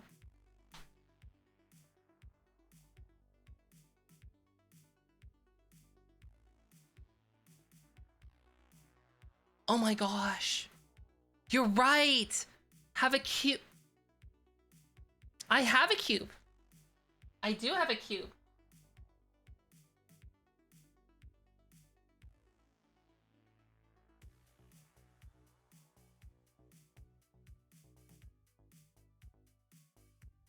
See?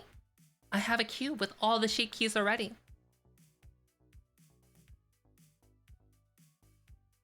Here's my cube. Has all the shape keys.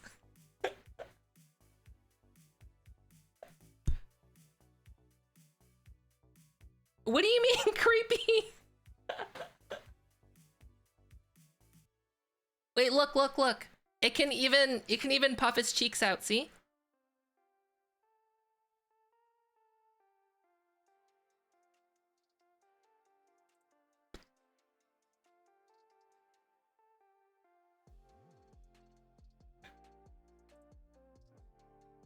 What iPhones? iPhone X, iPhone XR, iPhone XS. Any iPhone with Face ID.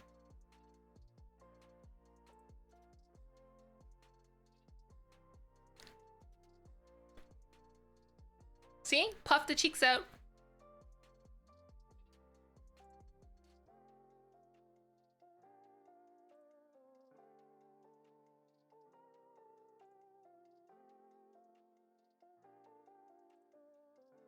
Oh yeah, some iPod Pros will do it too. Yeah.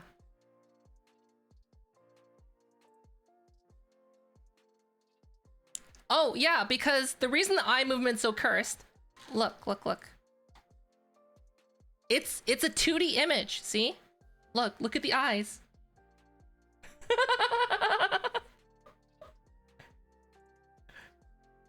It's because I did ARKit tracking on a 2D image.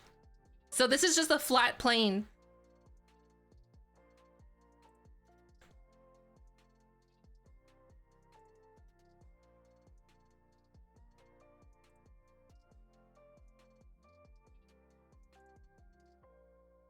Yeah, it would be pretty big. Here's the thing, if you get an iPhone X, those would be like 300 US. It's just like my nightmares. Wait, wouldn't this be like your nightmares, Twin? Oh, hi, Twin. Nice to meet you.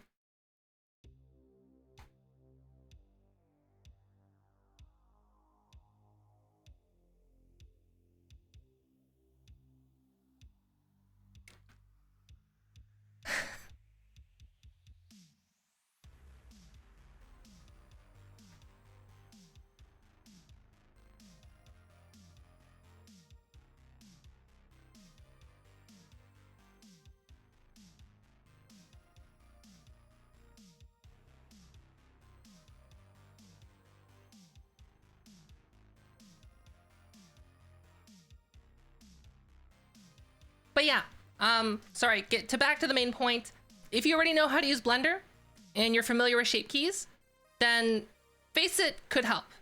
I would definitely say at the very least, it's worth the time save in terms of generating the shape key names. But then again, I guess you could do what Pud suggested and then have it on a cube and just have it, and import that cube every time, and then boom, you got your shape key names. So that works too.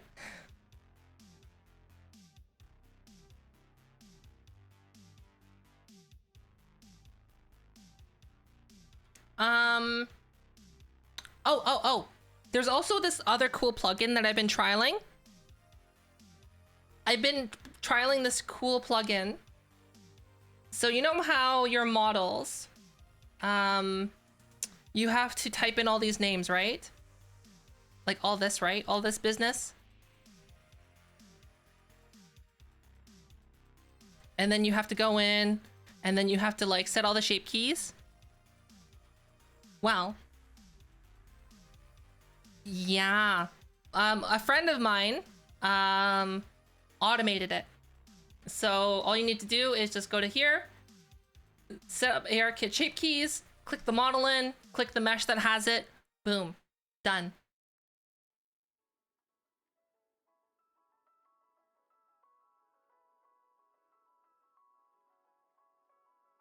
Yeah, it literally saves me like 10 minutes every time. Basically, I'm just like, Iba, I do like 2 models a week. You literally just say, that's like 2 models a week. So that's like 20 minutes. Then times 4, well, that's like 80 minutes. So that's like an hour 20. Then every month he's saving me an hour 20.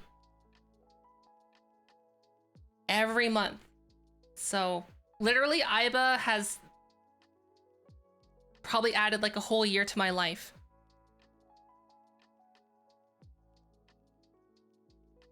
Is it available publicly? I think so. I think so.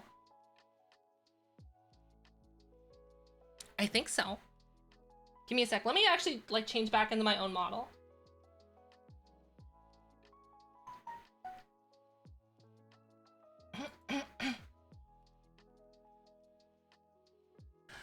A friend of mine. My friend made it.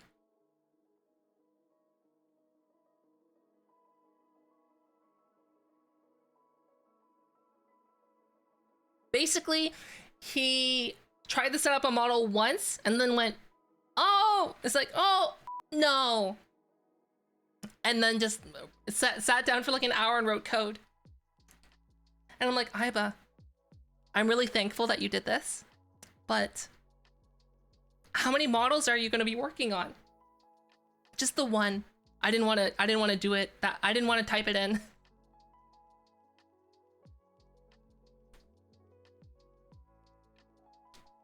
All right, let me see if I can find it. I might have to go through our DMs.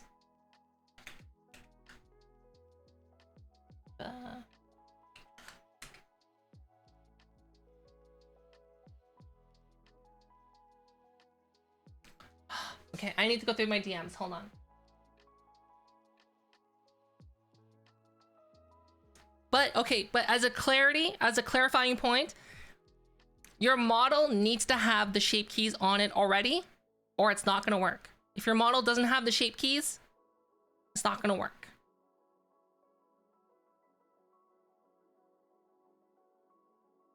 Yes, there is. Hold on. Give me a sec.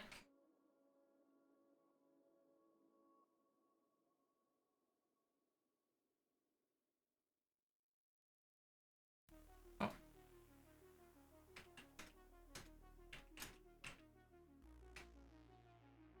Okay. Is it in here?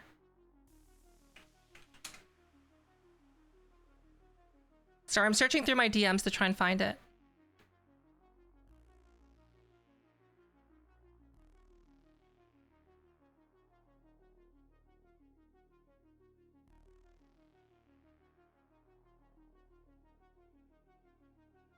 No, it's not there.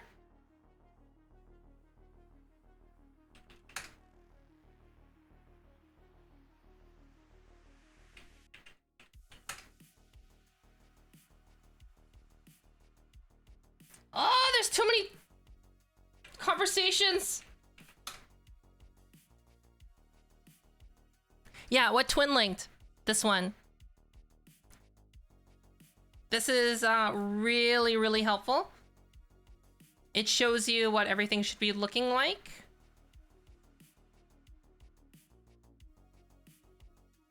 See?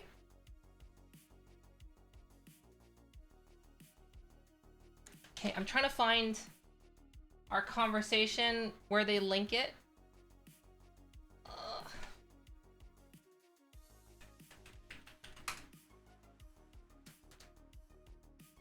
Oh.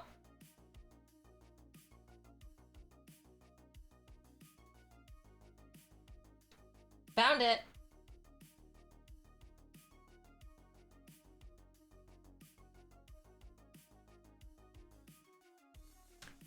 All right, here we go. There you go. I guess it's publicly available.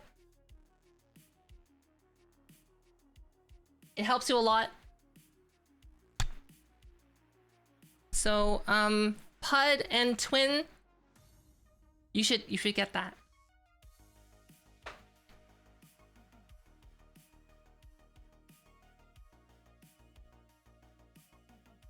But like I said, your model needs to have the shape keys on it already, or it's not gonna work. So like, it's not a magical solution. It's literally a 10-minute time save.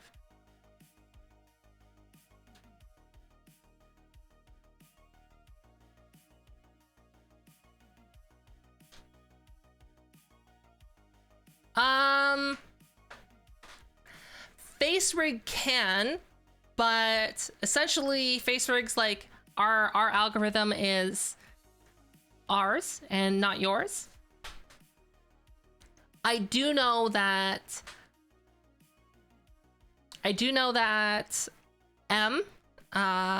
Amelia is working on it on the side on how to integrate facial tracking like that. But here's the thing. Eventually, here, I've always said that like facial tracking for iPhone rigging, it's not hard. Anyone can do it. It's just tedious.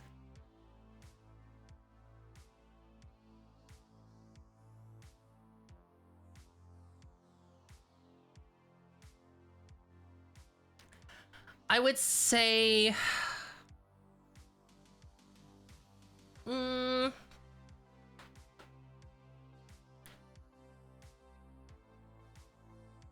right now,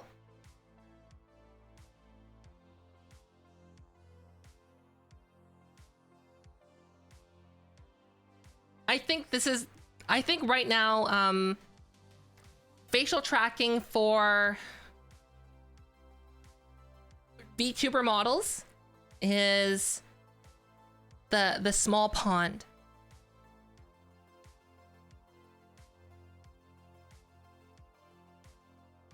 It's like, it's the small fish. The big fish is learning how to do VR face rigging. Because like right now, there's like no documentation for it. Like at all. And I'm just like,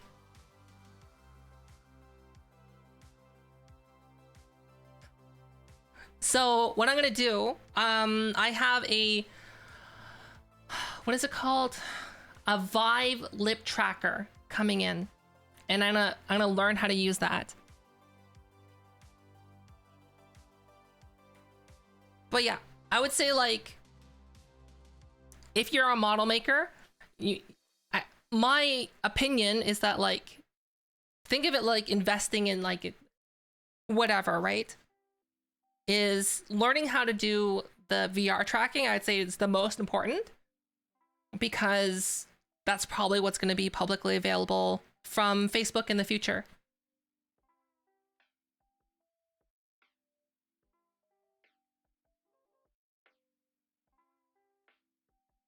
Exactly. So basically what I did was I watched a poop ton of videos and took a bunch of screenshots and then comprised a document that I have of what the shape keys are called and what they should be named for it to be properly tracked. And I won't know that it'll actually work until the Vive lip tracking module comes into my door, which is going to be in like 2 days. 1 day, maybe?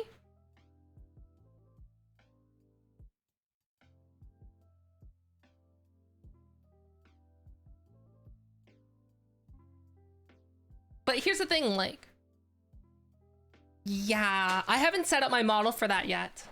But if your model here, I initially thought that like if your model is iPhone ready for tracking, it would just be very easy to convert it to VR tracking. It's not. It's not.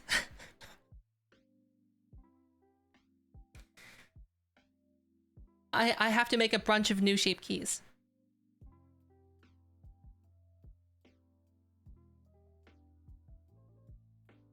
Well, I mean, like, you'll be able to tell if I'm using it if I can like move my tongue all around my mouth.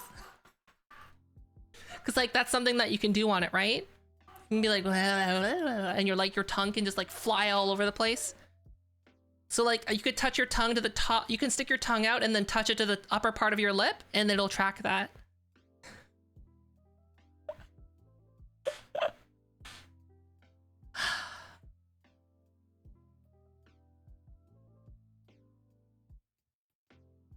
Right, I was doing tracked cup. I could close this.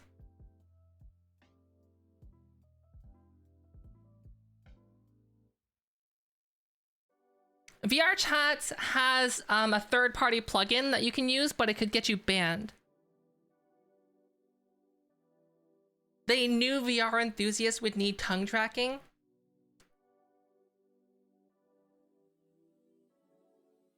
Yeah, to lick ice cream.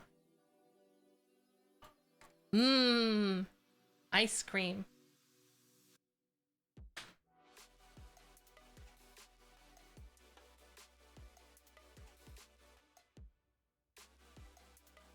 They already have games that you can control with your tongue.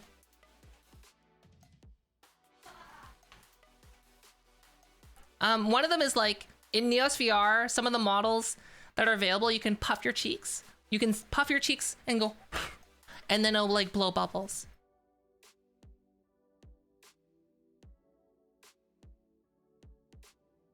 Is this it? Okay. So we're gonna create a folder and we're gonna call this cup export.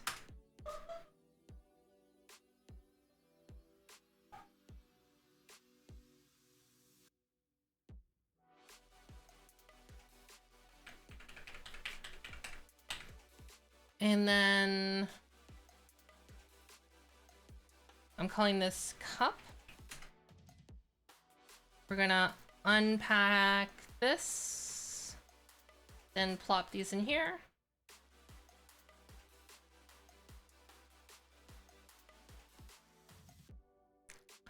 Oh. Chair. Battery. VR chat is gonna have facial tracking eventually. It will have it. It's gonna take time. It's just that no one's like really being public with it right now because literally it could get you banned.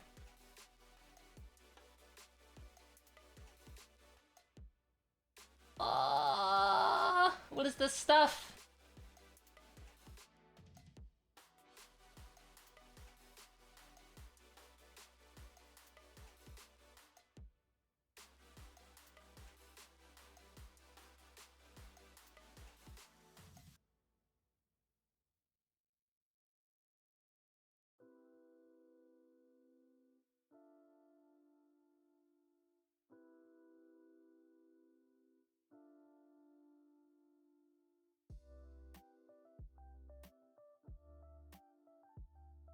Right, it's ready to export.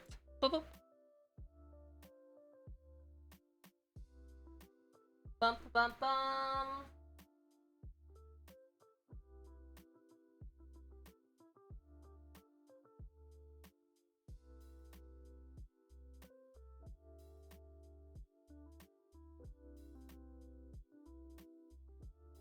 Tracked cup. Huh? Oh. Okay. I'll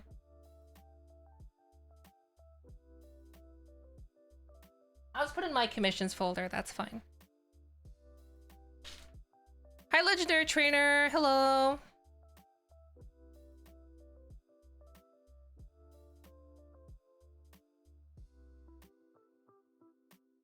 Do you delete the lamp and the camera?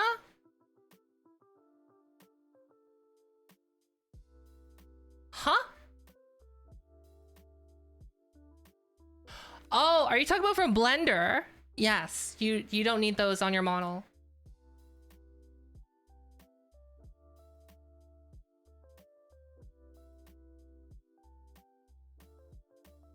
No. They're talking about in Blender.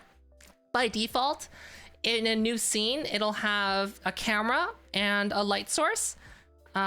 You don't export those. Just delete them.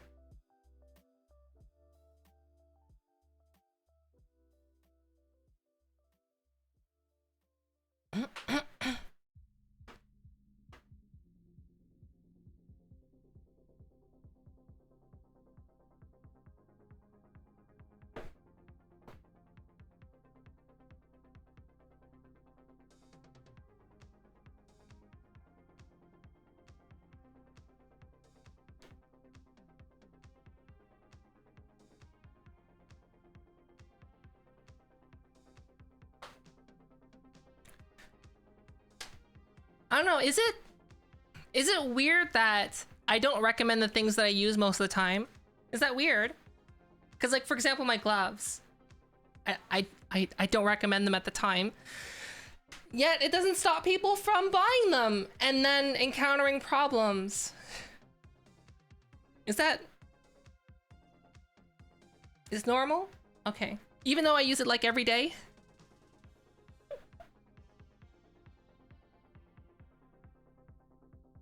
Like, I'm trying to imagine it from like, if I was from the perspective of the other person, right?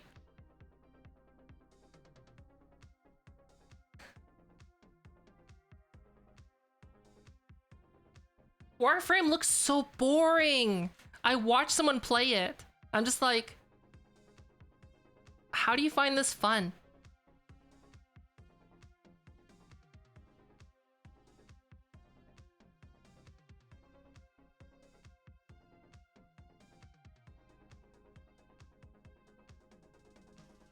But then again, I also liked Ragnarok Online, so I mean, there's that.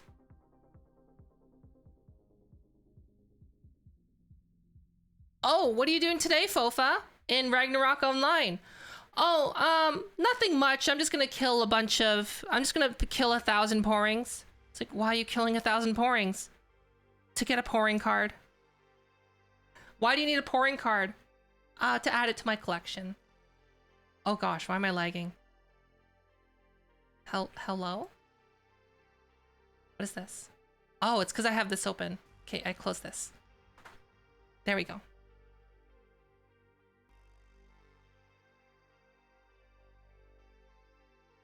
Get that Baphomet card. Okay, so... Here, tracked cup.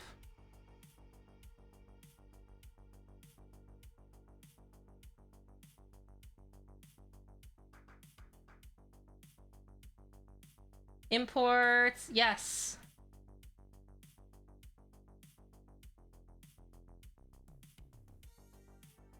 Oh, also, hey Pud. I also released a ARKit test model, but it's useless unless you have an iPhone. It's free, but it shows you all the. Let me show you. It's super cool, I think.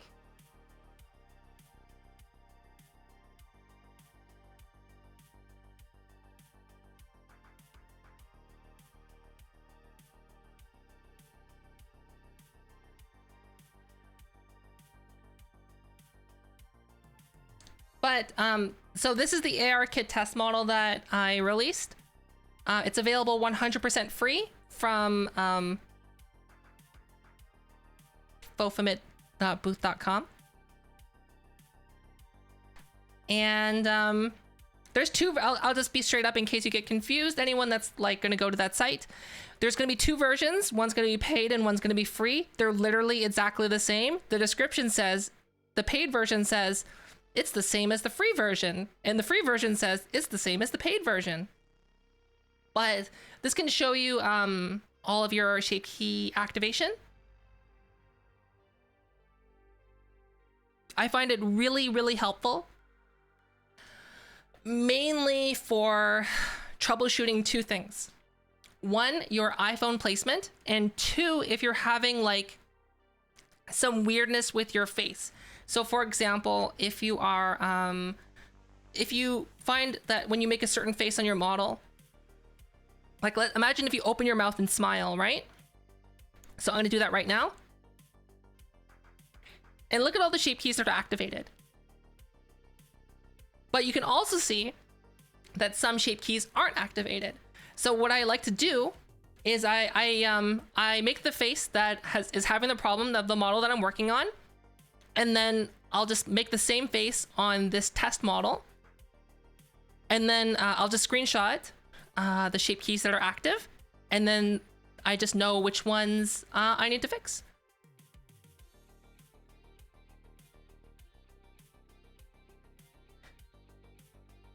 ARKit face tracking does work with glasses. It does. Just not the best.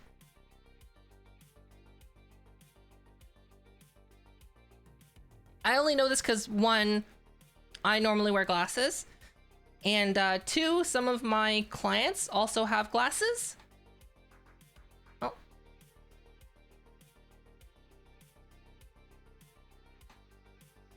It depends on how thick your glasses are.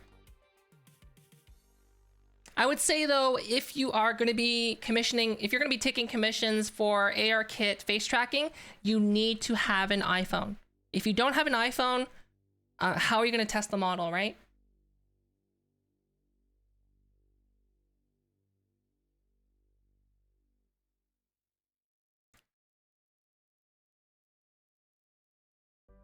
Oh, why am I lagging so much?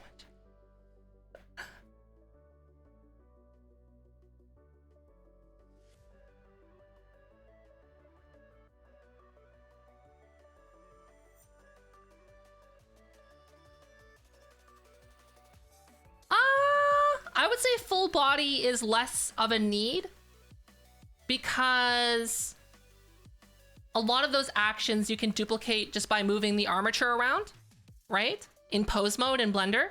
The reason I say that you need it for face tracking is because like you saw when I made one face, how many shape keys activated at once, right?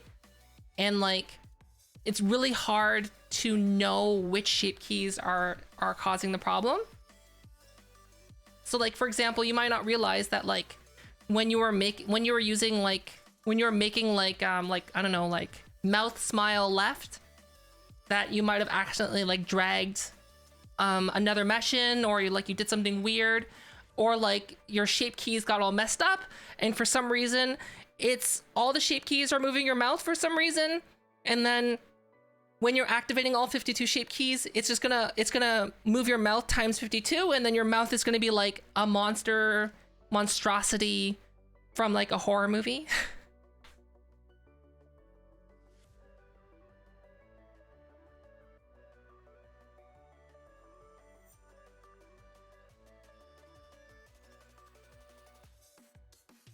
Okay, cup, where's the cup? Cup, export, there it is. Cup.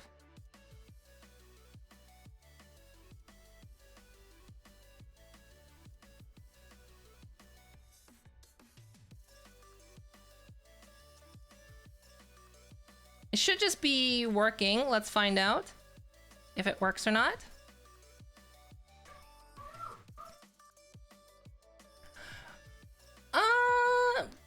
That's true. That's true. I don't know how to proportion people's models anymore in VRChat. Because like the old method, you could see the tracking balls and then you can proportion the model like to fit your body 1-to-1, which is amazing. But since they got rid of that, like the that way of calibration where it's just automatic now, it's not as nice. Unity makes their own materials. Yeah, they got rid of that a long time ago, actually, Pud. A long time ago. Now it's just done automatically, but like it does an okay job. But like the downside is like, so it does a better job than normal calibration, but the downside is that it's harder to scale the model to be exactly your limb length, if that makes sense. You can re-enable the old way with launch parameters, really? But like, how do you tell a client, for example, hey, can you just like you change your launch parameters of VRChat so that you can T-pose and calibrate and take a picture of the tracking balls on your model? Do you know what I mean? Oh, okay, where's my track cup? Track cup? It's flying all over the place. Hello? Tracked cup? Oh? Oh, hey! Hey, it works. It's a little wonky. It's a little wonky.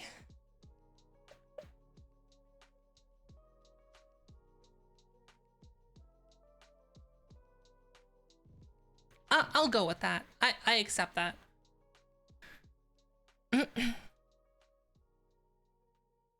No, I'm talking about like if you do model commissions like Pud does. Like how if someone's like, "Hey Pud, can you make my model proportion to my body?" Right? Like the only other way is like you have to like measure all of your limbs out and then send the measurements to like your model creator. And like, I don't know.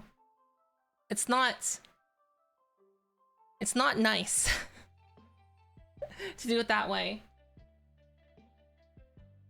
Okay, is it? Which one is it?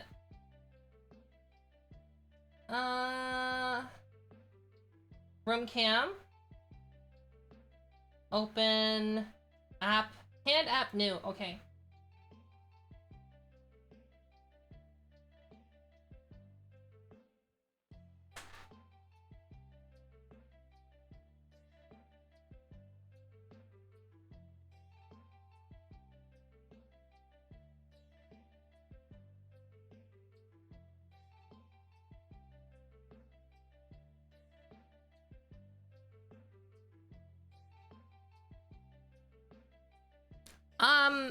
Like, luckily for, oh yeah, luckily for me, like, my model as it is right now has the same proportions in terms of limb length and torso and whatever, because I did that a long time ago. So like when I use, that's what I miss about VR chat. It's like when I use this model in VR chat, like I would touch my foot and I'd be touching my foot. I'd be like, be able to touch my hands. It was really nice.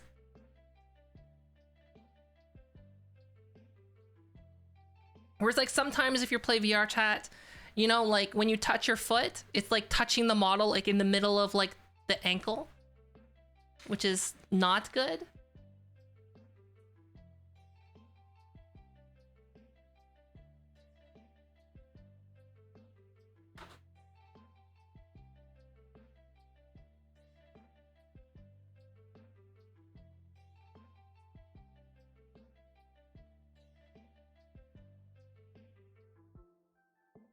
Oh yeah, that's true. That's true. You could do that.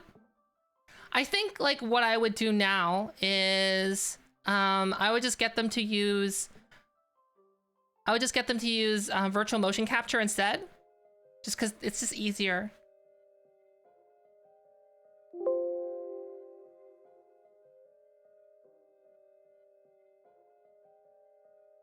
Or I would probably just make my own scaling measurement world in Unity. That way, like, do you know what I mean? I can just get them, it'd be easy. It's just easier from like the artist's end to just make it like with like, just say, hey, can you measure this? And then done. Versus like, hey, can you open this app and then change the launch parameters and go to this world and take a picture and then send it to me, right? It's easier to do it the other way. All right, so let's try this out.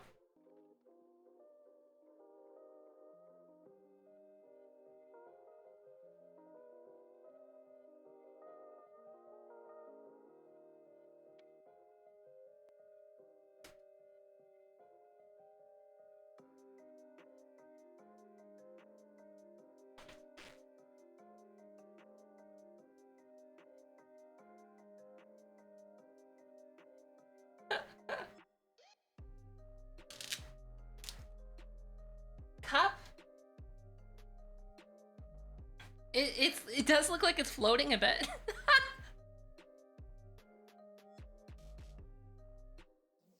Yeah, I need to fine tune this. Holy smokes, look at it. It's like it's flying.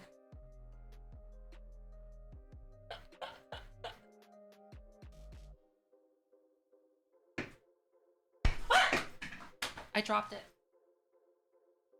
My cup.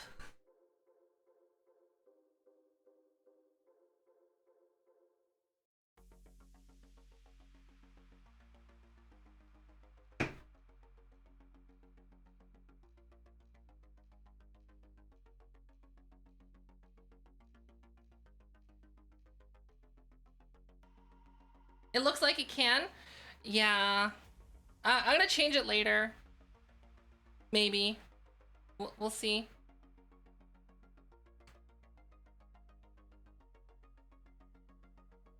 It's my stonks thing though, see?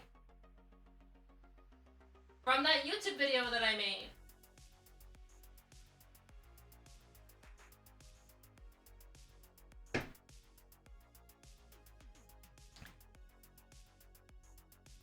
Jedi powers. I will move the cup. I will... Oh, what? The fingers work again. Or is it just uncalibrated now? Did it fix itself and then it's just uncalibrated? Wait.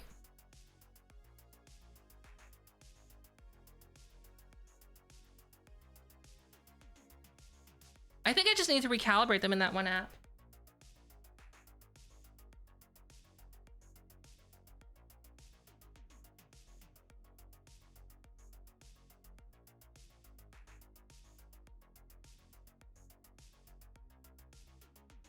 Wait, what's an interesting name to spot in chat?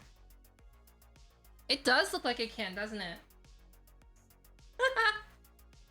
Right?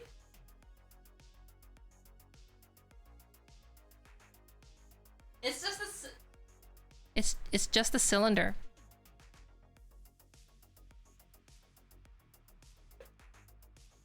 But like, how does it look when I put it up to my face?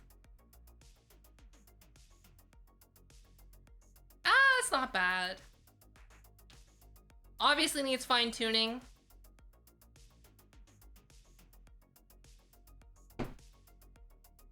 Yeah, I can just go like this. I'm using my mind to pick this up.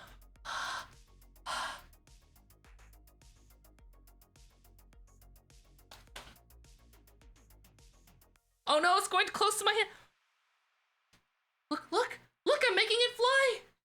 Oh, oh, it's flying.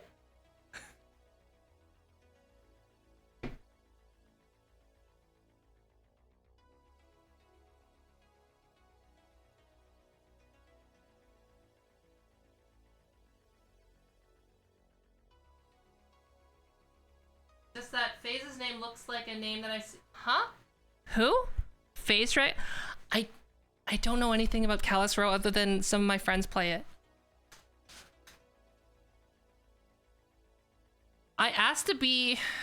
One of my friends asked me if I wanted to join Callus Row, and every time I could get like to meet people, I was sleeping or working. So when I was working a real job. So, and by real job I mean when I worked as a teacher. So I just couldn't. The stars never aligned for me. But like, odds are if I joined Callus Row, I would probably just be like an NPC or a shop owner. I'd just be like, hello, welcome to my shop. The weather's nice here, isn't it?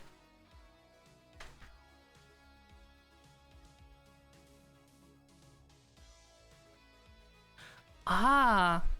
Oh, you're one of the programmers. I've heard about like how like people can teleport between worlds and different levels and stuff. Get some action. I don't know. Maybe I just haven't watched enough of it. Sometimes they get shot. I don't want to get shot. I literally watched someone play, not Callus Row, but like a different role play. I don't remember what it was called. It wasn't Ascension Academy. It was another one. And I was just watching this person for like 3 hours to be like, to get an idea of what role play in VR chat was like. And literally this person was just in the shop, just standing there. And like, they wouldn't break character, so they wouldn't interact with chat either. I'm just like, why? What is this?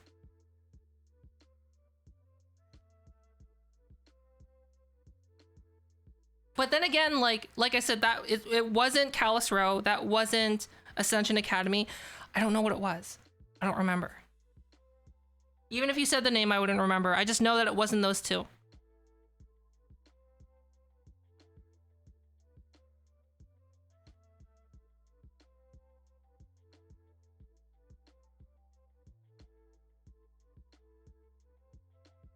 I'll probably just wait until next time, and then I'll talk to some other people I know, I guess. And like, I don't know.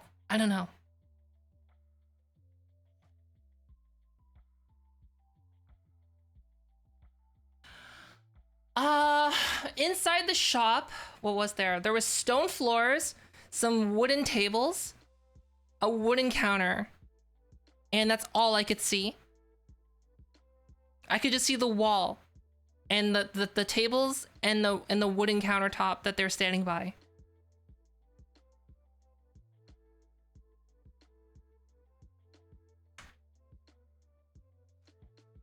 Might have.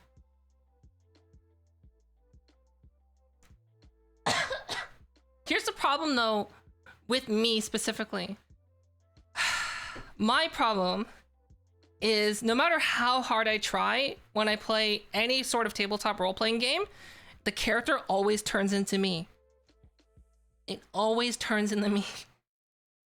No matter how hard I tried to be like this evil, like scoundrel, and then eventually it just slowly morphed into being me.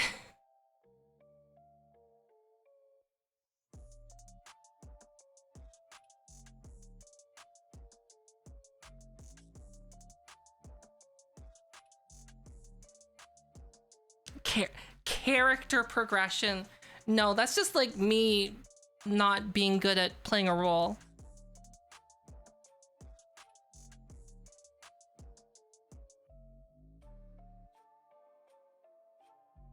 Oh, I want more. I want more of my drink. It's empty.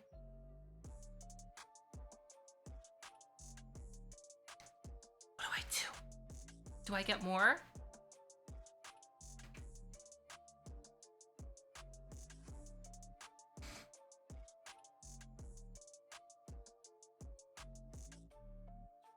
Honestly, I don't know.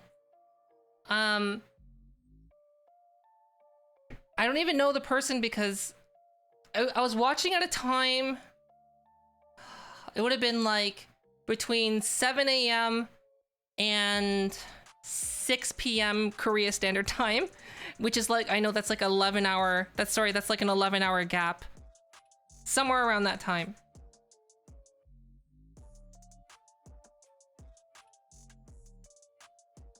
Like, honestly, I would like to be a part of it. Like, part of one of them. It's just, I'm worried for mainly two things. One, I won't be able to make the commitment because I don't want to like say, oh yeah, I'm gonna be down for that, and then, you know, like 3 weeks later, I'm like, oh, I'm busy, peace out. And secondly, I'm worried that whatever character I'm supposed to play, I'll just turn it into myself. Which I know 100% will happen. I'll just turn into myself. And then it's just gonna be like Fofa in whatever world it's supposed to be, even though if I'm using a different avatar, like if I'm supposed to be evil, I'm probably just not gonna be evil.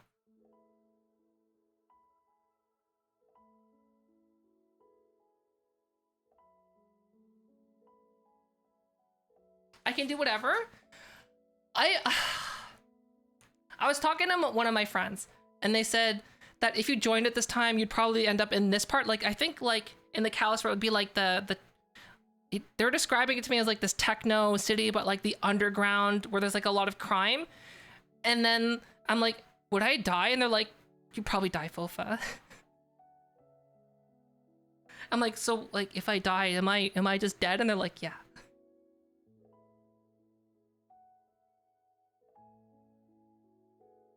Just make yourself a gremlin. Oh, maybe I should just walk around with a trench coat. Right? Just walk around with a trench coat the entire time. And then just sell mysterious wares.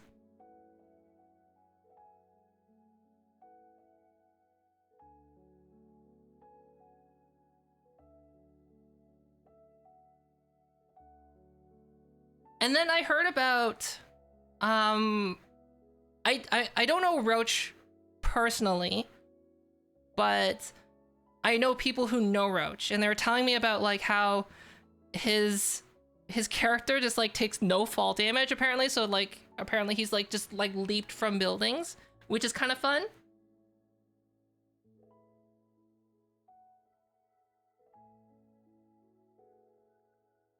Ah, that's cool.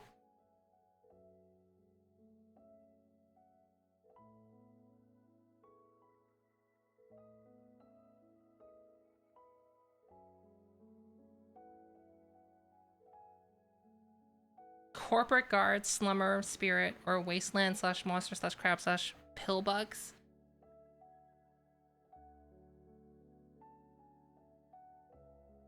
Spirit.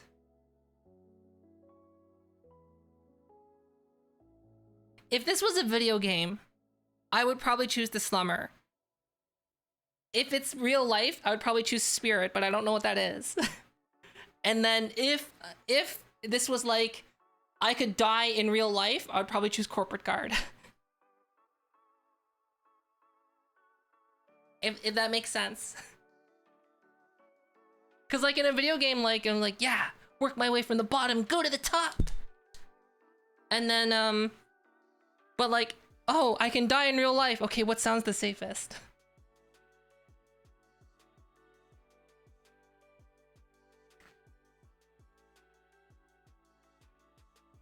Would be cannon fodder? Would they? See, when I picture like a corporate guard, I just picture like being a bodyguard to like some like high level execs. Nothing in corporate guard is nothing in House Star is safe, especially not now.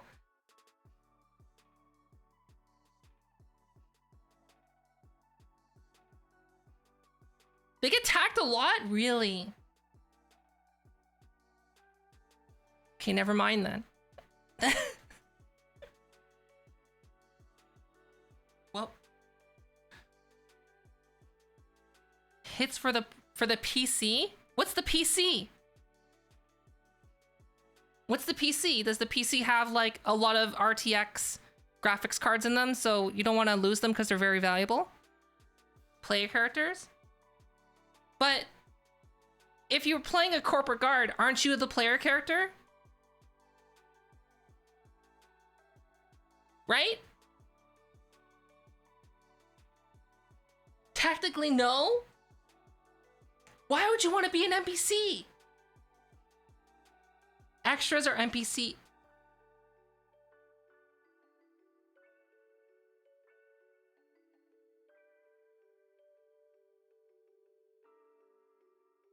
Extras are NPCs.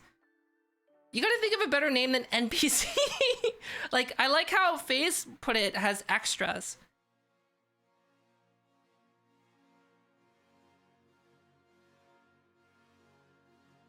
Thanks, Deadeye. Feels less empty? Couldn't they just, like, put actual NPCs in it? Because, like, I've seen some, like Lazuka worlds that have NPCs in them. Couldn't they just do that and just make them like walk around?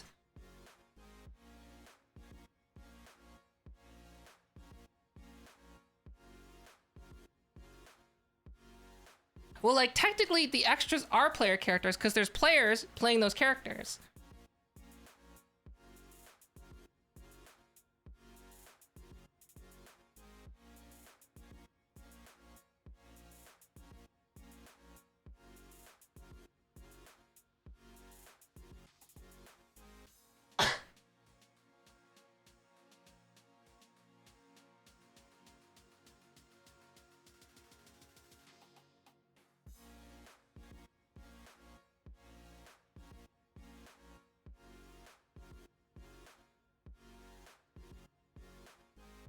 Okay.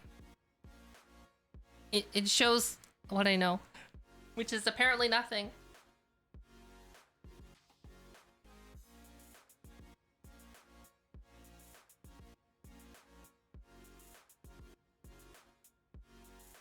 I just can't believe these work again. I think like the next time I'd probably go really hard back in the VR chat would be whenever they officially release facial tracking and eye tracking. And that's like probably when I would actually really come back, because like as it is right now, you have to run a third-party plugin. I don't want to get banned from VR chat just for having face tracking. Right? Because like it's easy to spot. And if you're spotted on stream, someone can just report you to the VR chat devs and then boom, like you're gone.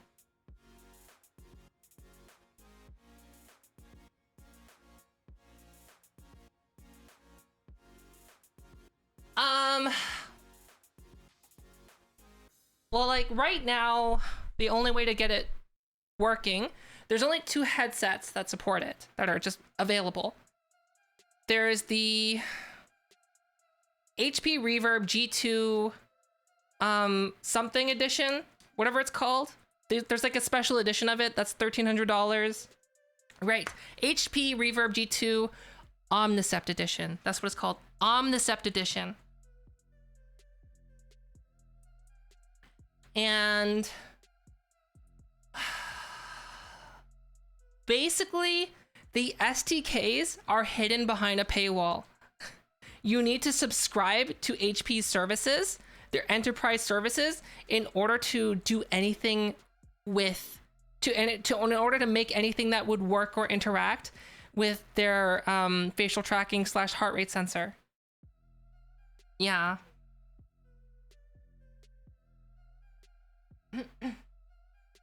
The other one is if you get the Vive, the HTC Vive Pro I, the 2018 headset that's based on the 2016 headset that has Tobii eye tracking and now the Vive lip tracking module.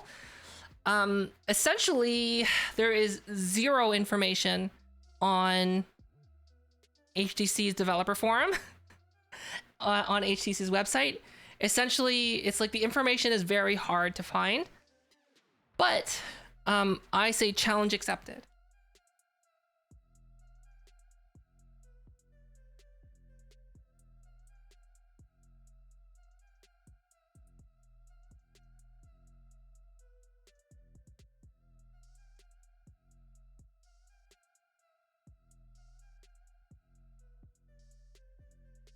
Yeah, but you need the eye tracking though, right?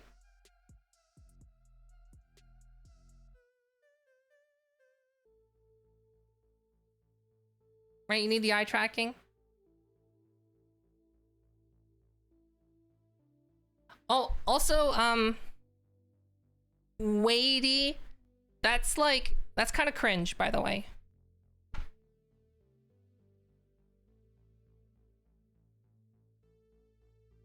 Eye tracking is in the core SDK, but it gives you no usable data? Really? Because like I'm not planning to get that anyway because it's not compatible with Steam VR tracking, and I find that more inherently valuable, if that makes sense. I just remember looking it up, seeing the enterprise subscription, and then I just went, no. The face cam isn't usable.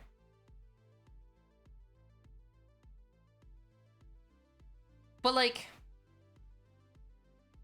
are you talking about the face cam, like the part of the camera that faces the mouth? Is that what you're talking about?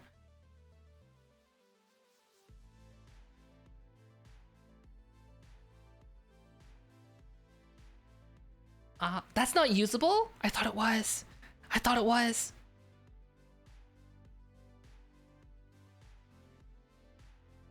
It's literally just the Tobii. Oh, okay.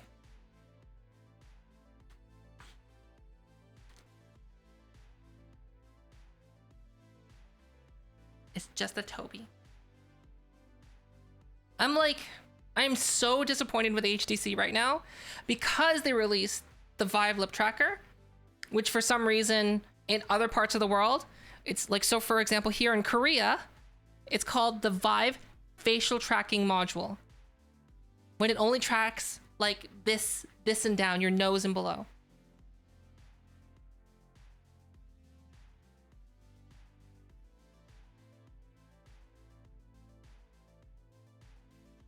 Yes, they do expect a full face.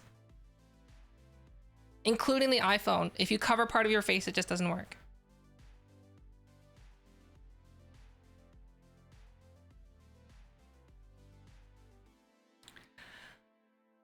Ah, Gary. But Phase Dragon, I do know one. It's Open Face by Amelia, who made VC Face. And the only thing is that I I don't know anything. I don't know squat about coding. It's all coded in C#.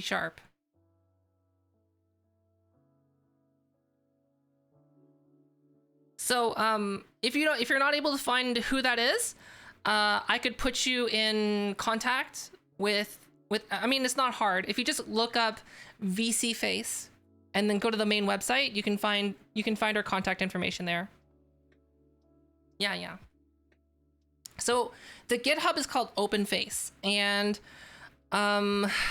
there's a non-publicly available code. So you might need to contact Amelia in order to get just in order to talk about that. But what I do know is that I'm pretty sure it's based on, I do think it does require the full face. Now that I'm thinking about it, it might need the full face as well, because it's, yeah, I think it needs the full face. I think it does.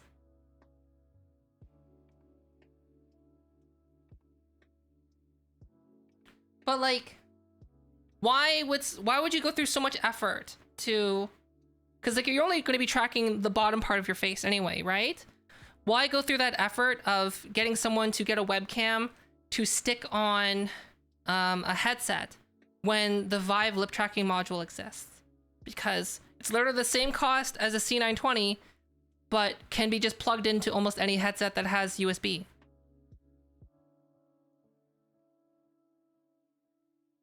So like if you have a Valve Index in OG Vive, for some reason, if you're one of those poor unfortunate souls that got a Vive Cosmos, you can just plug it in. I heard it even works with the Oculus Quest if you get like a long tether.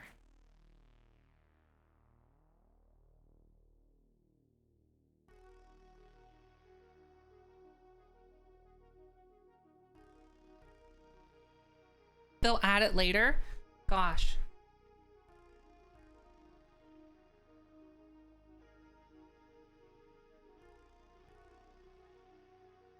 I do wish that, so yeah, what I was talking about earlier about HTC dropping the ball is HTC, as far as I know, from what I've heard, has zero plans to add eye tracking, like Tobii eye tracking, to their future headsets. Because basically, what they said was on their official announcement, the Vive Pro 2 will support the next Droolon F2 eye tracking module. And I'm just like, wow. I could be wrong, but I don't think I am.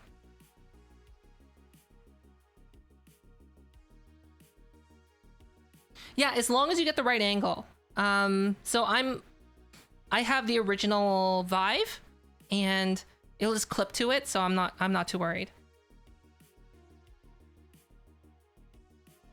Why is Cosmos the unfortunate people? Because the tracking on it is garbage. That's why.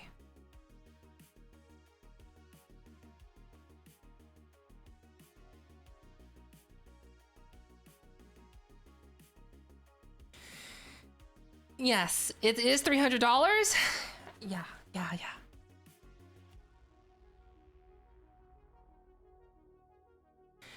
Oh, wait. There is one other headset that has eye tracking.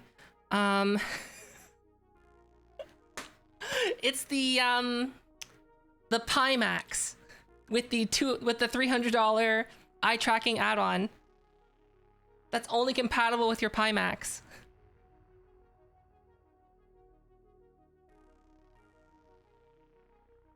Essentially, we're just gonna have to wait for Facebook to come out with, because Facebook already has an Oculus Quest, an OG Oculus Quest that has full facial tracking already. They already have that. They just haven't released it yet. So, and they showed it working as a standalone facial tracker in VR. So, like, why aren't they releasing that? Please release that. That's basically what's gonna happen. That's probably what's gonna kick off facial tracking in VR.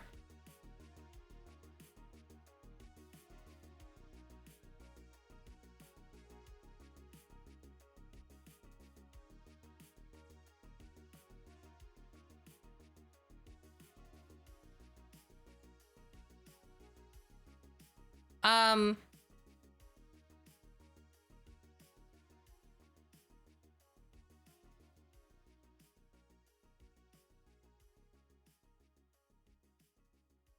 so you know, okay, so RGNT Studio, sorry, RGNTN Studio, you know that already exists, right? It's called lip sync. Like, it's called, like, just look up like Oculus OVR lip sync. It's already out. It uses blend shapes, but like it just uses blend shapes. It already exists. Driving Bones doesn't seem pleasant.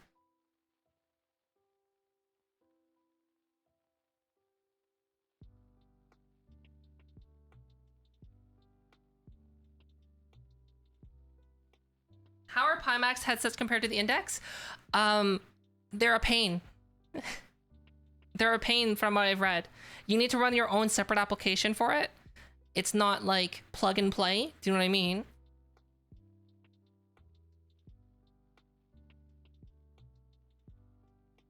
Actually, what I'm planning on doing is when I'm doing VR content, I'm gonna have the Vive facial tracker, and then I'm just gonna have my VR headset on, and I'm actually gonna put googly eyes on it.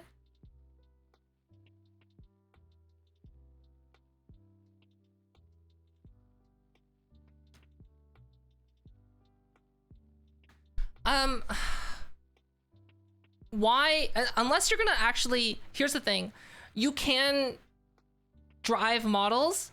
You can animate models by bones and facial bones. Essentially, that's not something new. That's basically you're making an animation rig. And you can have an animation rig being controlled by, let's say, a keyboard and mouse. But why? Why would you do that? Blend shapes are so much easier. Like, way easier. Not easier to set up, but easier to use.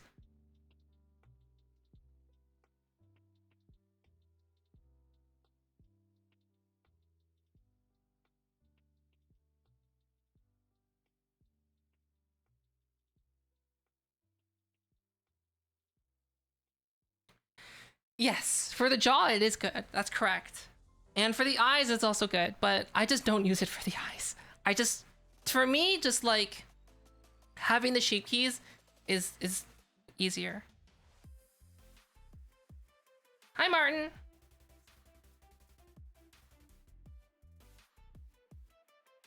But then again, for standard eye tracking, it does use the bones. Hi, Ruby. Thanks for the raid.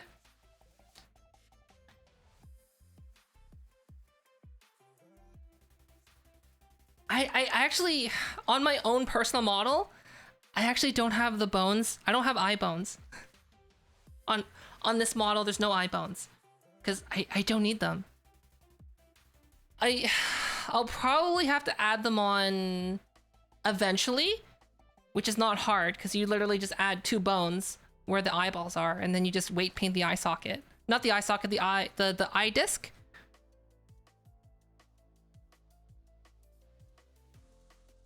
And can we get a shout out for Ruby Neko-chan, please?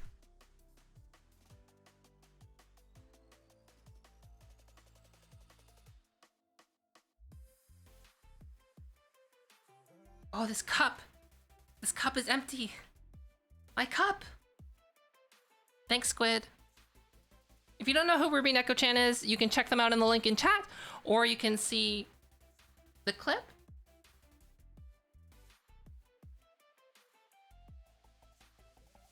Wait, is there actually some drink in here? Oh, there's a little bit left. There's a little bit left.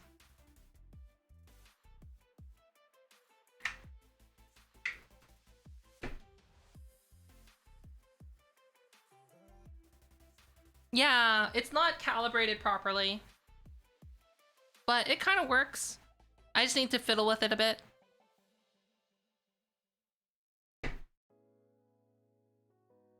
It is. It has a lid.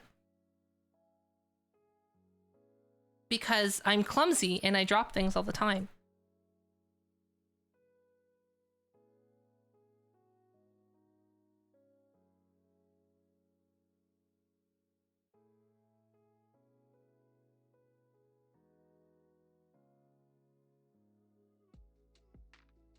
Wait, wait. Face Dragon. Can you elaborate? Are they integrating OSC in VRChat? Are they doing that for real? Like, is that a thing that they're actually doing? Like, officially?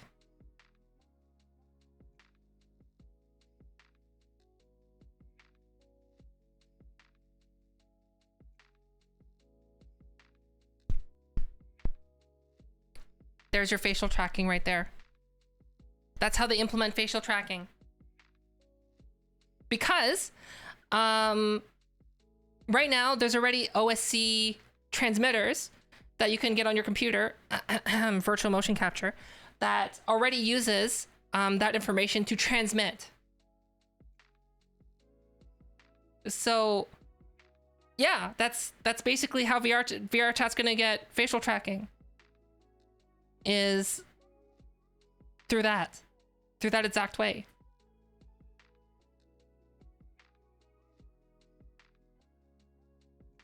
That's it.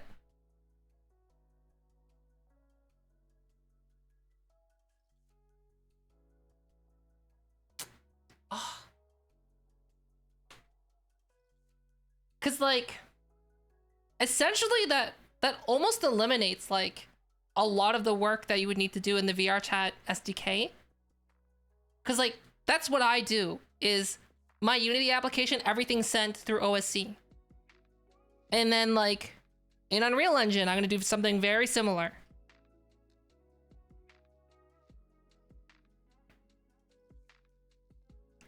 Like that means that when I'm playing VRChat, I can just have hand tracking like with my gloves.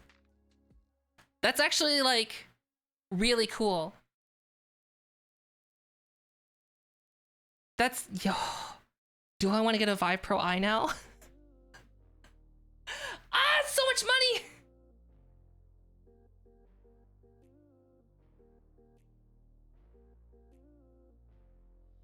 Oh.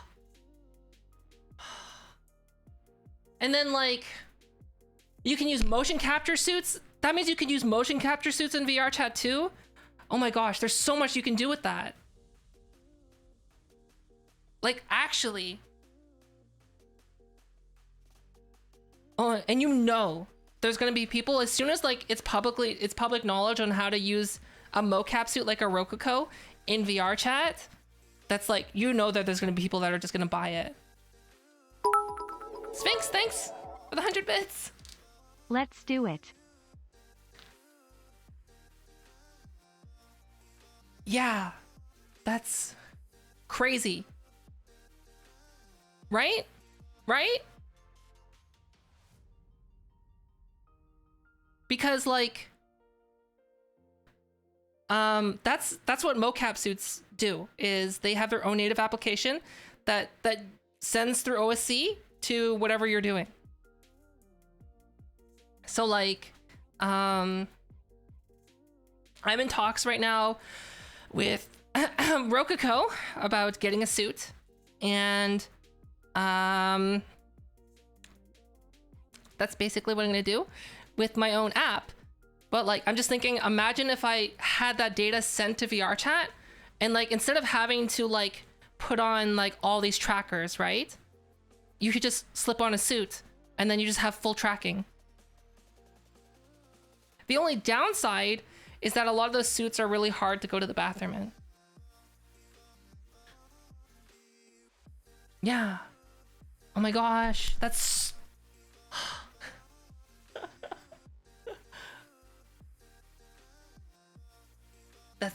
I'm actually really excited now. Because that also means that like that people who don't want to get, you know, a suit, they can just get like they can just get multiple trackers. in order to have better body tracking. Right?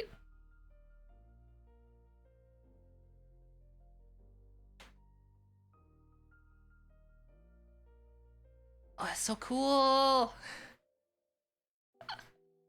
Okay, when I know that okay, so when are they going to when are they going to Okay, so there's two downsides to this. There's still two downsides to this. One, your model still needs to be in VRChat with all of those things in that are set up. So basically, yeah, your model needs to be there. And two, yeah, I guess that's just the main issue. It releases this summer. Omega, thanks for the follow. But here's the thing, I still don't want to have my model in VRChat. Yes. Because like, imagine you put all this work into having a model that's capable, because like, if your model has, let's say, facial tracking on it, right? So imagine like you commission someone, or like you spend a lot of your own time like rigging your model to have facial tracking, then someone sees that model, like you have to have that model in VRChat to receive that signal, which is basically, you know, the most important part. And then someone just like, oh, nice model, yoink, and they just take the face, change the texture, and then they put it on their own model.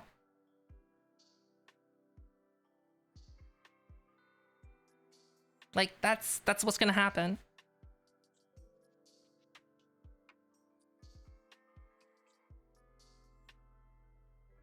It's like that's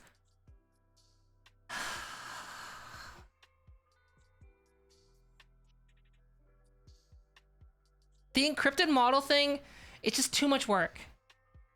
It's so much work.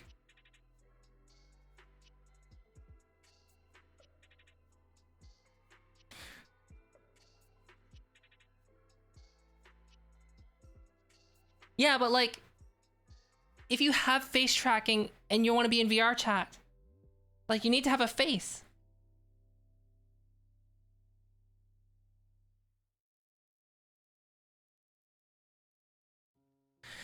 VRChat has a native way of protecting the model, but essentially it's like the equivalent of like putting a sticker on your door that says, please don't rob me. Do you know what I mean? Okay, so actually, since we have someone who's experienced with coding and custom maps on VRChat, let me pitch you my idea. I'm too lazy to do it myself. But basically, oh wait, we discovered the weakness. That's why we didn't do it. Okay, so this is already a flawed idea because someone can just view the parameters. But essentially, what you do is you have a model that the default state, the basis state of the model is just like a pin cushion. You know, like that Pikachu that when it speaks, the Visemes make the body spike out. Now imagine the spiked out and distorted version of the model is the basis state. So then you go into your VRChat menu and you can manually select different shape keys to bring it to different values. So let's say if you have 100 shape keys, I know that's going to be really unoptimized, but hear me out. And like 10 of those shape keys at specific values will turn your model into its default state. And then when you travel from world to world, because of the way VRChat works now, is your model will stay the same. However, if the idea is that if someone rips your model and then they open in Unity, it's just going to be that cursed model. Or if they like force copy your model, it'll just be like blah. It'll just like be this spiky, distorted mess. Now the downside is that if someone knows that you're doing that, couldn't they just like, what are the counter to that is like, couldn't they just see what parameters are active on your model and then just write it down essentially?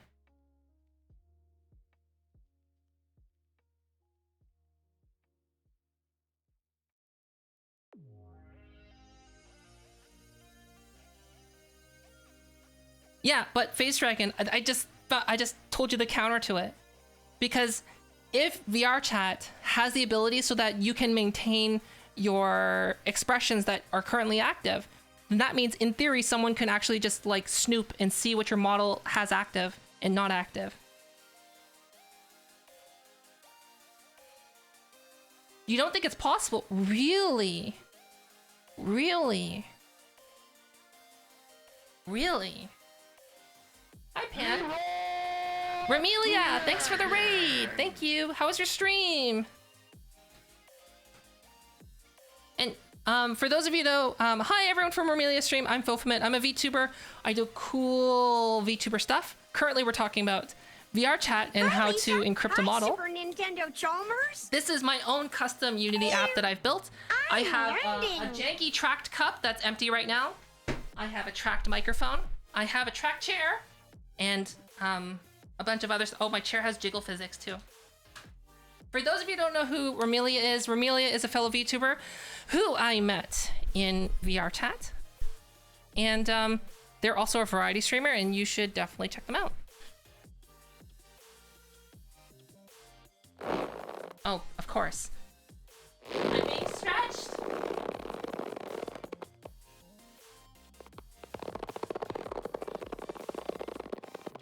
Unless they explicitly had a client that knew to look for the blend shapes and pick them out.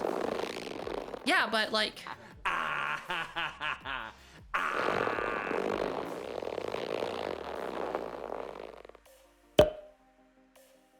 Wouldn't they though? Like, if that became a popular thing, then someone would just add that onto the client, like their hacked client, right, Phased?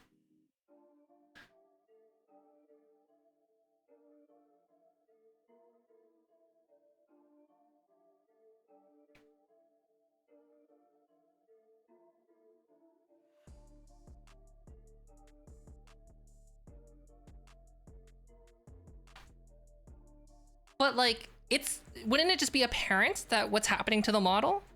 Like they would just know. Cause like, I'm thinking like, okay, I know a lot of I know there's a specific group of model rippers out there that essentially don't even know how to change shaders properly. But, I know it would confound them, but if I was a model ripper, I would see this model, I'd go, there has to be a way to see what the default state is, because when I see the model, it looks normal, but when I rip the model and put it in Unity, it doesn't look normal, which means that there has to be some parameter that's changing. So then you'd probably just, you know, make a client that has something that snoops those parameters. Because like, I remember there was like this, like when I first started playing VR chat,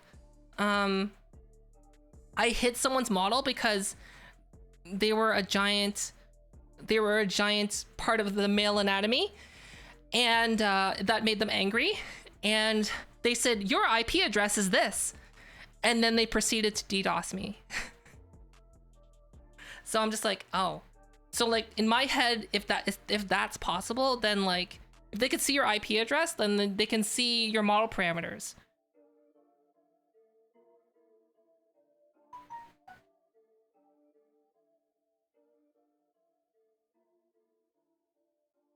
But like, that's all it takes is one person to figure that out. Essentially, put it this way, right? Imagine, Phased, if you were on the dark side and then someone said, hey, I'll give you this amount of money to do this. You'd probably do it. Like one of those people out there that are thirsty for someone's model would probably know someone to pay to do that for them at the very least.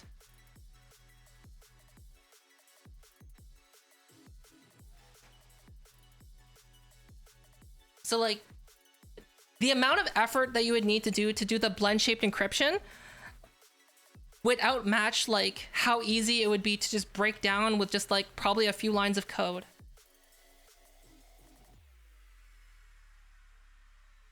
Oh, North Rider, I see your message. And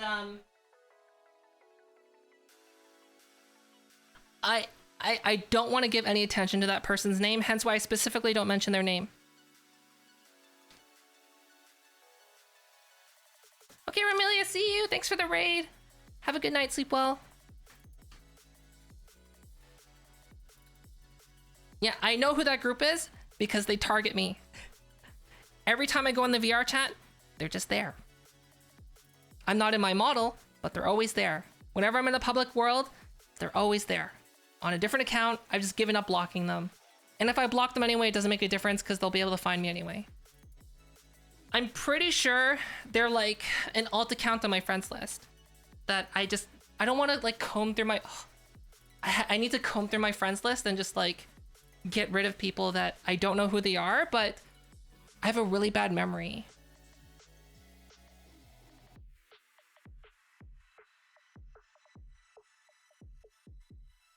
Yeah, that specific group, they're dedicated in the worst way possible. They'll say whatever, they'll sing you a song on how they're like, do you know what I mean? They're not beyond social manipulation. So they'll like say like, oh, it's because of this, I just want attention, blah, blah, blah, blah, blah. They'll just make up some story. And then just so that they can get closer to you so that they can get to your friends. And that's what they do. So like, for example, we had this one, if you guys don't know who VR chat, there's a culture of mute culture where people just don't speak for whatever reason. And there's quite a few people who don't speak in VR chat, me being one of them before. And this person was in our friend group for 3 months. Guess who it was? It was that group. Those two people. 3 months.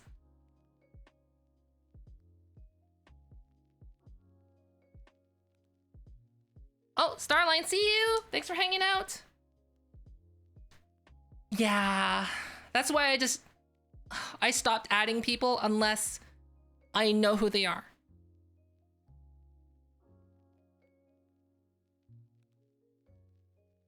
Or they speak.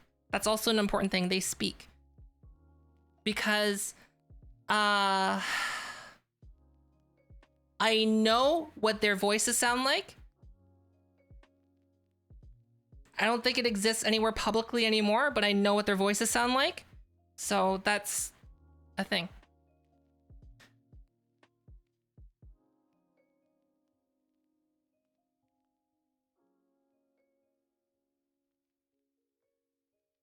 It is. That's the main reason why, well, like, put it this way. If it wasn't for those people, I wouldn't be into VTubing. Right? So that's like a plus side, right?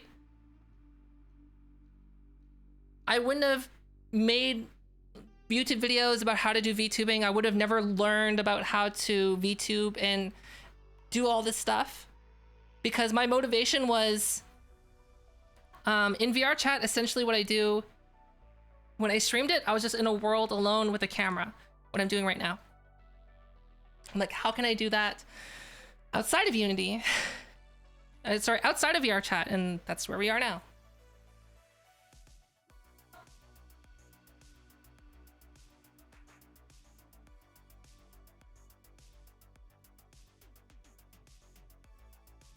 But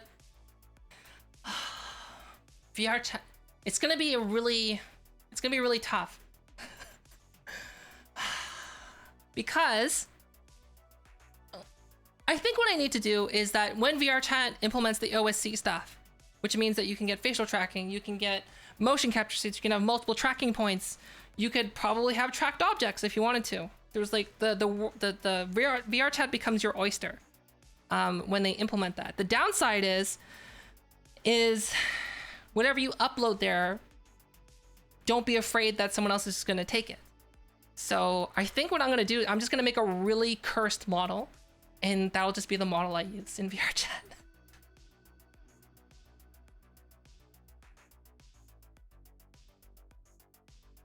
I'll just make like the Nick Cage. I'll just make a floating Nick Cage with like, I don't know, the brush kit, the green, you know, the green Oculus Quest compatible model that has the green body, the toothbrush head, and the little tidy whities. Imagine that with the Nick Cage like head. Maybe I'll just do something like that.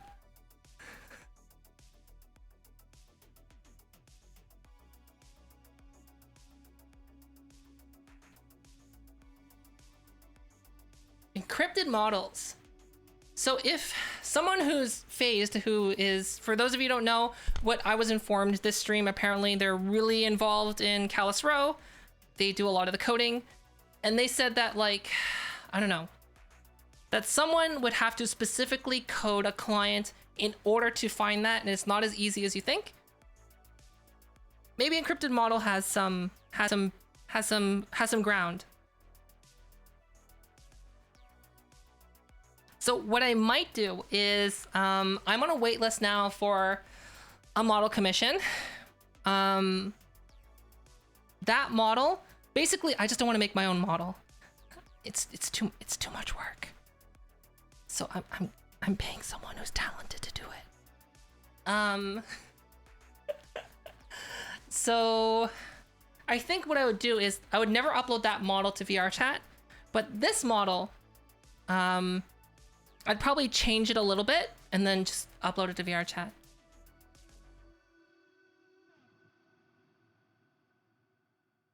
It would raise the bar a little. I need to make a test model for that then.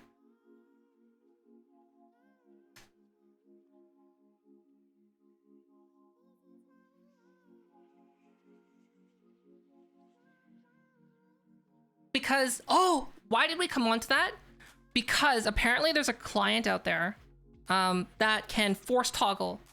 So like if someone has an animation or a blend shape, they can change that. And the reason I know this is because there's some people out there that have their main model, but it has not safe for work toggles. And what people were doing for fun is just going up to people's models and then toggling their not safe for work stuff in public worlds. So couldn't they just, so what that means that they would need to be able to see their animations and their toggles, right? Meaning that they can already see it. Right? I forgot about it, but that's what got me onto that topic before. And Triple S, wait, is that SS Solfege?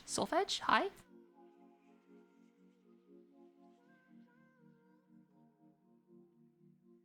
So I'm pretty sure.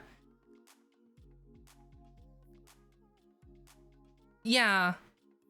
So like doesn't that mean that if you can do that to someone's model, doesn't that mean you can also see the state and what animations they have toggled already?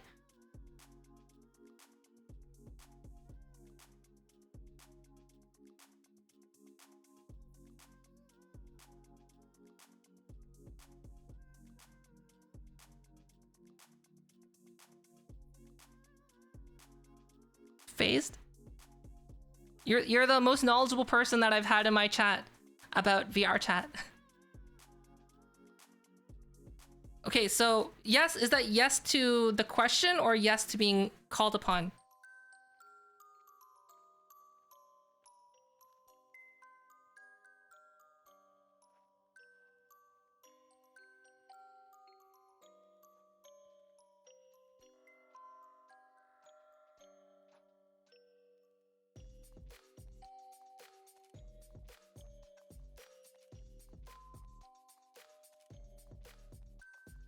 As long as it's a static decryption, they can see what decryption is and reuse it.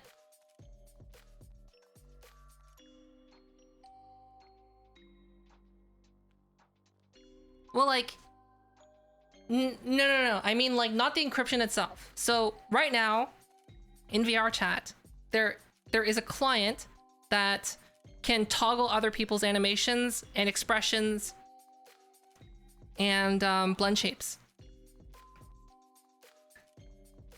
So since there's a client out there that already exists that can do that to other people's models, doesn't that mean that they can see which ones are active and not active? That was my question.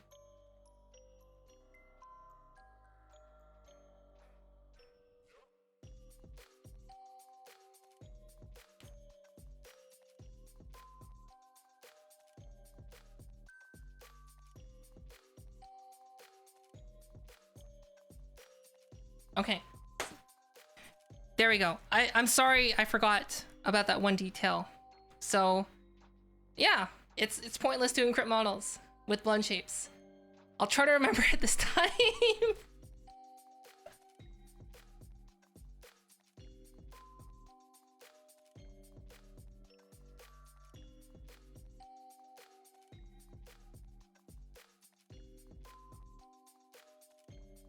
Well, like, what I know about Neos VR is everything is driven by on client side, and the only thing that everyone else sees is just basically a puppeted mesh.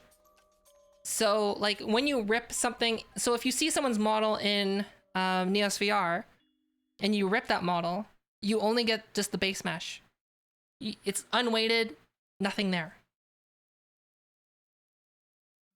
Now, the problem is, like, see, that I don't mind. If VRChat had a similar thing to that, I'd be down.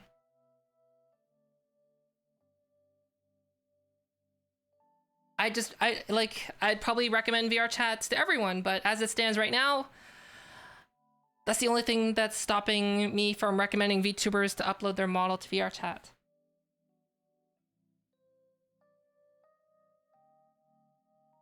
Because, like, in essence, something has to be stolen, right? So something has to be loaded.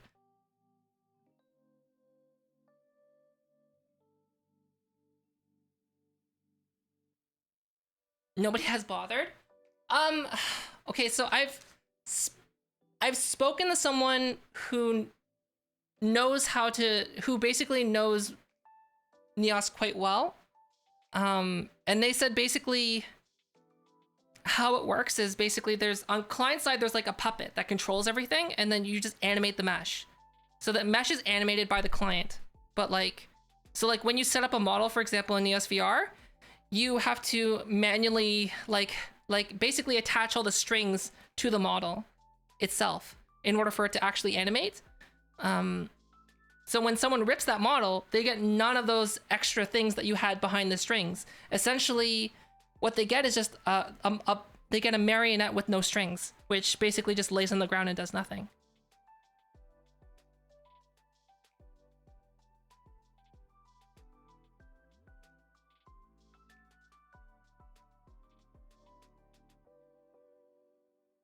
No, basically what you would get in Neos VR when you rip a model would just be a model that's like this. In A pose.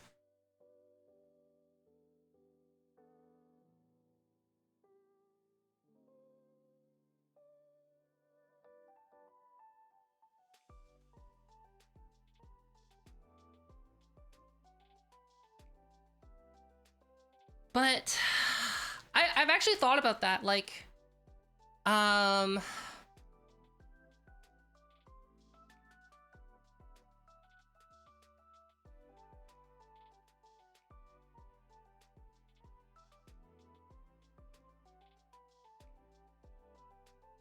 correct, Liz the Distracted. It's more secure right now, but like, it's another step of obscurity, which is built into the platform.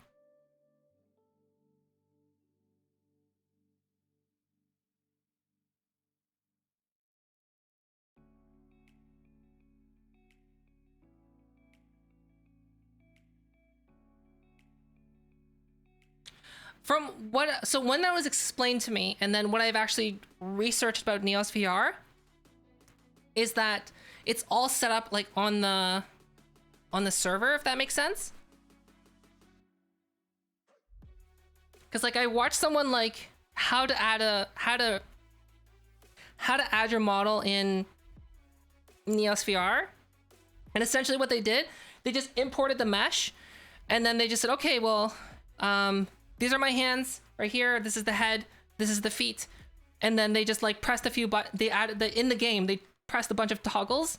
They said it'll do this, this, this, and this, and then they were just able to hop right into it.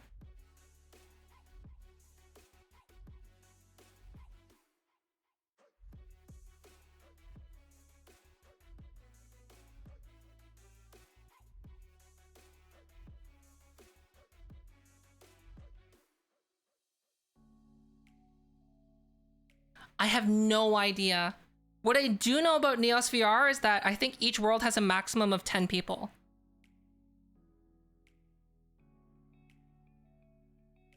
That's the only thing I know, like 100% how it works, is that at the time, 10 people max. So like what I was thinking would be a cool way to actually do like a game like VR chat would be to have a client side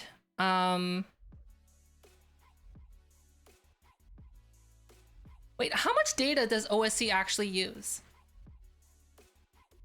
I've never actually checked. Because I literally use it all the time, but it's all done locally. So like, I don't actually know, like for example, right now I'm using OSC to, for Apple ARKit blend shapes, which is 52 blend shapes being activated like willy-nilly. And then the rest of my body and then my gloves being like sent into Unity.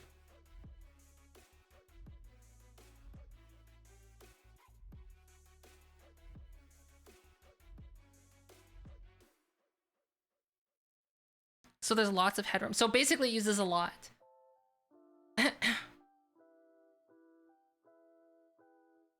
Actually, no. Basically how VR chat works is anything that's uploaded, private or not, someone can get it. Like, I know like some people say, oh, well, like even if it's uploaded private and no one's ever seen it, because the easiest way is like you don't need a client. You literally are just in someone's world, and when you see someone's model, your computer's downloading that model, right? But like there's another way, which is basically if the model itself is private and you've never seen it before, as long as you know the person's account name, like it doesn't take that many, like maybe like 20 minutes on Google, and then you'll be able to find out how to get it. So it's like, essentially, if you don't want your model taken at this current time, delete it from VR chat.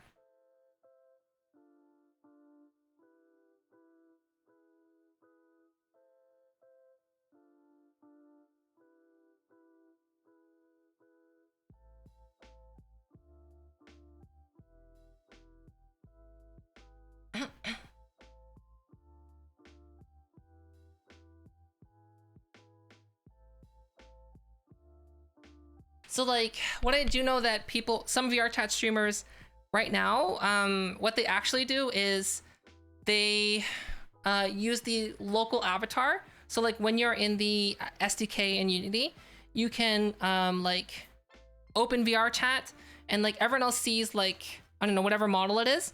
But then locally, you'll see your own model that you've, you know, are using locally so that only you can see your model. So like if you're streaming, you have your camera, stream will be able to see your normal model, but like everyone else that's in VR chat, they see whatever the model used to be.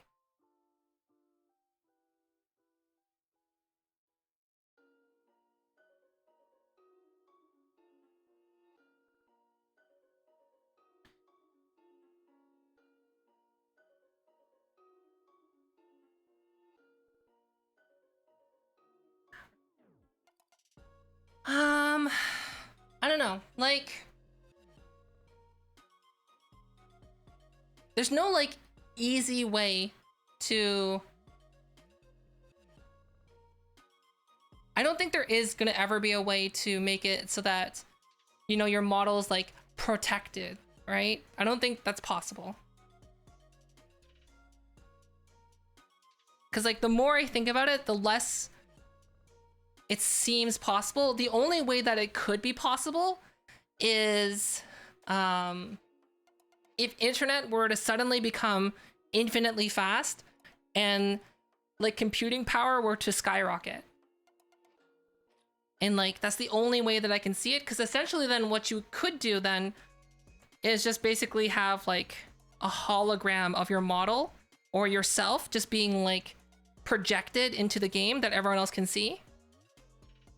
And essentially all it is just streaming video data. But like that's not feasible right now, because that would be ridiculous to implement in a game right now.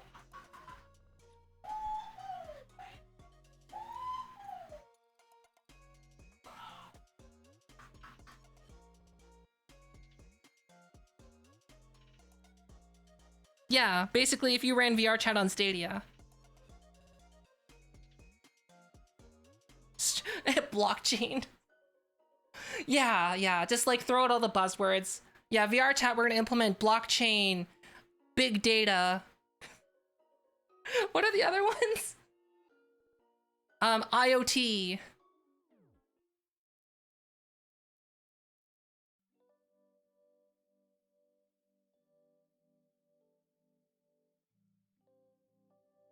Oh, and NFTs. Yeah, of course. NFTs. Gotta implement NFTs. AI powered. Yeah, we're gonna have in VR chat. There's gonna be artificial, like there's gonna be AI, IoT, NFT models that that are powered by big crypto. Just by simply using VR chat, you're generating our own cryptocurrency through blockchain.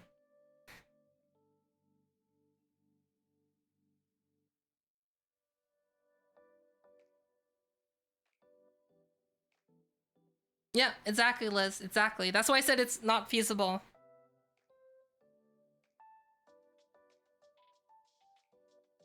Like,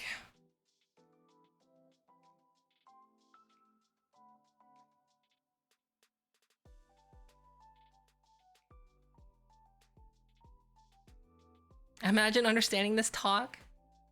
It's just nonsense. Like, it's just knowing the buzzwords and then just stringing them together in a way that sounds like it makes sense.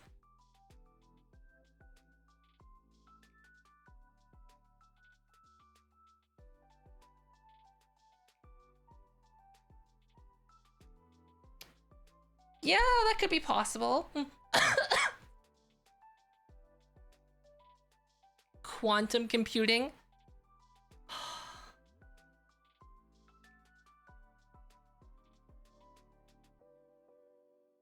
Here's the thing. I think once I become, like, once a VTuber becomes big enough, they don't have to worry about people ripping their model. Do you know what I mean? In VR chat anyway. And because, like, essentially most of that goes away, because if it's just available to everyone, it's no longer special. I would say, like, as it is,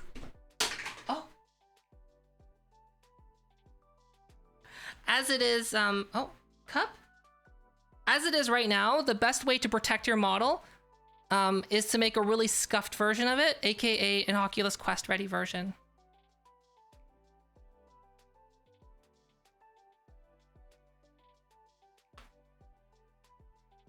Uh-oh.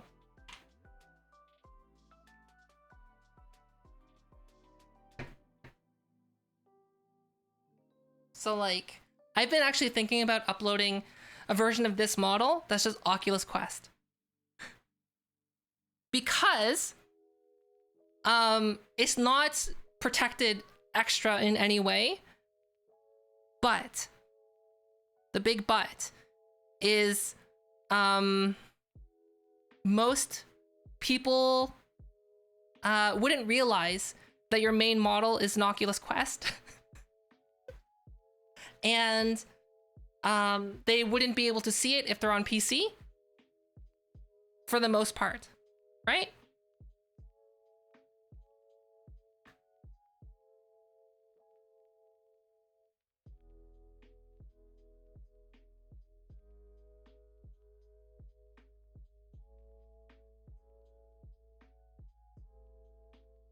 Oh yeah, that's fan art.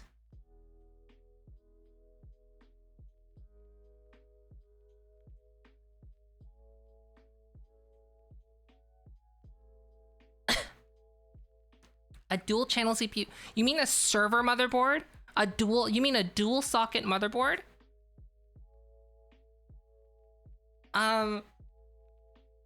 No. It wouldn't be faster. It wouldn't be faster for what most people are using, because it wouldn't be optimized to do anything, because most people don't have a dual socket motherboard. Right? Like right now, you could go out and you could buy a dual socket, a quad socket motherboard. But why? Why would you do that?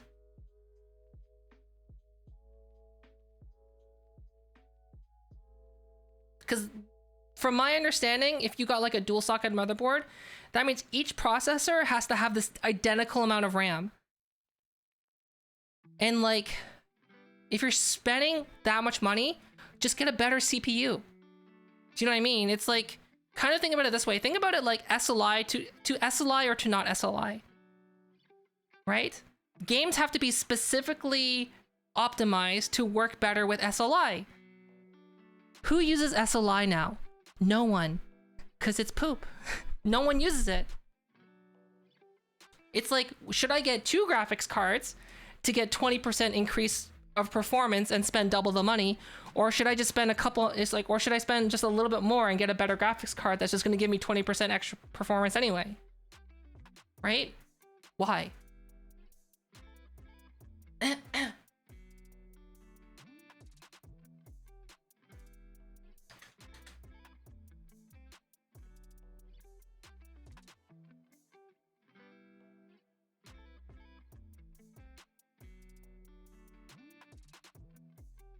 NVIDIA has SLI out there right now with NV Bridge for non-gaming purposes, only for compute. That's all it's used for. Specialized applications use SLI right now. So like, if you're running compute, like if you're running like calculations or you're data crunching, yes, 2 graphics cards would definitely help you, especially if you're running Quadros. But like, if you're like, I'm gonna get 2 RTX 3070s and slap them in, and look, I get 10% extra performance in my favorite video game, yay! Right? Just, at that point, just get like a 3080.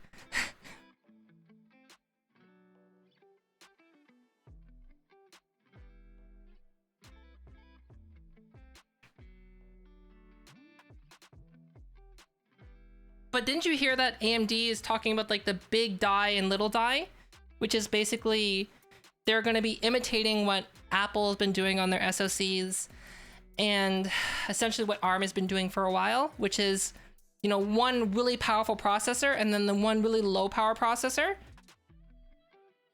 So like they're going to have one really fast one really power efficient, normal everyday thing. And essentially what they described is like, if the low power processor just can't handle it, it'll just immediately hand it off to the big, you know, the big chungus.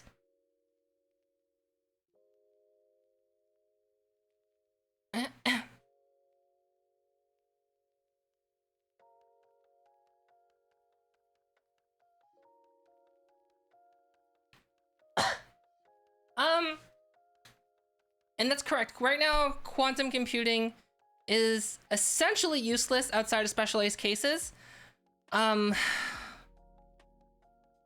Because essentially all of our programs are designed to work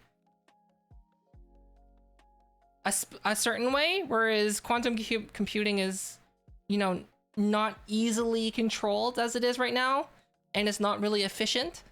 But like, if they're able to like, you know, get it so you don't have to run it on liquid helium, then it might be okay.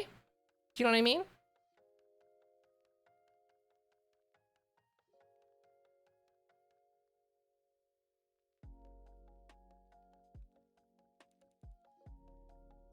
Yeah, basically whatever you upload to VRChat, just upload it with the expectation that it can be taken at any time.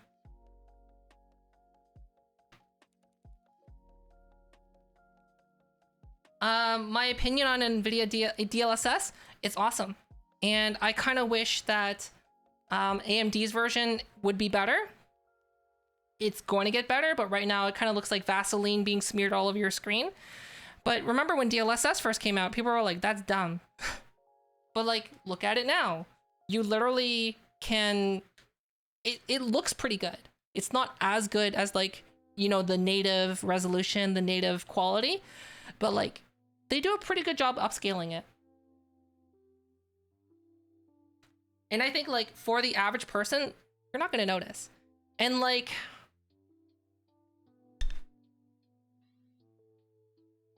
I think like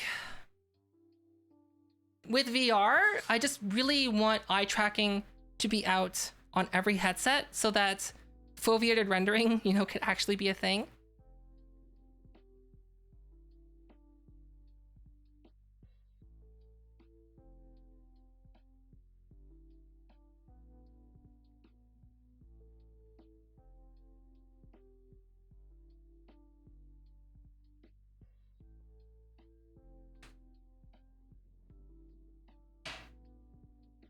How many headsets use eye tracking? Right now, natively. I'm talking about natively without any add-ons. Or if the add-on is provided by the headset manufacturer, not a third party. So right now, available to consumers, three headsets.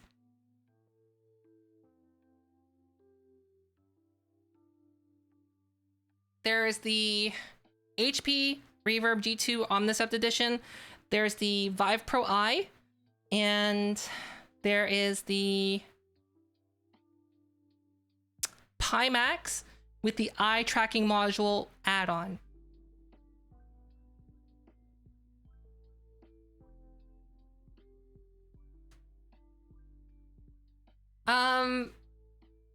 Facebook is probably going to be the one that's going to make it. Let's be honest.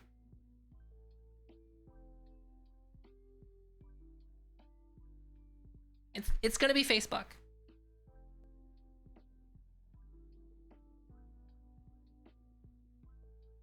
Yes, Sly? Okay. Taking a break. Yeah, it's going to be Facebook because Facebook already has all the technology to do it. They're just sitting on it. And like, Thrill made a really good point on why people are just refusing to compete with Facebook, because like Thrill's point was basically if HTC poured all of their money into making an Oculus Quest competitor, Facebook would just be like, oh, that's fun. Okay, Oculus Quest is now $200. Good luck. Right? And then they would just wait until HTC plunders and flounders and they go out of business from investing all their money and resources into trying to compete with the Oculus Quest. And then Facebook, oh, okay, well, that was just a promotional price. Here's the next Oculus Quest 3, and it's going to be back at the normal price.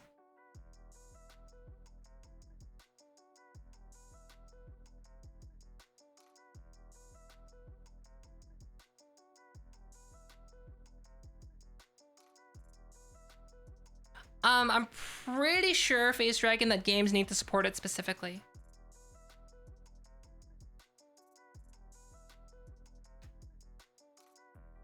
I don't know. I think HTC was in a point where they could have made a difference and they could have been in a very favorable situation. But instead of following up the Vive and the Vive Pro with a good headset that was consumer friendly and affordable, they released the Cosmos.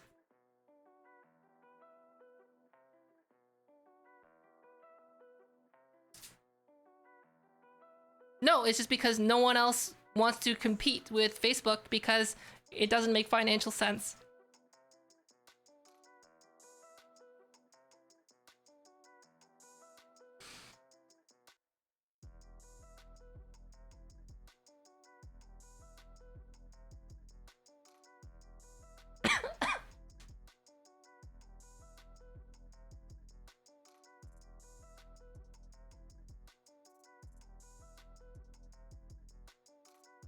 Yeah, essentially, there's going to be two revolutions to happen. The first person to make affordable virtual reality with, you know, decent hand tracking and eye tracking and mouth tracking, face tracking and hand tracking that's affordable to the everyday consumer, that someone can just pick up and then put on, and it's easy, right? Like Ready Player One.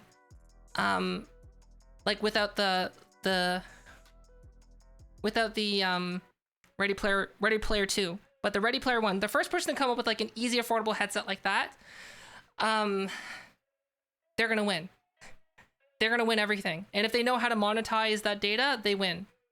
AKA Facebook. Then the first company to come out with like, I guess, full dive, BCI, brain computer interface, they're gonna win.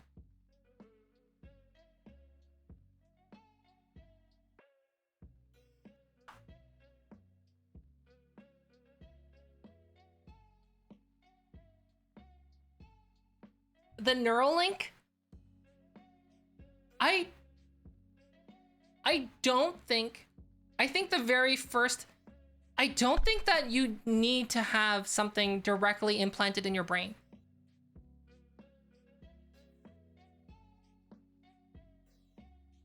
Do you know what I mean? I don't think you actually need that. Yes, Neuralink does require you to have an implant in your brain that's surgically implemented.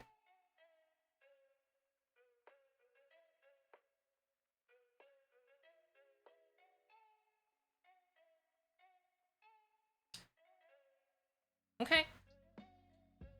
Sure. Oh, since we're on break, can you fill me up with my drink? Sorry, did you say you want me to fill you up? With my, yeah, please. I'll fill you up. Thanks. I took the tracker off.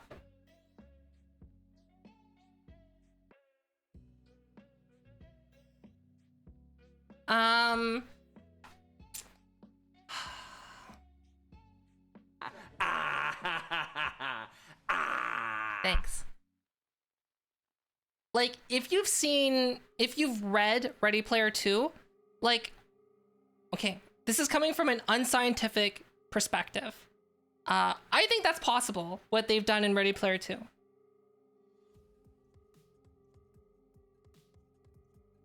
Basically, you have something that just secures to your head very tightly, and then it just like,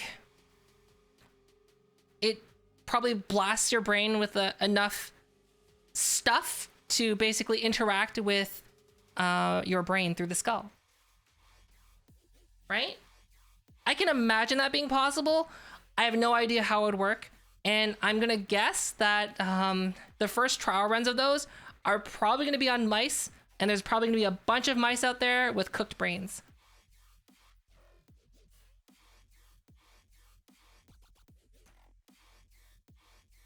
Well, like in the book, basically what happened, okay, this is like very, very small spoiler. This happens in the very beginning of the book, so I'm not spoiling any plot points. But basically, if that head mount were to be, let's say if you're in full dive and all of a sudden someone to rip off the headset while you were in VR, like through BCI, you would turn into a vegetable.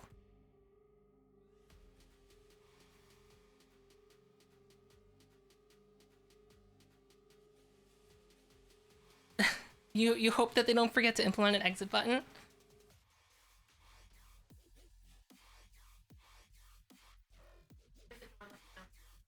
Thanks, Sly.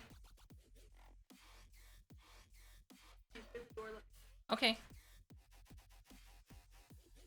I don't know, like, I really don't like Sword Art Online because the characters are so bad.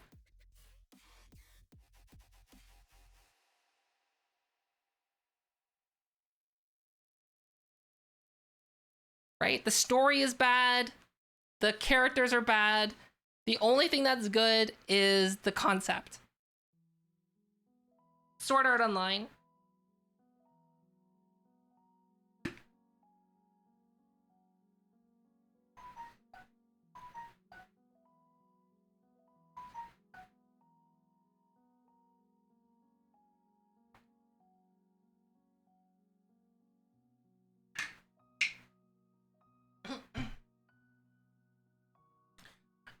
Basically, this is what you should do. watch Sword Art Online until they reveal that they can't log out. Then stop watching Sword Art Online and watch Log Horizon and imagine that's what happened.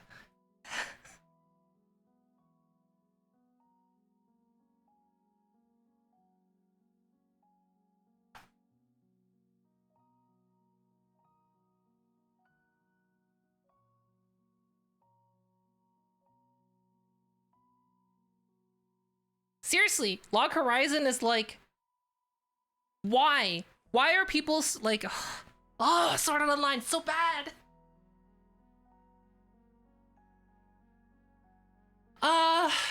Dot Hack. I've watched it, and like, it's hard to watch now because it's very dated.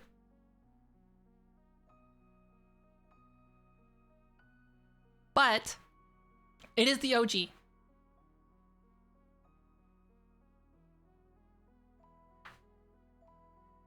It was always hard to watch.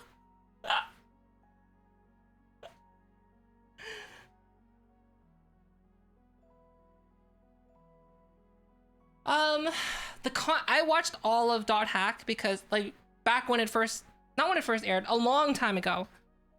Back when it was on DVD. And I watched the whole thing just because the concept was cool.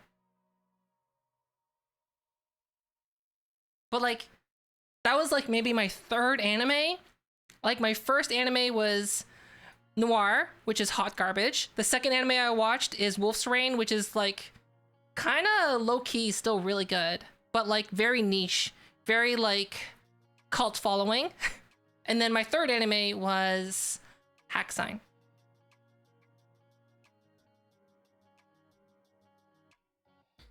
Yes, the anime Noir, hot garbage.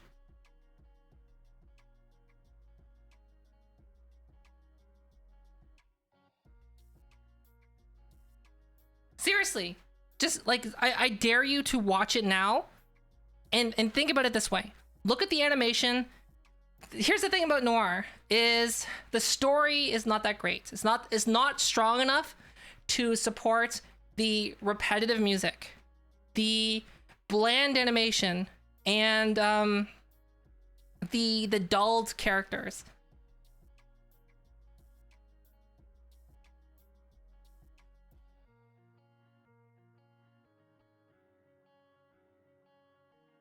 Yeah, if you watch it now, tell me I'm wrong.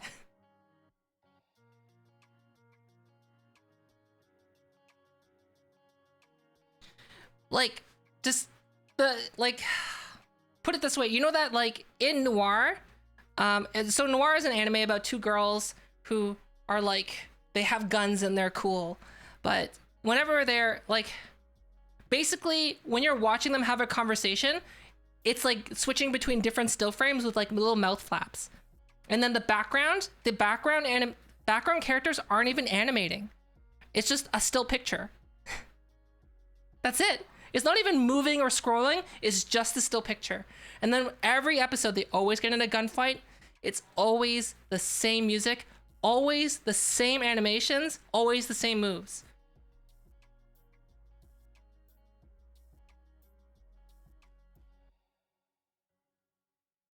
Oh yeah, it's probably on eBay for $300. I wouldn't doubt it.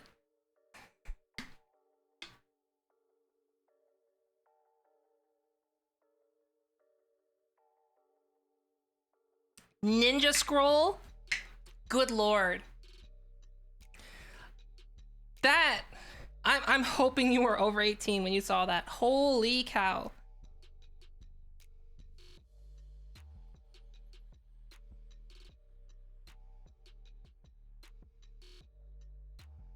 Like, I think if you go back and watch old anime now, it's not gonna hold up because like we're spoiled now with like, for example, think of like, regardless of the story, regardless of like the controversy over the CG, think about like modern anime now that's like, for example, what's it called? With the wall and the giant creepy people that eat things. Attack on Titan. Yeah, oh yeah, Cowboy Bebop definitely holds up.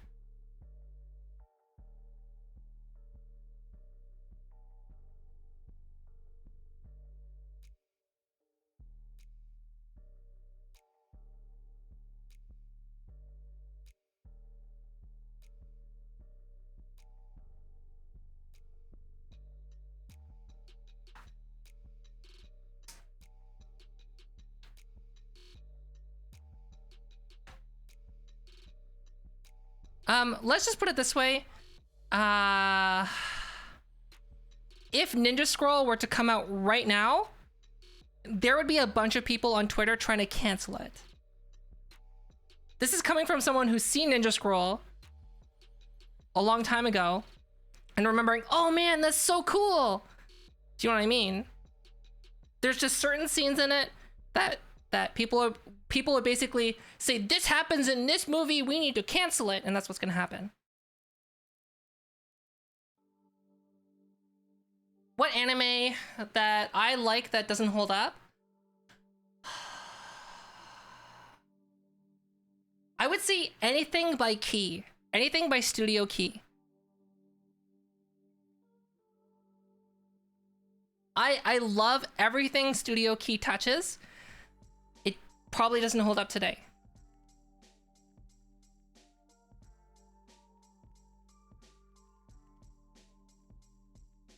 So like Studio Key did Air, they did Clanad,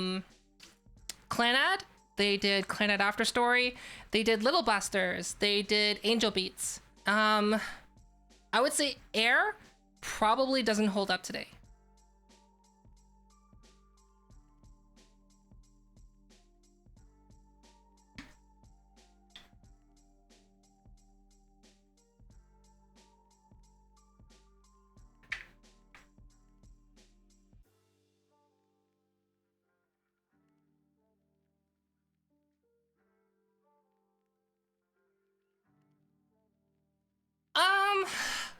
I don't know, like, cancel culture definitely has its merits. I think often it's abused for maybe for not the best reasons. Cause like, here's the thing is that like, when it's kind of like peer pressure, right? But online. So like, imagine everyone at the school is like, did you hear that this person did that? Right? And they're like, isn't that terrible? And like, you have to like, and there's like maybe like 20 people in front of you and at your school, your friends, your peers. Like, are you gonna be like, can I just like fact check this first? Like, what, you don't believe us? Do you know what I mean? Like, basically that's the internet right now. It's easy to say, you need to do your due diligence. You need to like fact check everything. But that's like just exhausting. And then everyone's just kind of operating on kind of like this almost like automated primal instinct of, oh, it must be true.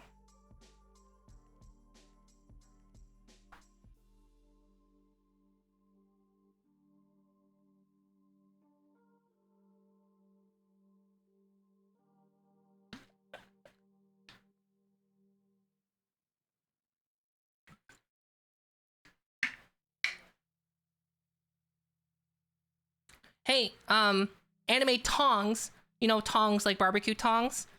Try it again, I dare you.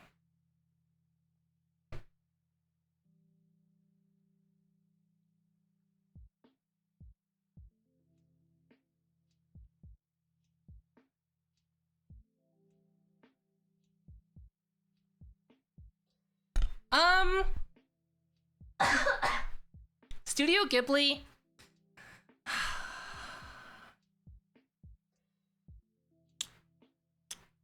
I like the movies from Studio Ghibli that have mass cultural appeal and that have become popular in the West. If you've seen the rest of Studio Ghibli's movies, they're boring.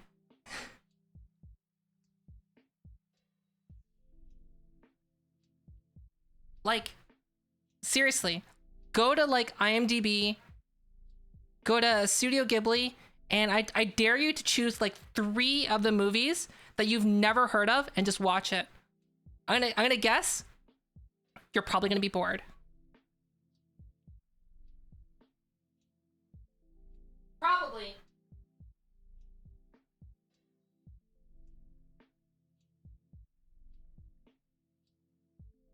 Howl's Moving Castle is one of those ones with mass appeal.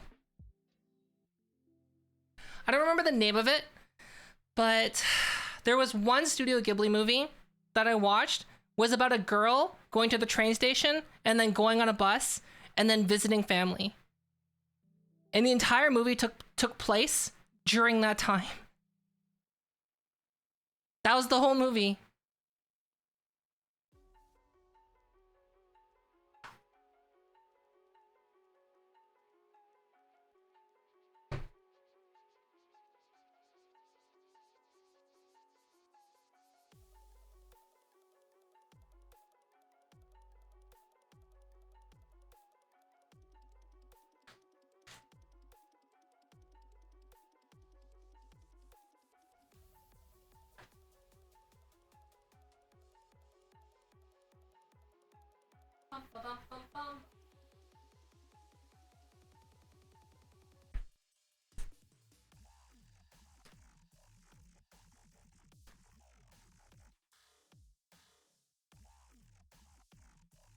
Yeah, Howl's Moving Castle is good. There's no doubt about that.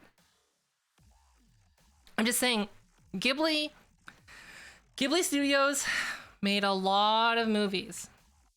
Part of the deal was basically Western companies went, hey, Studio Ghibli, we want these movies. Studio Ghibli's like, if you want one, you have to get them all.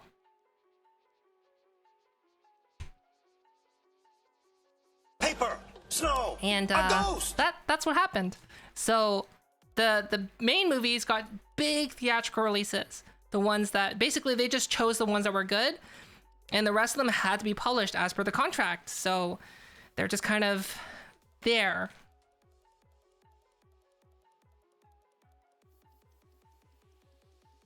Yeah, lots of duds, lots of masterpieces.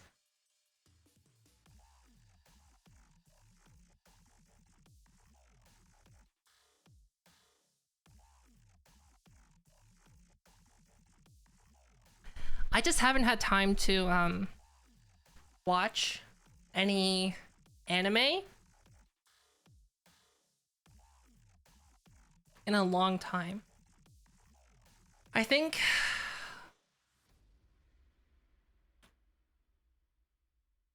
the last anime I watched was an anime that I rewatched, which was Redline.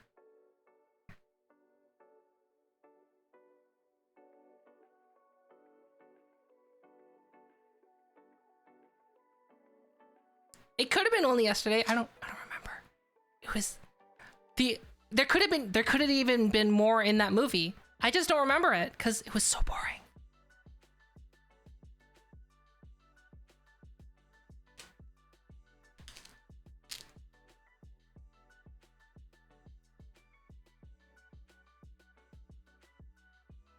I would say Redline is probably like one of my top recommendations.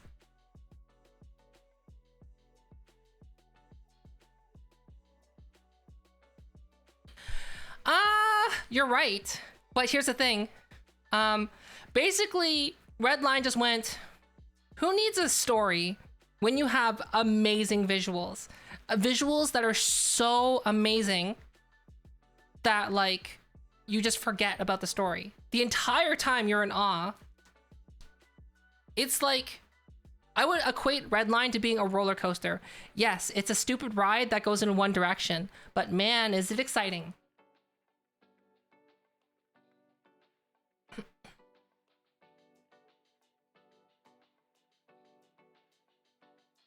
Now, I could see if Redline was made into a series, like even a 12 episode, it would be terrible.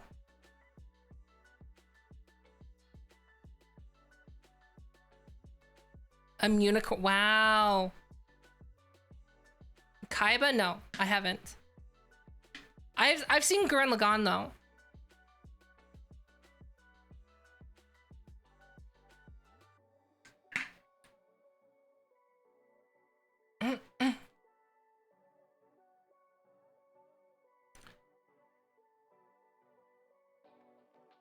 It's kind of like I don't know, there's some anime that I've seen the first time I watched it and I didn't like it, and then someone insisted that I watched it again and then I liked it, or I kind of liked it. Like, I still don't know if I like Serial Experiments Lane. I still don't know if I like it. Do I like it? I don't know. I don't know. Oh my gosh, the cup is so jank right now. Why is it so jank?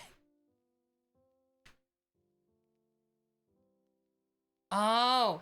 Oh, I put it on upside down. That's why. Okay. It's good now.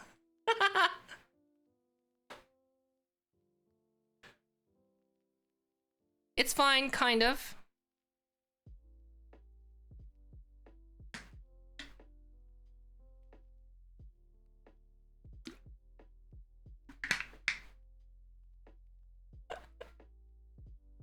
Do I actually have a tracker on my cup? Yes. Yes, I do. Just like I have a tracker on my mic and a tracker on my chair. And if you want to know how to do it yourself, check out my YouTube channel, !YouTube.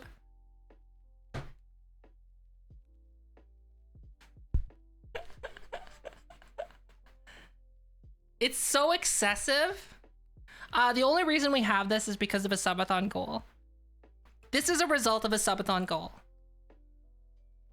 I still need to fulfill some of the other subathon things, but this is the first one to happen. Exclamation mark YouTube. Ah!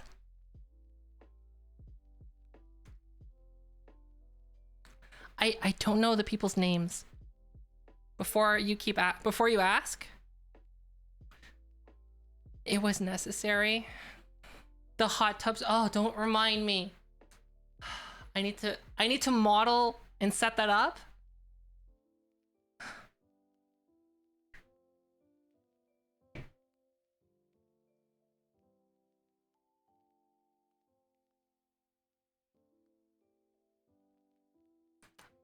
No.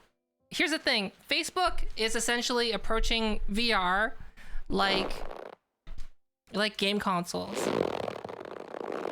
They're just trying to, they're selling, like, they could probably sell the Oculus Quest at a loss and they'll still make money.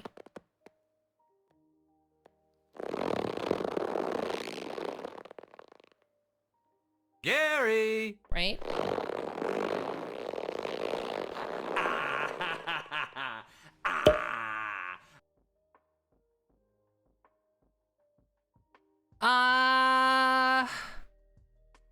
Not the traditional way.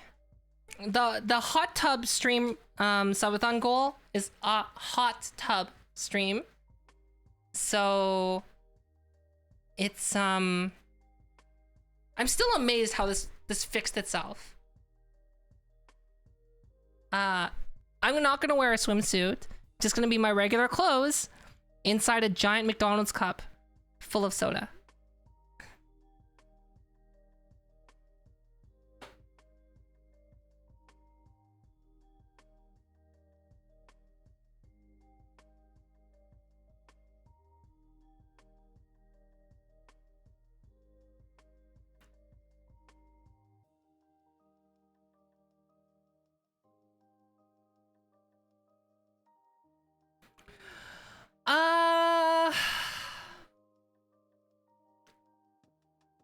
If you've ever had a bath bomb,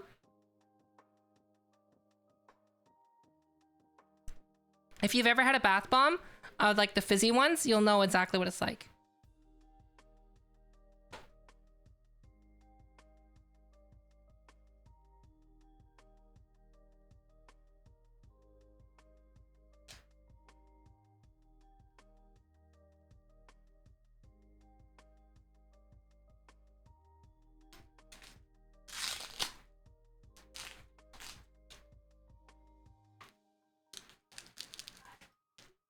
here's the thing, is that you and me,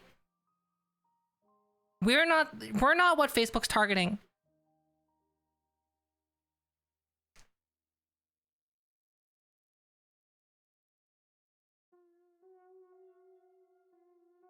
Inflatable ring? Wait. For your hot tub stream, let the chair control a floatable ring? Inflatable ring? Oh, that's a good idea. Well, think about right now, right? If you just go on the street, just right now, if you hand someone an Oculus Quest, right? And then you say, load up this game, you just use the controller, click and point, like your TV remote. They would instantly get how to do it, right? And it's very convenient. It's just like a little thing that they just plug in and charge, and then whenever they want to use it, they just pick it up and they can use it anywhere they want in the house. They can use it while they're traveling, they could use it on the plane, they can use it in their living room. Now think about us. Anyone here who has used PCVR? Think about it. It might seem easy to you. It's not.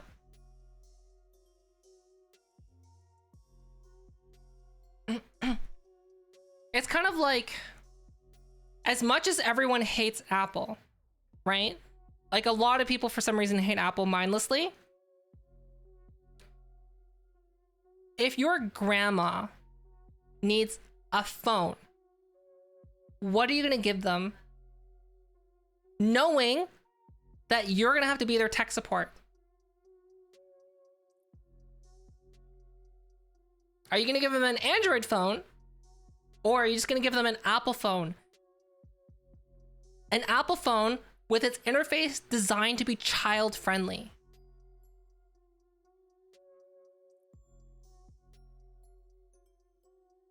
Seriously, think about it. Sly! Sly! Hey! Sly! Door!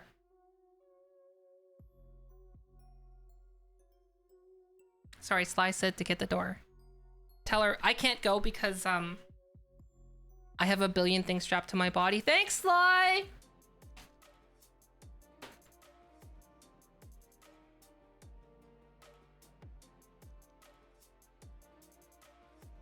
But here's the thing though, right?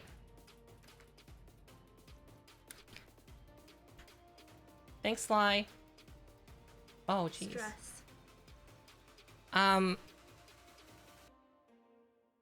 You and like most people here that are like, I hate Apple, you can use Android just fine, right?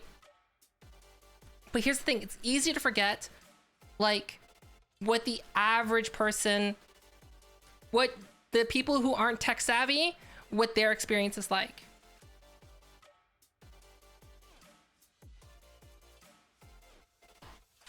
Right? You can't just be like, oh, flip phone. What if your parents want to do a video call? Right? Think about doing a video call on an Android phone.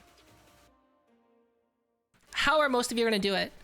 Oh yeah, Grandma, can you go on your phone and can you go to the Android App Store and download this application called Discord? And you're gonna make an account. Yeah. Make an account. No, not your Gmail. You can't log in with your Gmail account, but you're gonna have to make a new account and use your email address. Okay. Yeah. Now what I want you to do is add my username. My username is username hashtag number. Yeah, that's me. So you're gonna, when you open the application, you're gonna go to your friends list. It's like, what do you mean my contact? No, not your contacts, your friends list.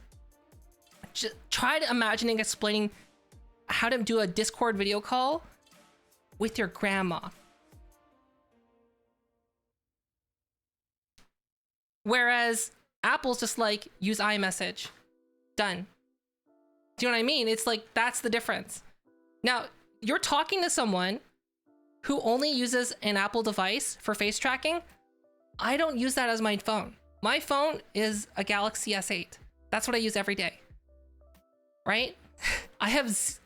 My iPhone has zero, like basically 2 apps installed on it.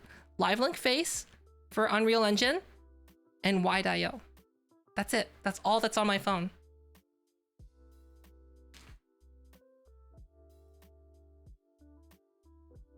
It's not even connected to internet right now.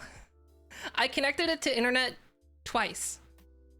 Once to install Wide.io and LiveLink Face, the second time because it needed an update.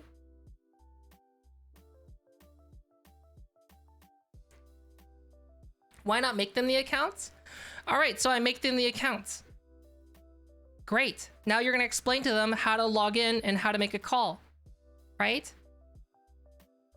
Like I said, there's a lot of steps that require an understanding of technology that we take for granted.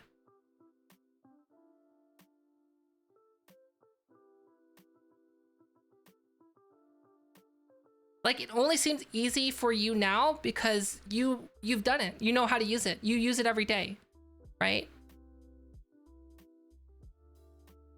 Whereas, like, you know, for example, like, people that I've actually walked through and got using Discord,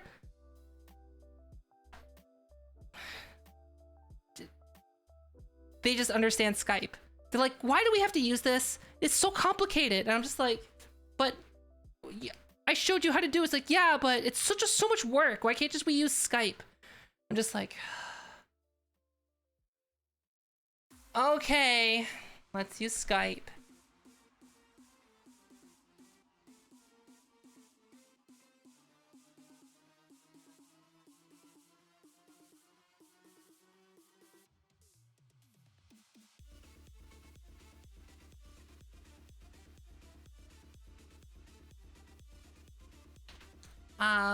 Let's not have that.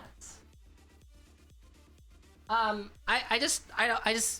deleting that message just because I don't want to talk about the topic that you talked about. I just don't want to have that being a discussion, but I've read it, I understood it, and I feel you. That one specific thing, I just don't want that to be a thing to talk about. If that makes sense.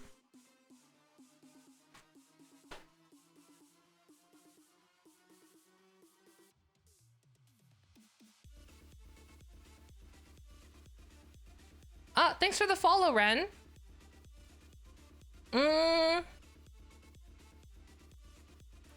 Here's the thing.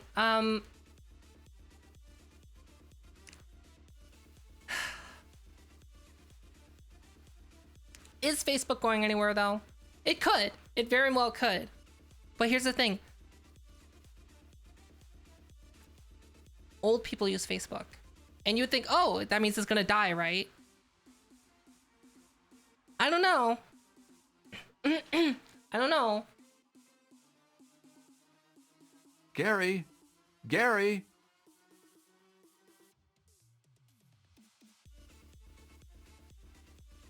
I think Apple does a very good job of using technology that's already out there and packages it together in an innovative way.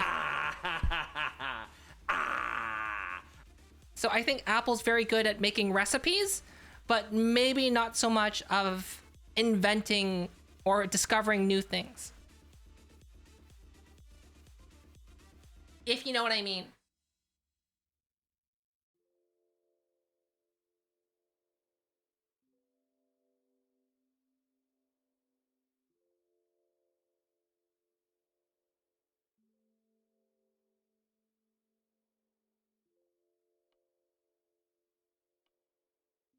Because, like, if you think about what's Apple doing right now, is look at Apple Silicon right now. It's nothing new. It's an ARM processor, right? That's what it is. It's an ARM processor. Cool. But right now, it decimates everything else in that category.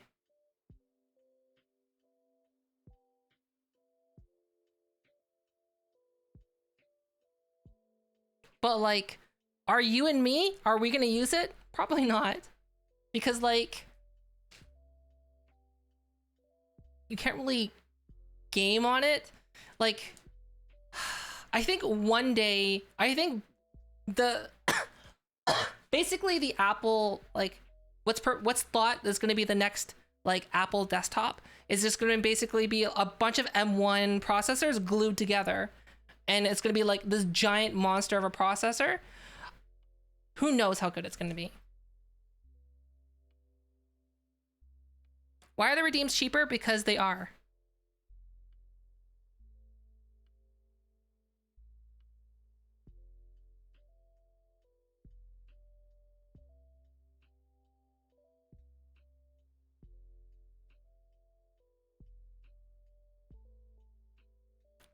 It's true though. Anyone can do what Apple does, but the problem is that who's going to? It costs money. It costs money to do that.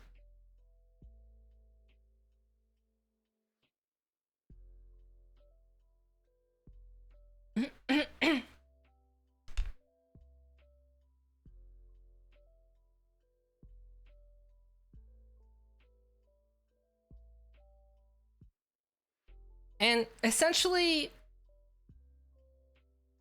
what they do really well, how does Apple make most of their money? Apple probably doesn't make any money on their hardware. They make all their money on the App Store, which has become very apparent with the Epic versus Apple trial, right? They make so much money on that. And they use that money to just like be needlessly wasteful. They're like, let's develop this thing that makes no sense. And then we're going to charge $1,000 for it. Wait. Why are we developing $1,000 wheels? Because we can.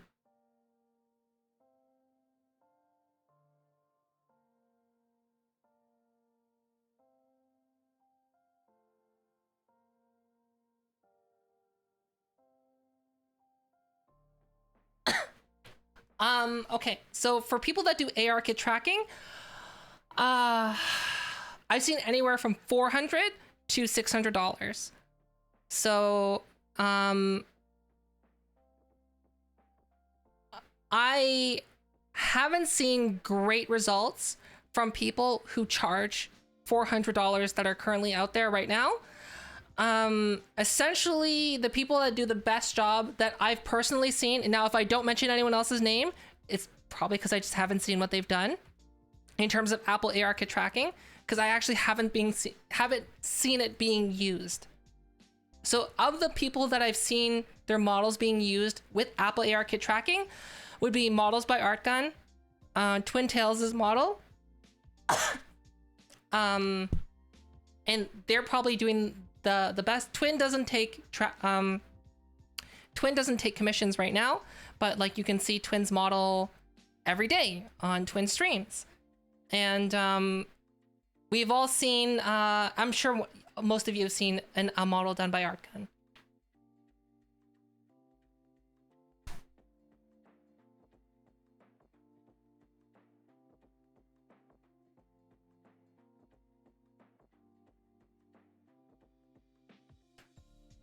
So essentially, what I've also spoken to people who know how to do Apple ARKit creation. They know how to do it. They choose not to because it's too time consuming. It's too tedious. It's too boring. It's not interesting to them. And they said the first time they did it, they might charge like $350, but they probably not like it. So realistically, they would probably charge $450 or more. So, essentially the reason for the price is just because people don't like doing it. That's it. Like, that's individual rates. If you were to go get it professionally done by a company, it would start at $1,000.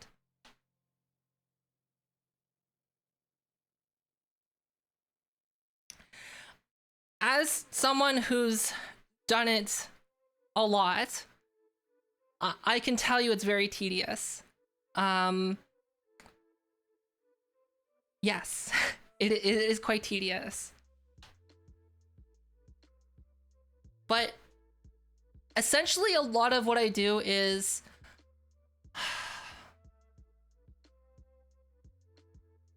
okay, so keep in mind I'm someone who is self-taught in Blender.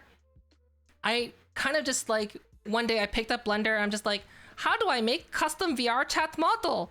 And that's where I started from Blender. And a lot of the things that I do is just like stupid tricks that for example, I didn't know how to do if you have two vertices and you don't want to merge the vertices, but you want to have the vertices snap to the other vertice, I didn't know how to do that. So what I used to do was I would sometimes merge the vertices, merge to last, and then rip them. Or I would just manually move it over. To give you an idea of like, that's like my background in Blender. So like, I've slowly been picking up a lot of common knowledge and just like stupid hacks that I'm sure I'm sure everyone like who knows Blender already knows how to do it, or probably even knows a better way to do it. But yeah, so like when I look at someone's model, I just like, a lot of it's just like, I know I'm going to encounter this problem, so I'm going to start fixing this problem before I encounter it.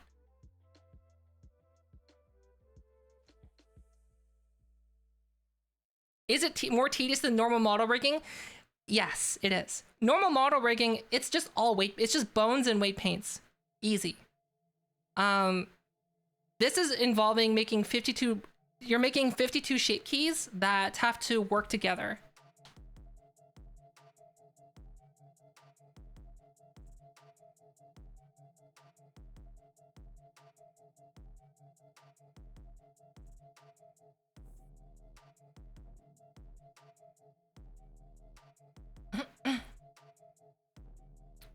I'll tell you, it's easy. It's just work. Anyone can do it. If I can learn how to do it, you can learn how to do it. So like, that's why I say to like, so that's what I'm saying, like Pud, you should definitely offer it 100%.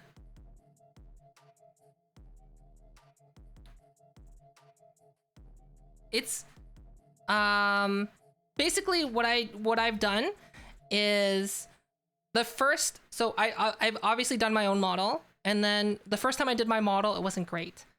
And then I did someone else's model for free because I was learning how to do it and I wanted to see someone else's model. And it wasn't great either. And then I learned how to make my own model better. So then I made their model better. And then there are certain times where I see someone that I know that has an iPhone and they have a particular model and they'll be like, hey, can you send me your model and I'll do it for free on the condition that it might not be that good. It might take forever and I can work on it publicly. So that's what I've done that with 2 people because like, I've never seen, one was because I've never done someone else's. The second was because I never worked on a furry model before. And I didn't want to buy one to work on one. If that makes sense.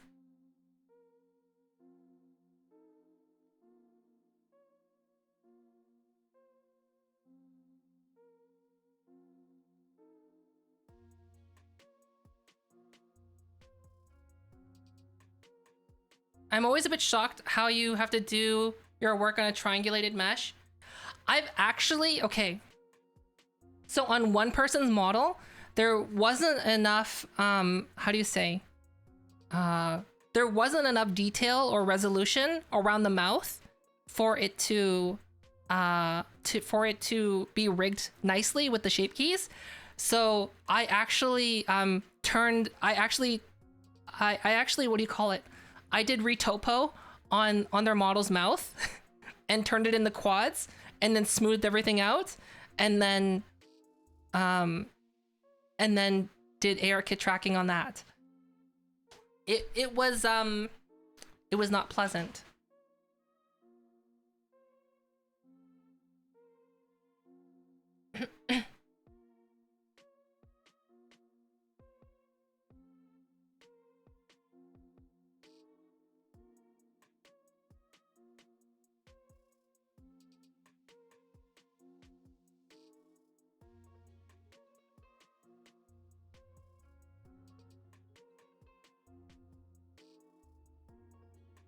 But here's the thing. I know how to model, but I don't have the time to learn how to do it well enough. Do you know what I mean? Like, essentially, I think if I were just to immediately stop all of my commissions on face rigging and just basically, you know what, I'm closing my doors, I'm done, goodbye, I'm not taking these commissions anymore, I'm just gonna focus on learning how to make a model, I would imagine in like 3 months, I could probably produce a decent model. And then from there, like, I would imagine my skill would get better and better. But like, I'm not living in a dream world.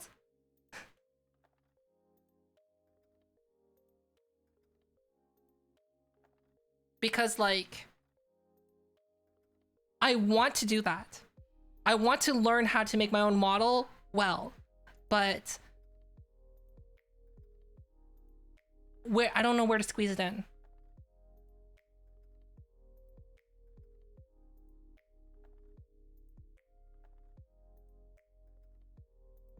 Yeah, I wish that I spent the time learning how to properly sculpt, because like, I've already sculpted, so full disclosure, I've already sculpted a head for my new model that I was like, I'll spend time on this, I'll do it. I sculpted the head. It's done pretty well, but it took a lot of time, and I'm like, in this time I could be doing this, this, and this, because the thing is that like, I'm not, for example, instead of spending that time learning how to do that, I could make a YouTube video, and that YouTube video would just generate money until either my account closes on YouTube or YouTube stops making money. And you know, that's the way I see it, is like, could I be doing a YouTube video instead?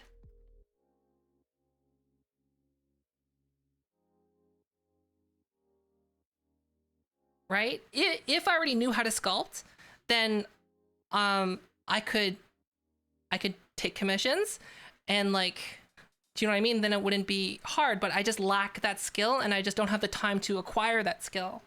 And so that's why like, it's just better to like outsource your skills. So for example, if someone is good at creating models, or if someone's good at making assets, or if someone's good at doing video editing, yes, you can learn all of these things, and you could save a lot of money by learning how to do everything yourself. But the thing is that you don't have the time to learn everything yourself.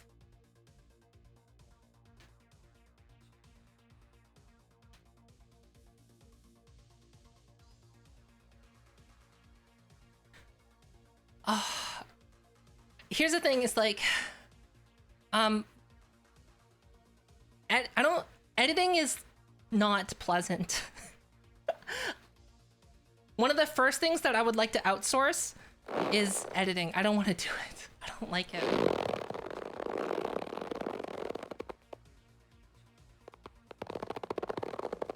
Exactly.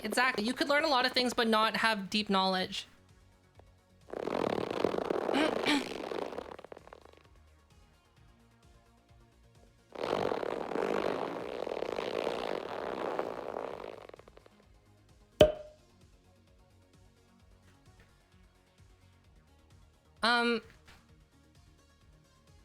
I really admire, okay, so I'll just put it out there. Pud in chat, I'm on their waitlist for a model, and they've graciously added me to their waitlist after I applied to be on it.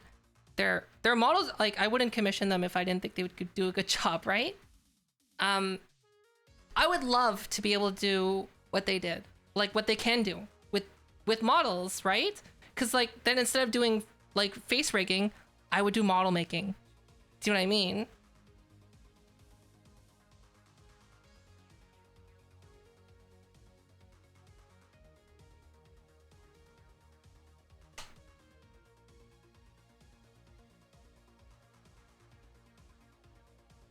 I would say inherently though,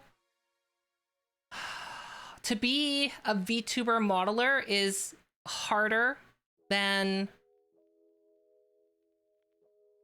rigging in my opinion, because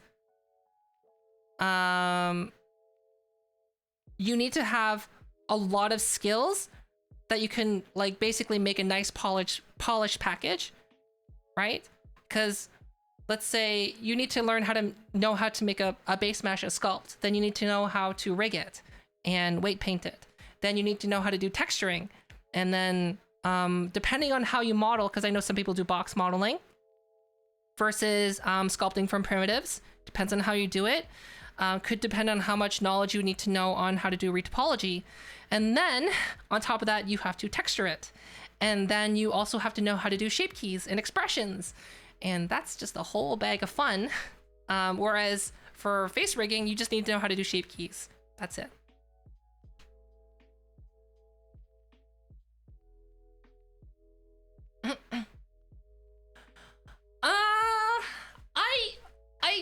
I don't think so, actually. I think virtual reality is becoming more popular. And people don't want to be themselves.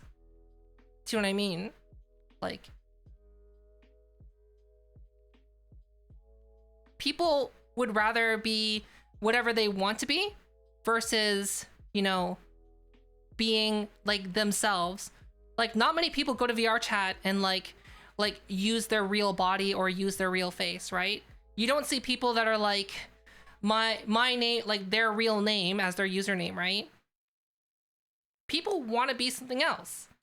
And like, yes, the VTuber craze might die, but what's going to come out of that is there's going to be more people out there who are looking for custom models.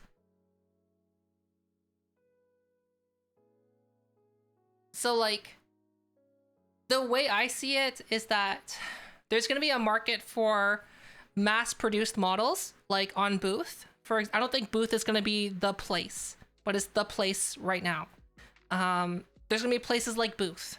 There's going to be people who are looking for the more artisan, handcrafted experience, which is basically like the tailor, right? Where like, you know, like you could go out and get a dress and buy it from the store for $50, or you could spend more and go to a tailor and get one handcrafted for you. There's always going to be people that want that. Whereas AR kit rigging, what I do for face tracking, is literally like within 5 years, it's probably going to be automated.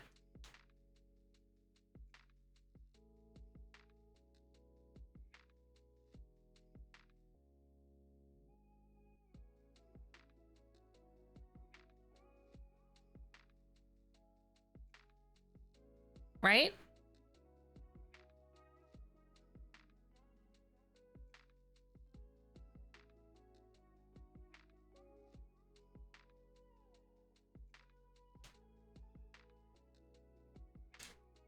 Well, like, I expect it. I don't expect what I do for face tracking to last at all.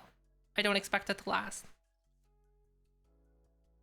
I think since I was the first to market, for the most part, that I certainly have an advantage, but like, it's not gonna last. I know there's gonna be more people out there that are gonna start doing it, and then eventually someone's gonna come up with a cool algorithm that will just do a really good job. Do you know what I mean? So like, that's why I purchased a lip tracker is because I want to be first to market for that. Even though like I don't expect anyone to want that, I'm going to offer that as an option.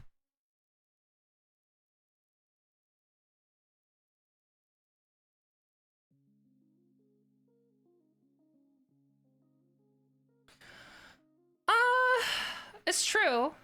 Here's the thing in Korea though, is in Korea, you can get handmade clothes by a tailor by picking out all the fabric and all the buttons and all the threads for like less than $100.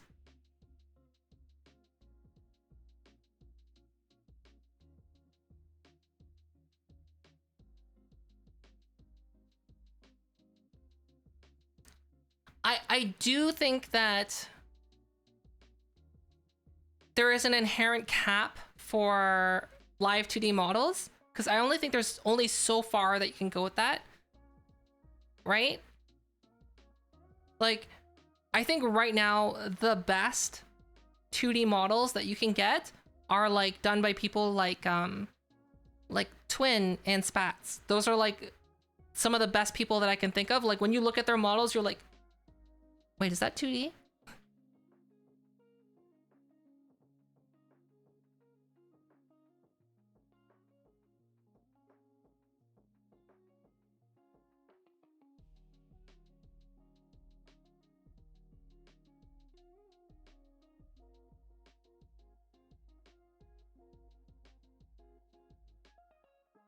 Allison Kiyomi, thanks for the follow.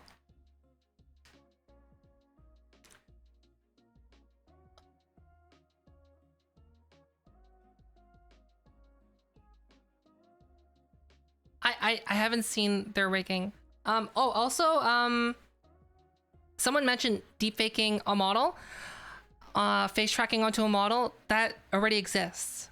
I've used that technology, and I no longer have access to that technology, but that's what professional game developers and Hollywood movies use.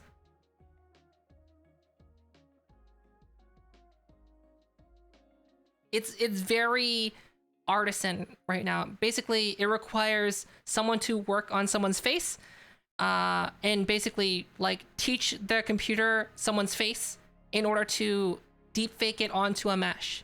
That already exists. It's out there. It's just it's proprietary and expensive, but the results are amazing.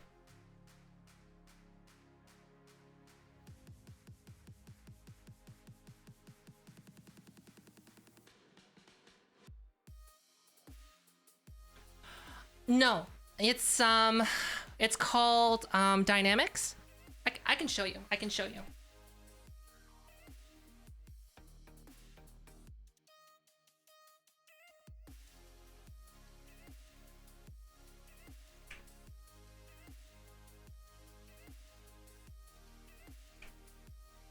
Dynamics. We're gonna go to Dynamics website.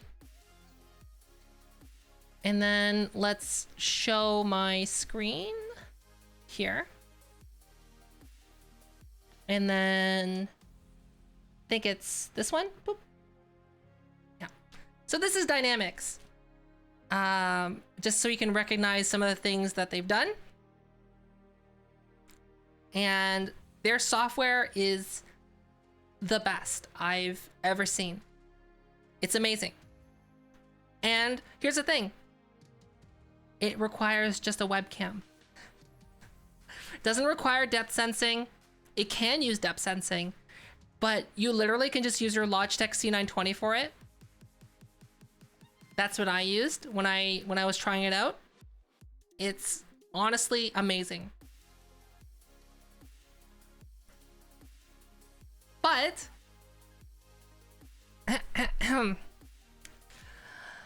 it is very expensive, because essentially it's a whole pipeline on how to teach their software someone's individual face, and basically it's optimized to learn one person's face and track it very, very well. But it's very proprietary, and let's just say it's more exclusive than FaceRig. It's $300 a month because their audience is not you and me. Their audience is, well, you can see it on the screen right now. That's their audience. That's their target market. Their target market is to use a wireless head-mounted camera that's super lightweight, that doesn't get in the way or hinder or weigh down the performer's face while they're doing whatever they're doing in motion capture. And that's what they do.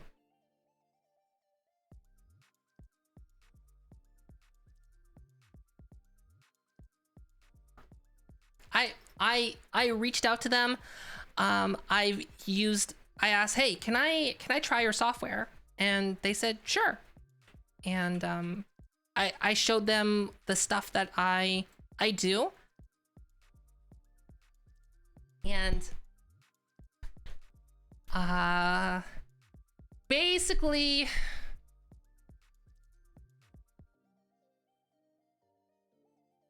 it was really cool to use and to gain knowledge on it. And the main reason why I guess I didn't, okay, I'll tell you. The main reason I didn't do a video on it is because it requires you to deepfake your face. And I didn't want to essentially have to do a face reveal to showcase basically expensive versus non-expensive hardware.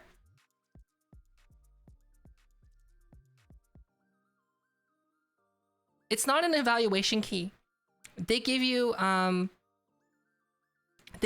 key, what do you call it? It was a file that they gave you a file that would unlock, that you would have to, you open the application to install, and it says, please locate the key file. And they gave me a file, and then it would install based on that file.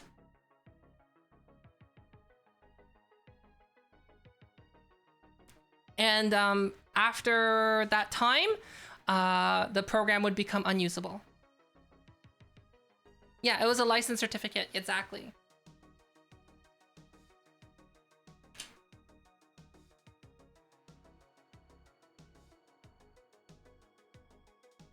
Like, I've never had software that just basically was designed to self-detonate after a certain time.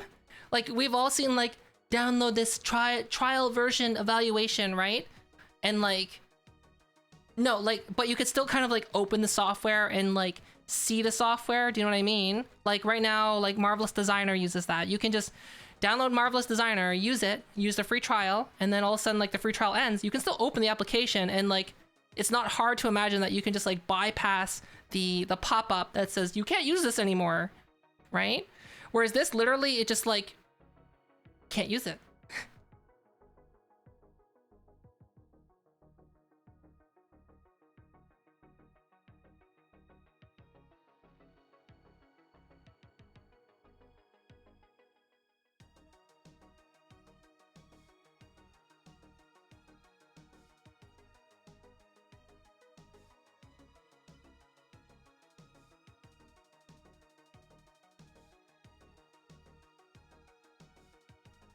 I honestly, like, that kind of a thing is, like, very, well, going back to the VR chat talk, it's very, that's a very niche market, and it's essentially going to be an arms race.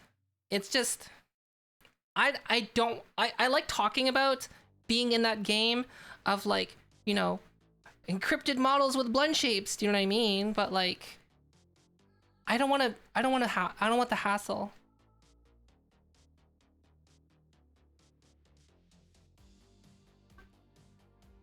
Okay, see you. Have a good time in class.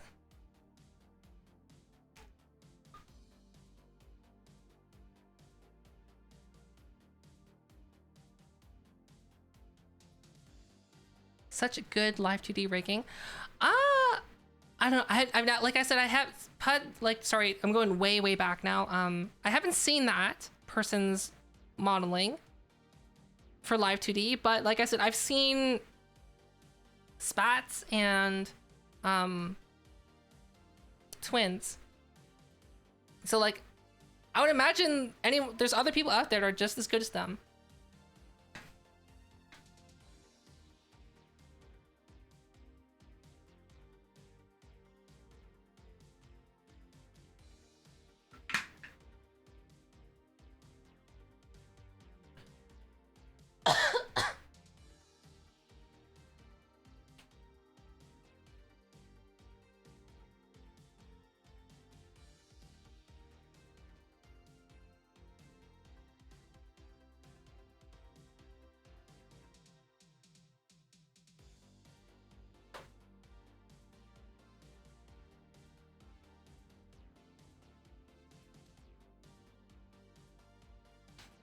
I don't know, Snuffy's 3D model is pretty good.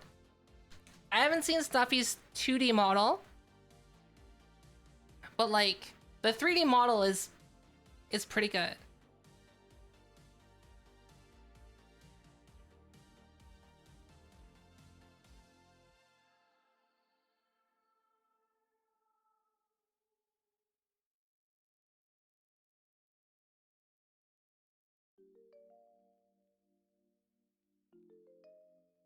For VR chat, but I don't think Snuffy uses VR chat for streaming. Pretty sure Snuffy just uses like Luppet.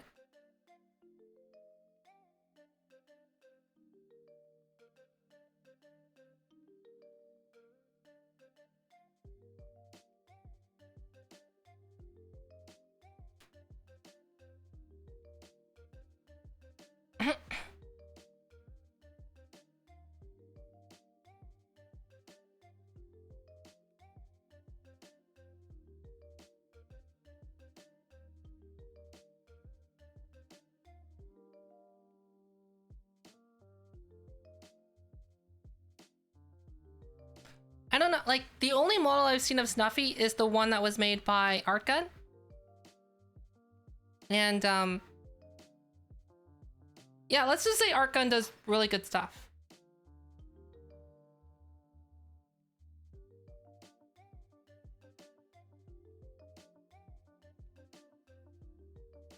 But, I don't know, I just haven't been in VR chat. Like, I'm still surprised that, like, how many people that normally watch VR chat, like, that are here. Because, like, my knowledge on VR chat is so dated. Right? Like, I know a lot of things in theory of what you could do in VR chat. I just don't know how to do them. So, like, for example, I know that you can do blend shape toggles. I don't know how to do it. I just know it's possible. Because I just haven't dedicated the time to learn how to do it.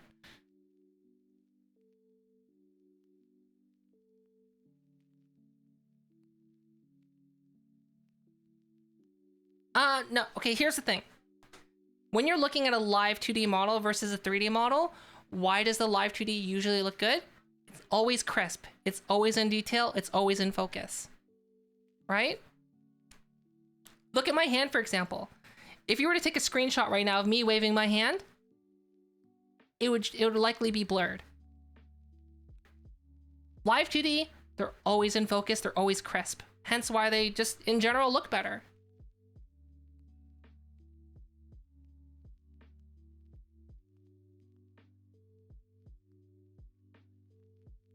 But, like, I like to think of models in terms of versatility.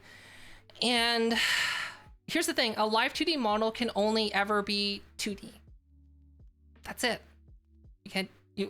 What can you do with a live 2D model? You can VTube. You can do video calls. That's it.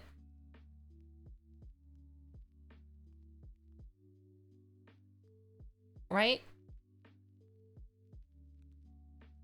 So, like, a 3D model, you can just do, it's more versatile in what you can do. And that's, like, the only reason why I haven't considered getting a live 2D model is just because it doesn't suit what I want to do.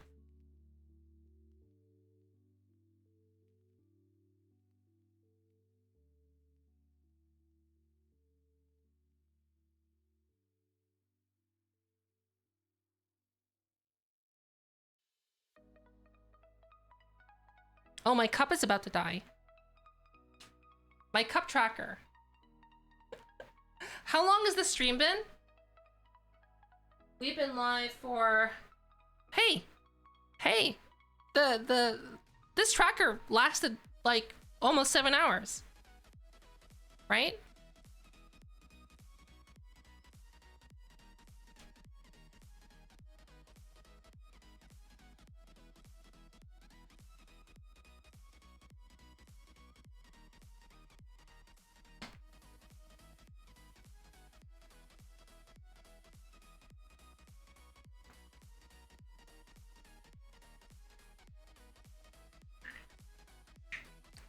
I love when the traditional 2D and 3D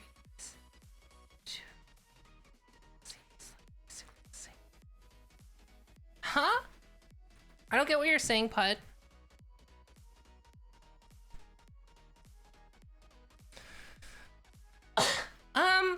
Here's the thing. There are really, really good 3D models. They're really, really good 3D models that look 2D. If you just look at them like not moving, right? And even sometimes when they move, you're like, is that a 2D model or is that a 3D model? There are really good models out there.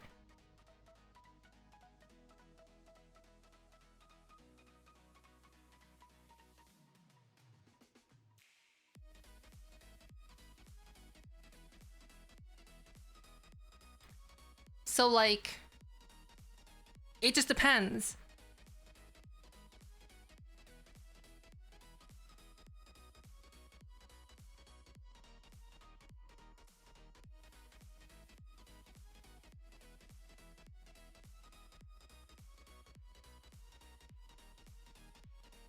But like, here's the thing, HoloLive has the money behind it, right? HoloLive is a corporation. Whereas like, most of us are just individuals, kind of like, you know, trying to do our thing.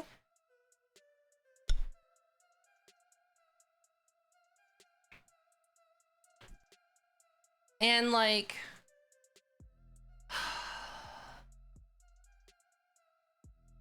basically, if I had like HoloLive corporation money, I could do whatever I want, right? But like, do you know what I mean?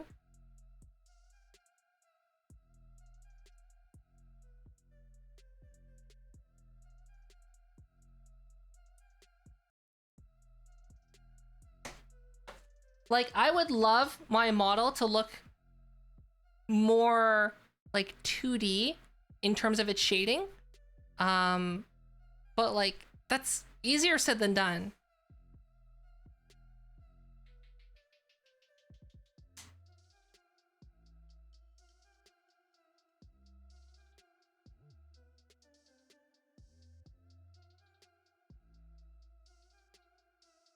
Well, like, Live 2D is basically... HoloLive is... Yeah, they're all done by corporations, but if you think about it, right? Like, if you think about, like, K-pop. Everyone's like, oh, K-pop. You must love K-pop since you're in Korea. Since you're Korean, you must love K-pop. I don't. And, like, if you look at the lives of a lot of people trying to get into the industry, it's soul-crushing.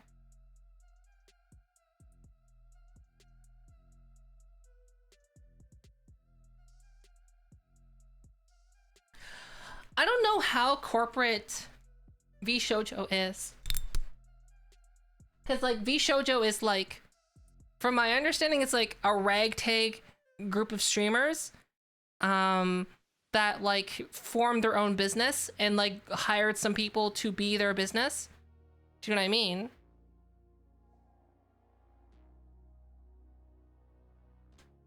So, in my eyes, like, VShojo is, like, kind of like that rambunctious underdog that's not actually the underdog, but that's how we view them, as the rambunctious underdog, and we're like, yeah, you succeed, you're doing well. Do you know what I mean?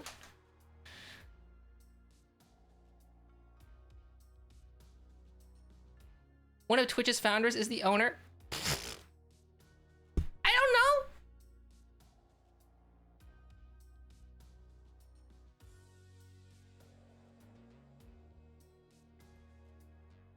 like that's the way I view it, right? Because I don't think I'm alone in that.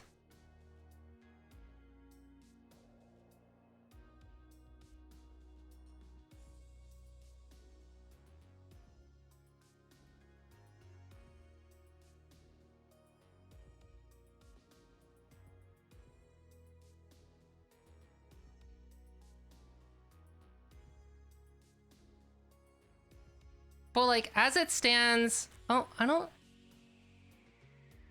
I think. So actually when I transition to Unreal Engine, I'm going to basically try my best to like implement like Genshin Impact, because like that's the popular terminology now. Genshin Impact like visuals, if that makes sense.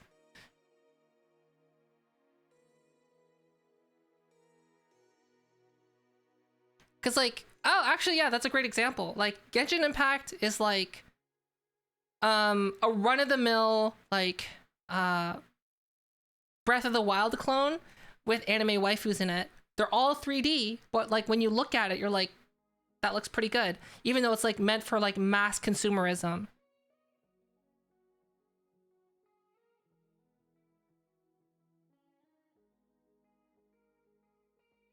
So like right now, the problem with my shading is, even though this is kind of it, my shading is a variation of cell shading, but it's too, how do you say? It's too dynamic for it to look anime. Do you know what I mean? It looks different, but it's not anime.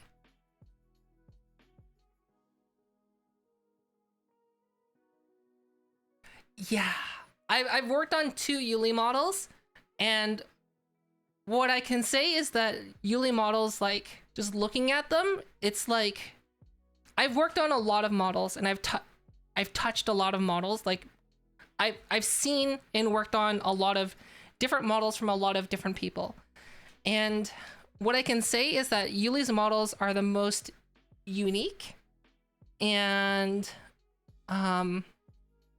also one of the harder models to work on, I would say. Yeah, definitely. I would say Yuli's models are definitely one of the harder models to work on. 100%.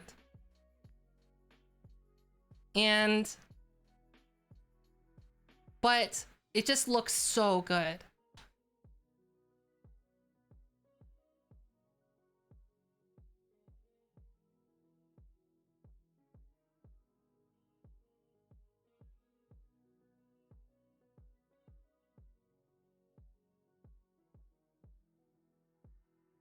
Yeah, you can. And like, I don't know how Yuli does modeling, but like, I do know that their models are made different than most other people's models, if that makes sense.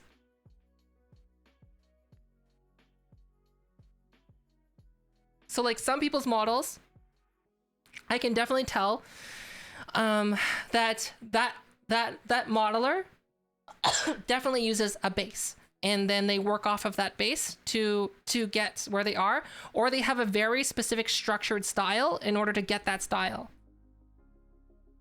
Whereas like and usually like I can tell just by looking at 2 models from 2 very different times, you can be like, oh, they're very similar in terms of like how they're put together, if that makes sense. Whereas like the 2 Yuli models I've worked on, they're very spaced apart in terms of when they were created, but they're so different. How's the progress on what?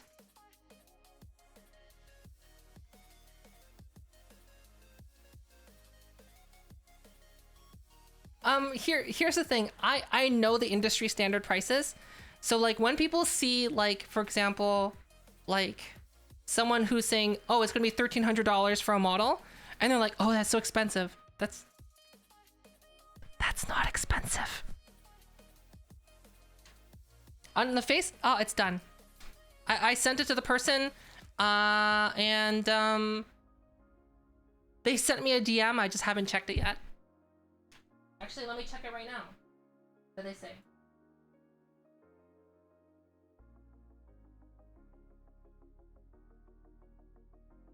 Oh. Oh. Oops. Oh. I sent the wrong one. Ah! Okay. Clean, dry, hoodie.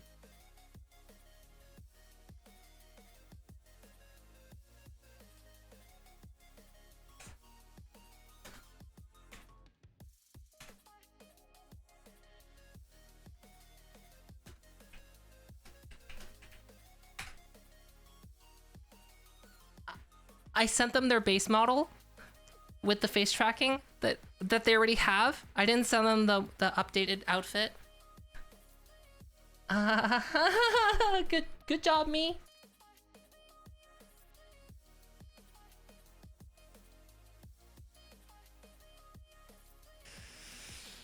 But I guess now I gotta wait for the feedback on it. I was wondering why, like, they're like, oh, cool, it's like the same, but still good. It's good.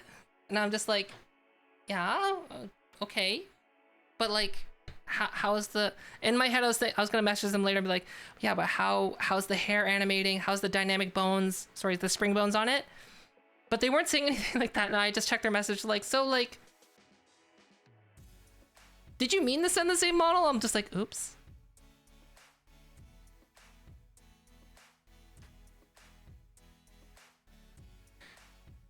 What if they say it looks great, but then they don't get the model that I was supposed to send them? Oh. Because they sent me their base and then their model with an outfit. And like I said, you know what, just send me both and I'll just rig one and then rip the face, like cut the face off, like copy the face on one and then paste it on the other. Cause like,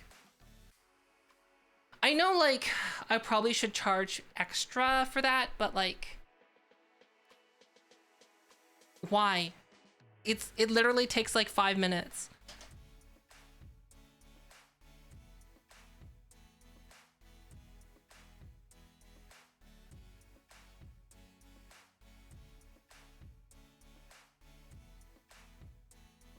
Yeah, basically, because like essentially what I do,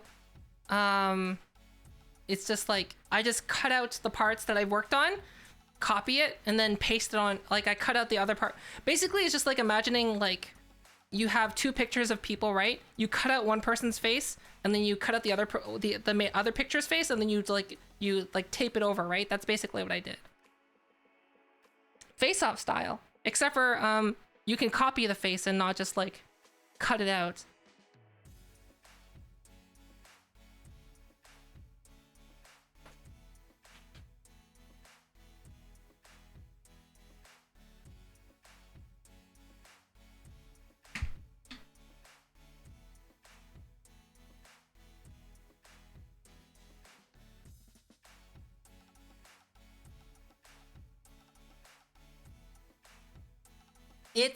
It's basically, think about your face with ARKit face tracking like a controller. Your face is the controller. That's the easiest way to think about it. Instead of hitting buttons, you're making facial expressions. So instead of hitting the A button, you're winking. Instead of moving your joystick up, you're looking up with your eyeballs.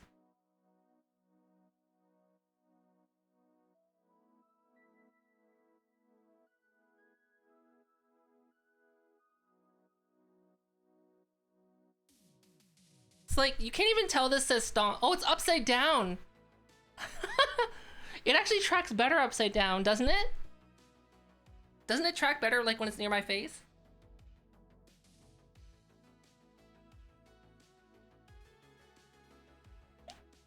But it's upside down because I flipped the tracker.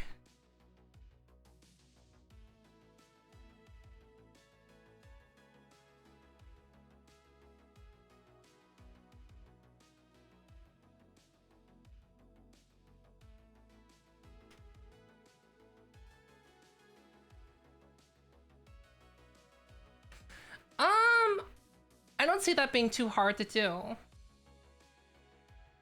Essentially, that's VR chat, right?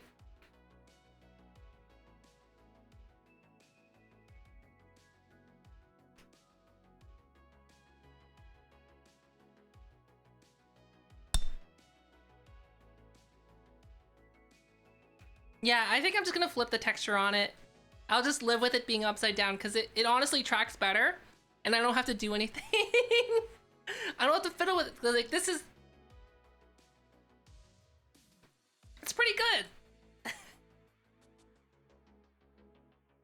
Oh yeah, that's true. That's basically Castlehead. Yeah.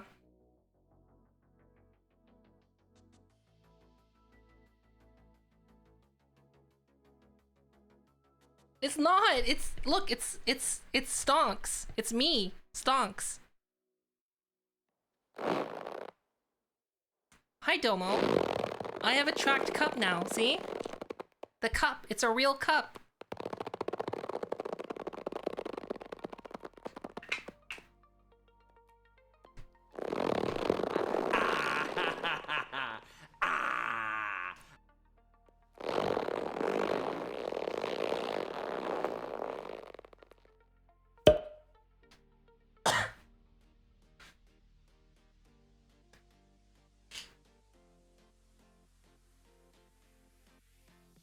I think the modification I made to the headset, sorry, my head mount, is actually working quite well. I was worried that adding the pleather on top of the memory foam would make it hot, but it's not. Now, the only thing that I don't like about the headset is that I don't realize how heavy the iPhone is because it's so well balanced. But basically, like, after about 5 hours, I feel like my neck feels tired, if that makes sense.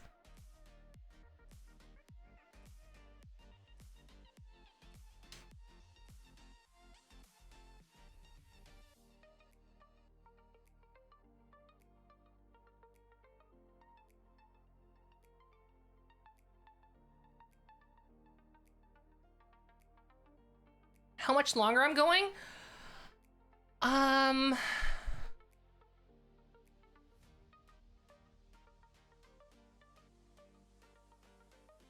Oh geez, it's almost been 7 hours.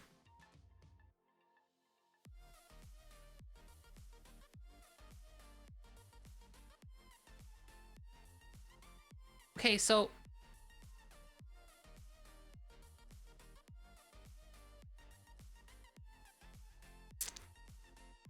I don't know. Probably not that much longer, to be honest. 3 more out. No, my cup is about to die. My cup is about to die. The battery's low in my cup.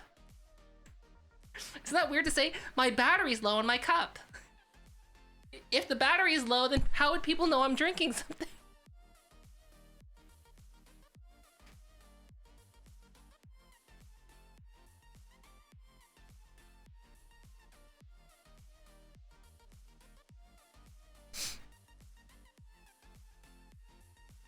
It does look like it's floating though. Like if I go like this.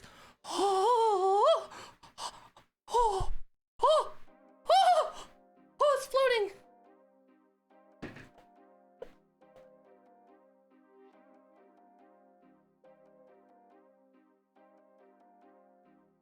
Wait, how can I like hold it in a way that like makes it look like it's floating even more?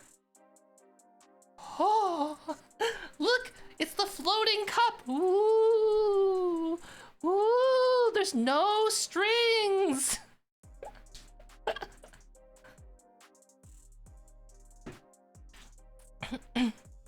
Yeah, Fofa Street Musician. Hey, Fenra, check your pocket.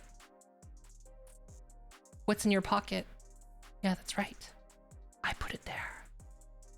Street magic.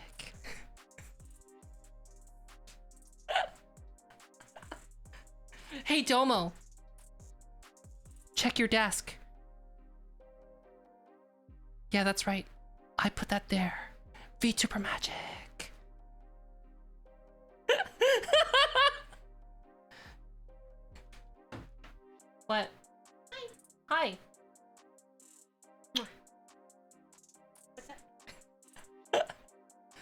I'm just doing some VTuber magic.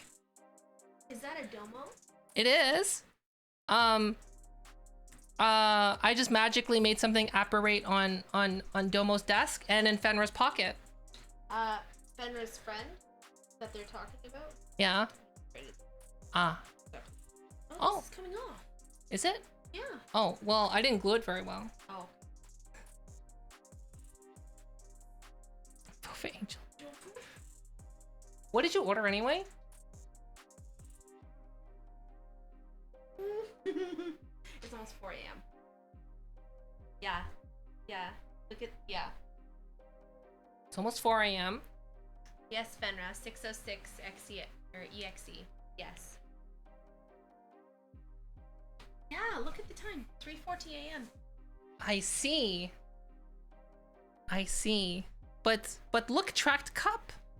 Does it actually track now? Oh, look it! Hey! And look, I can drink from it. Oh, it's a little bit on the wacky side though, isn't it? That's what makes it quirky. And just like you.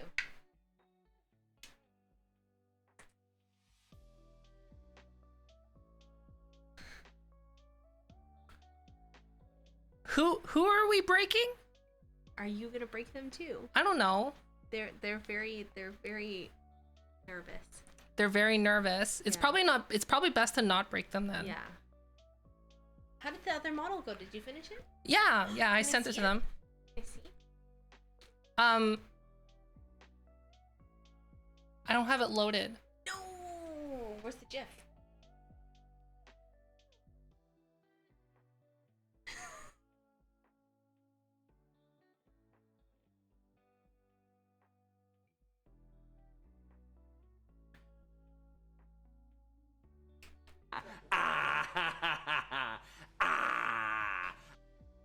Well, Sly already did it, so it's probably fine. If Sly didn't already do it, then Fenra, I'm gonna hold off. I'm sorry.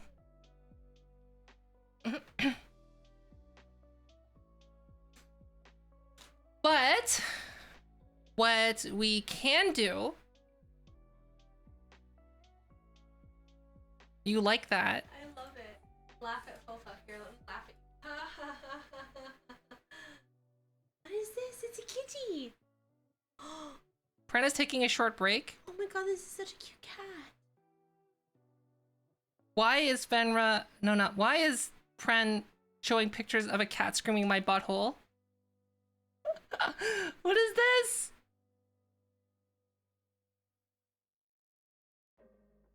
All right. So, why is Pren in hot tubs, pools, and beaches? Okay, let's do this. Let's do a sneaky peek on what they were doing before. I'm gonna go into videos, and then I can look at their VOD to see what they were doing.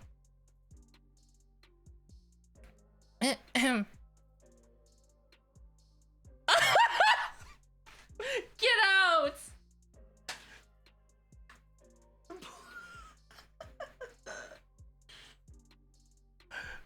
What is this? That is very Pren.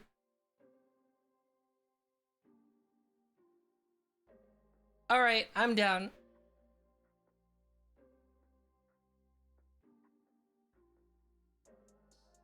Yeah. Okay. So, hey.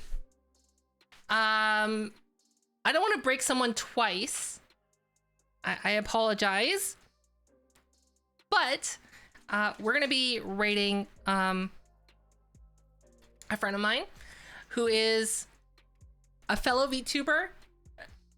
Honestly, like, this is one of those people that I'll literally tell you, you should stick around because their streams are really great. They're really fun. They're really enjoyable. It's just, in general, a great place to be. Wow, a great place to pee. Great place to pee in the pool, eh, honey? In the oh, I see. Pee in the pool, eh? A great place to pee. Yes, I'm sure every 6-year-old has said that ever. Wow.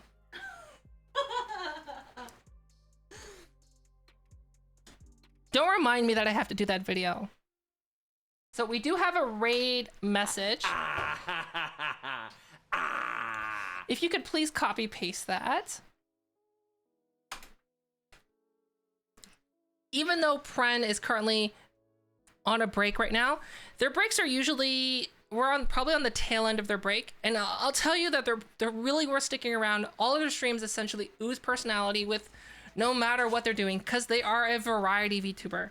And like, even though they're streaming in pools, hot tubs, and beaches, it's certainly still a very Pren stream. Like, it reminds me most of their spaghetti dinner streams, where basically you just be, well, spaghetti dinner with a cup of wine. So please copy paste that raid message. You do not need to be subscribed to use it. It's really tough working through the stretch. If you're not subscribed, it's gonna say Fofa Bop, because we're gonna be basically bopping her hopefully back from her break. But as it is, it looks like they're just hanging out in a pool, just having a great conversation.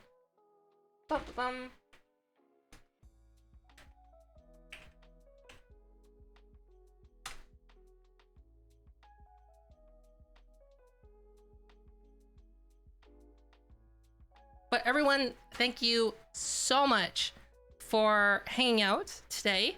And basically what I'm gonna be doing today is, well, I'm gonna, I guess, eat. Yes. And then I have to wake up early tomorrow because we're gonna go to Costco. Costco. We're gonna go to Costco to buy some bulk food to save money.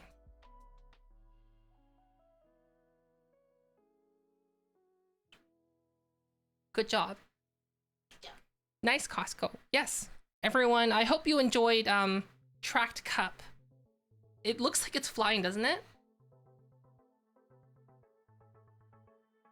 Doesn't it? Tracked Cup. Ooh.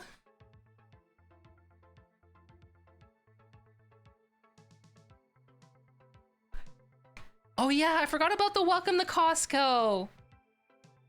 Okay, everyone, thanks again for hanging out. Oh, I almost dropped it. Have a really great time in Pren's stream. They're be right back, but they're gonna be back very shortly.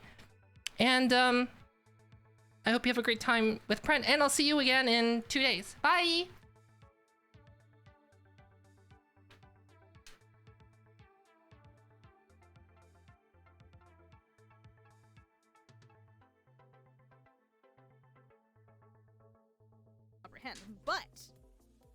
But when people have been sitting down for a long amount of time or on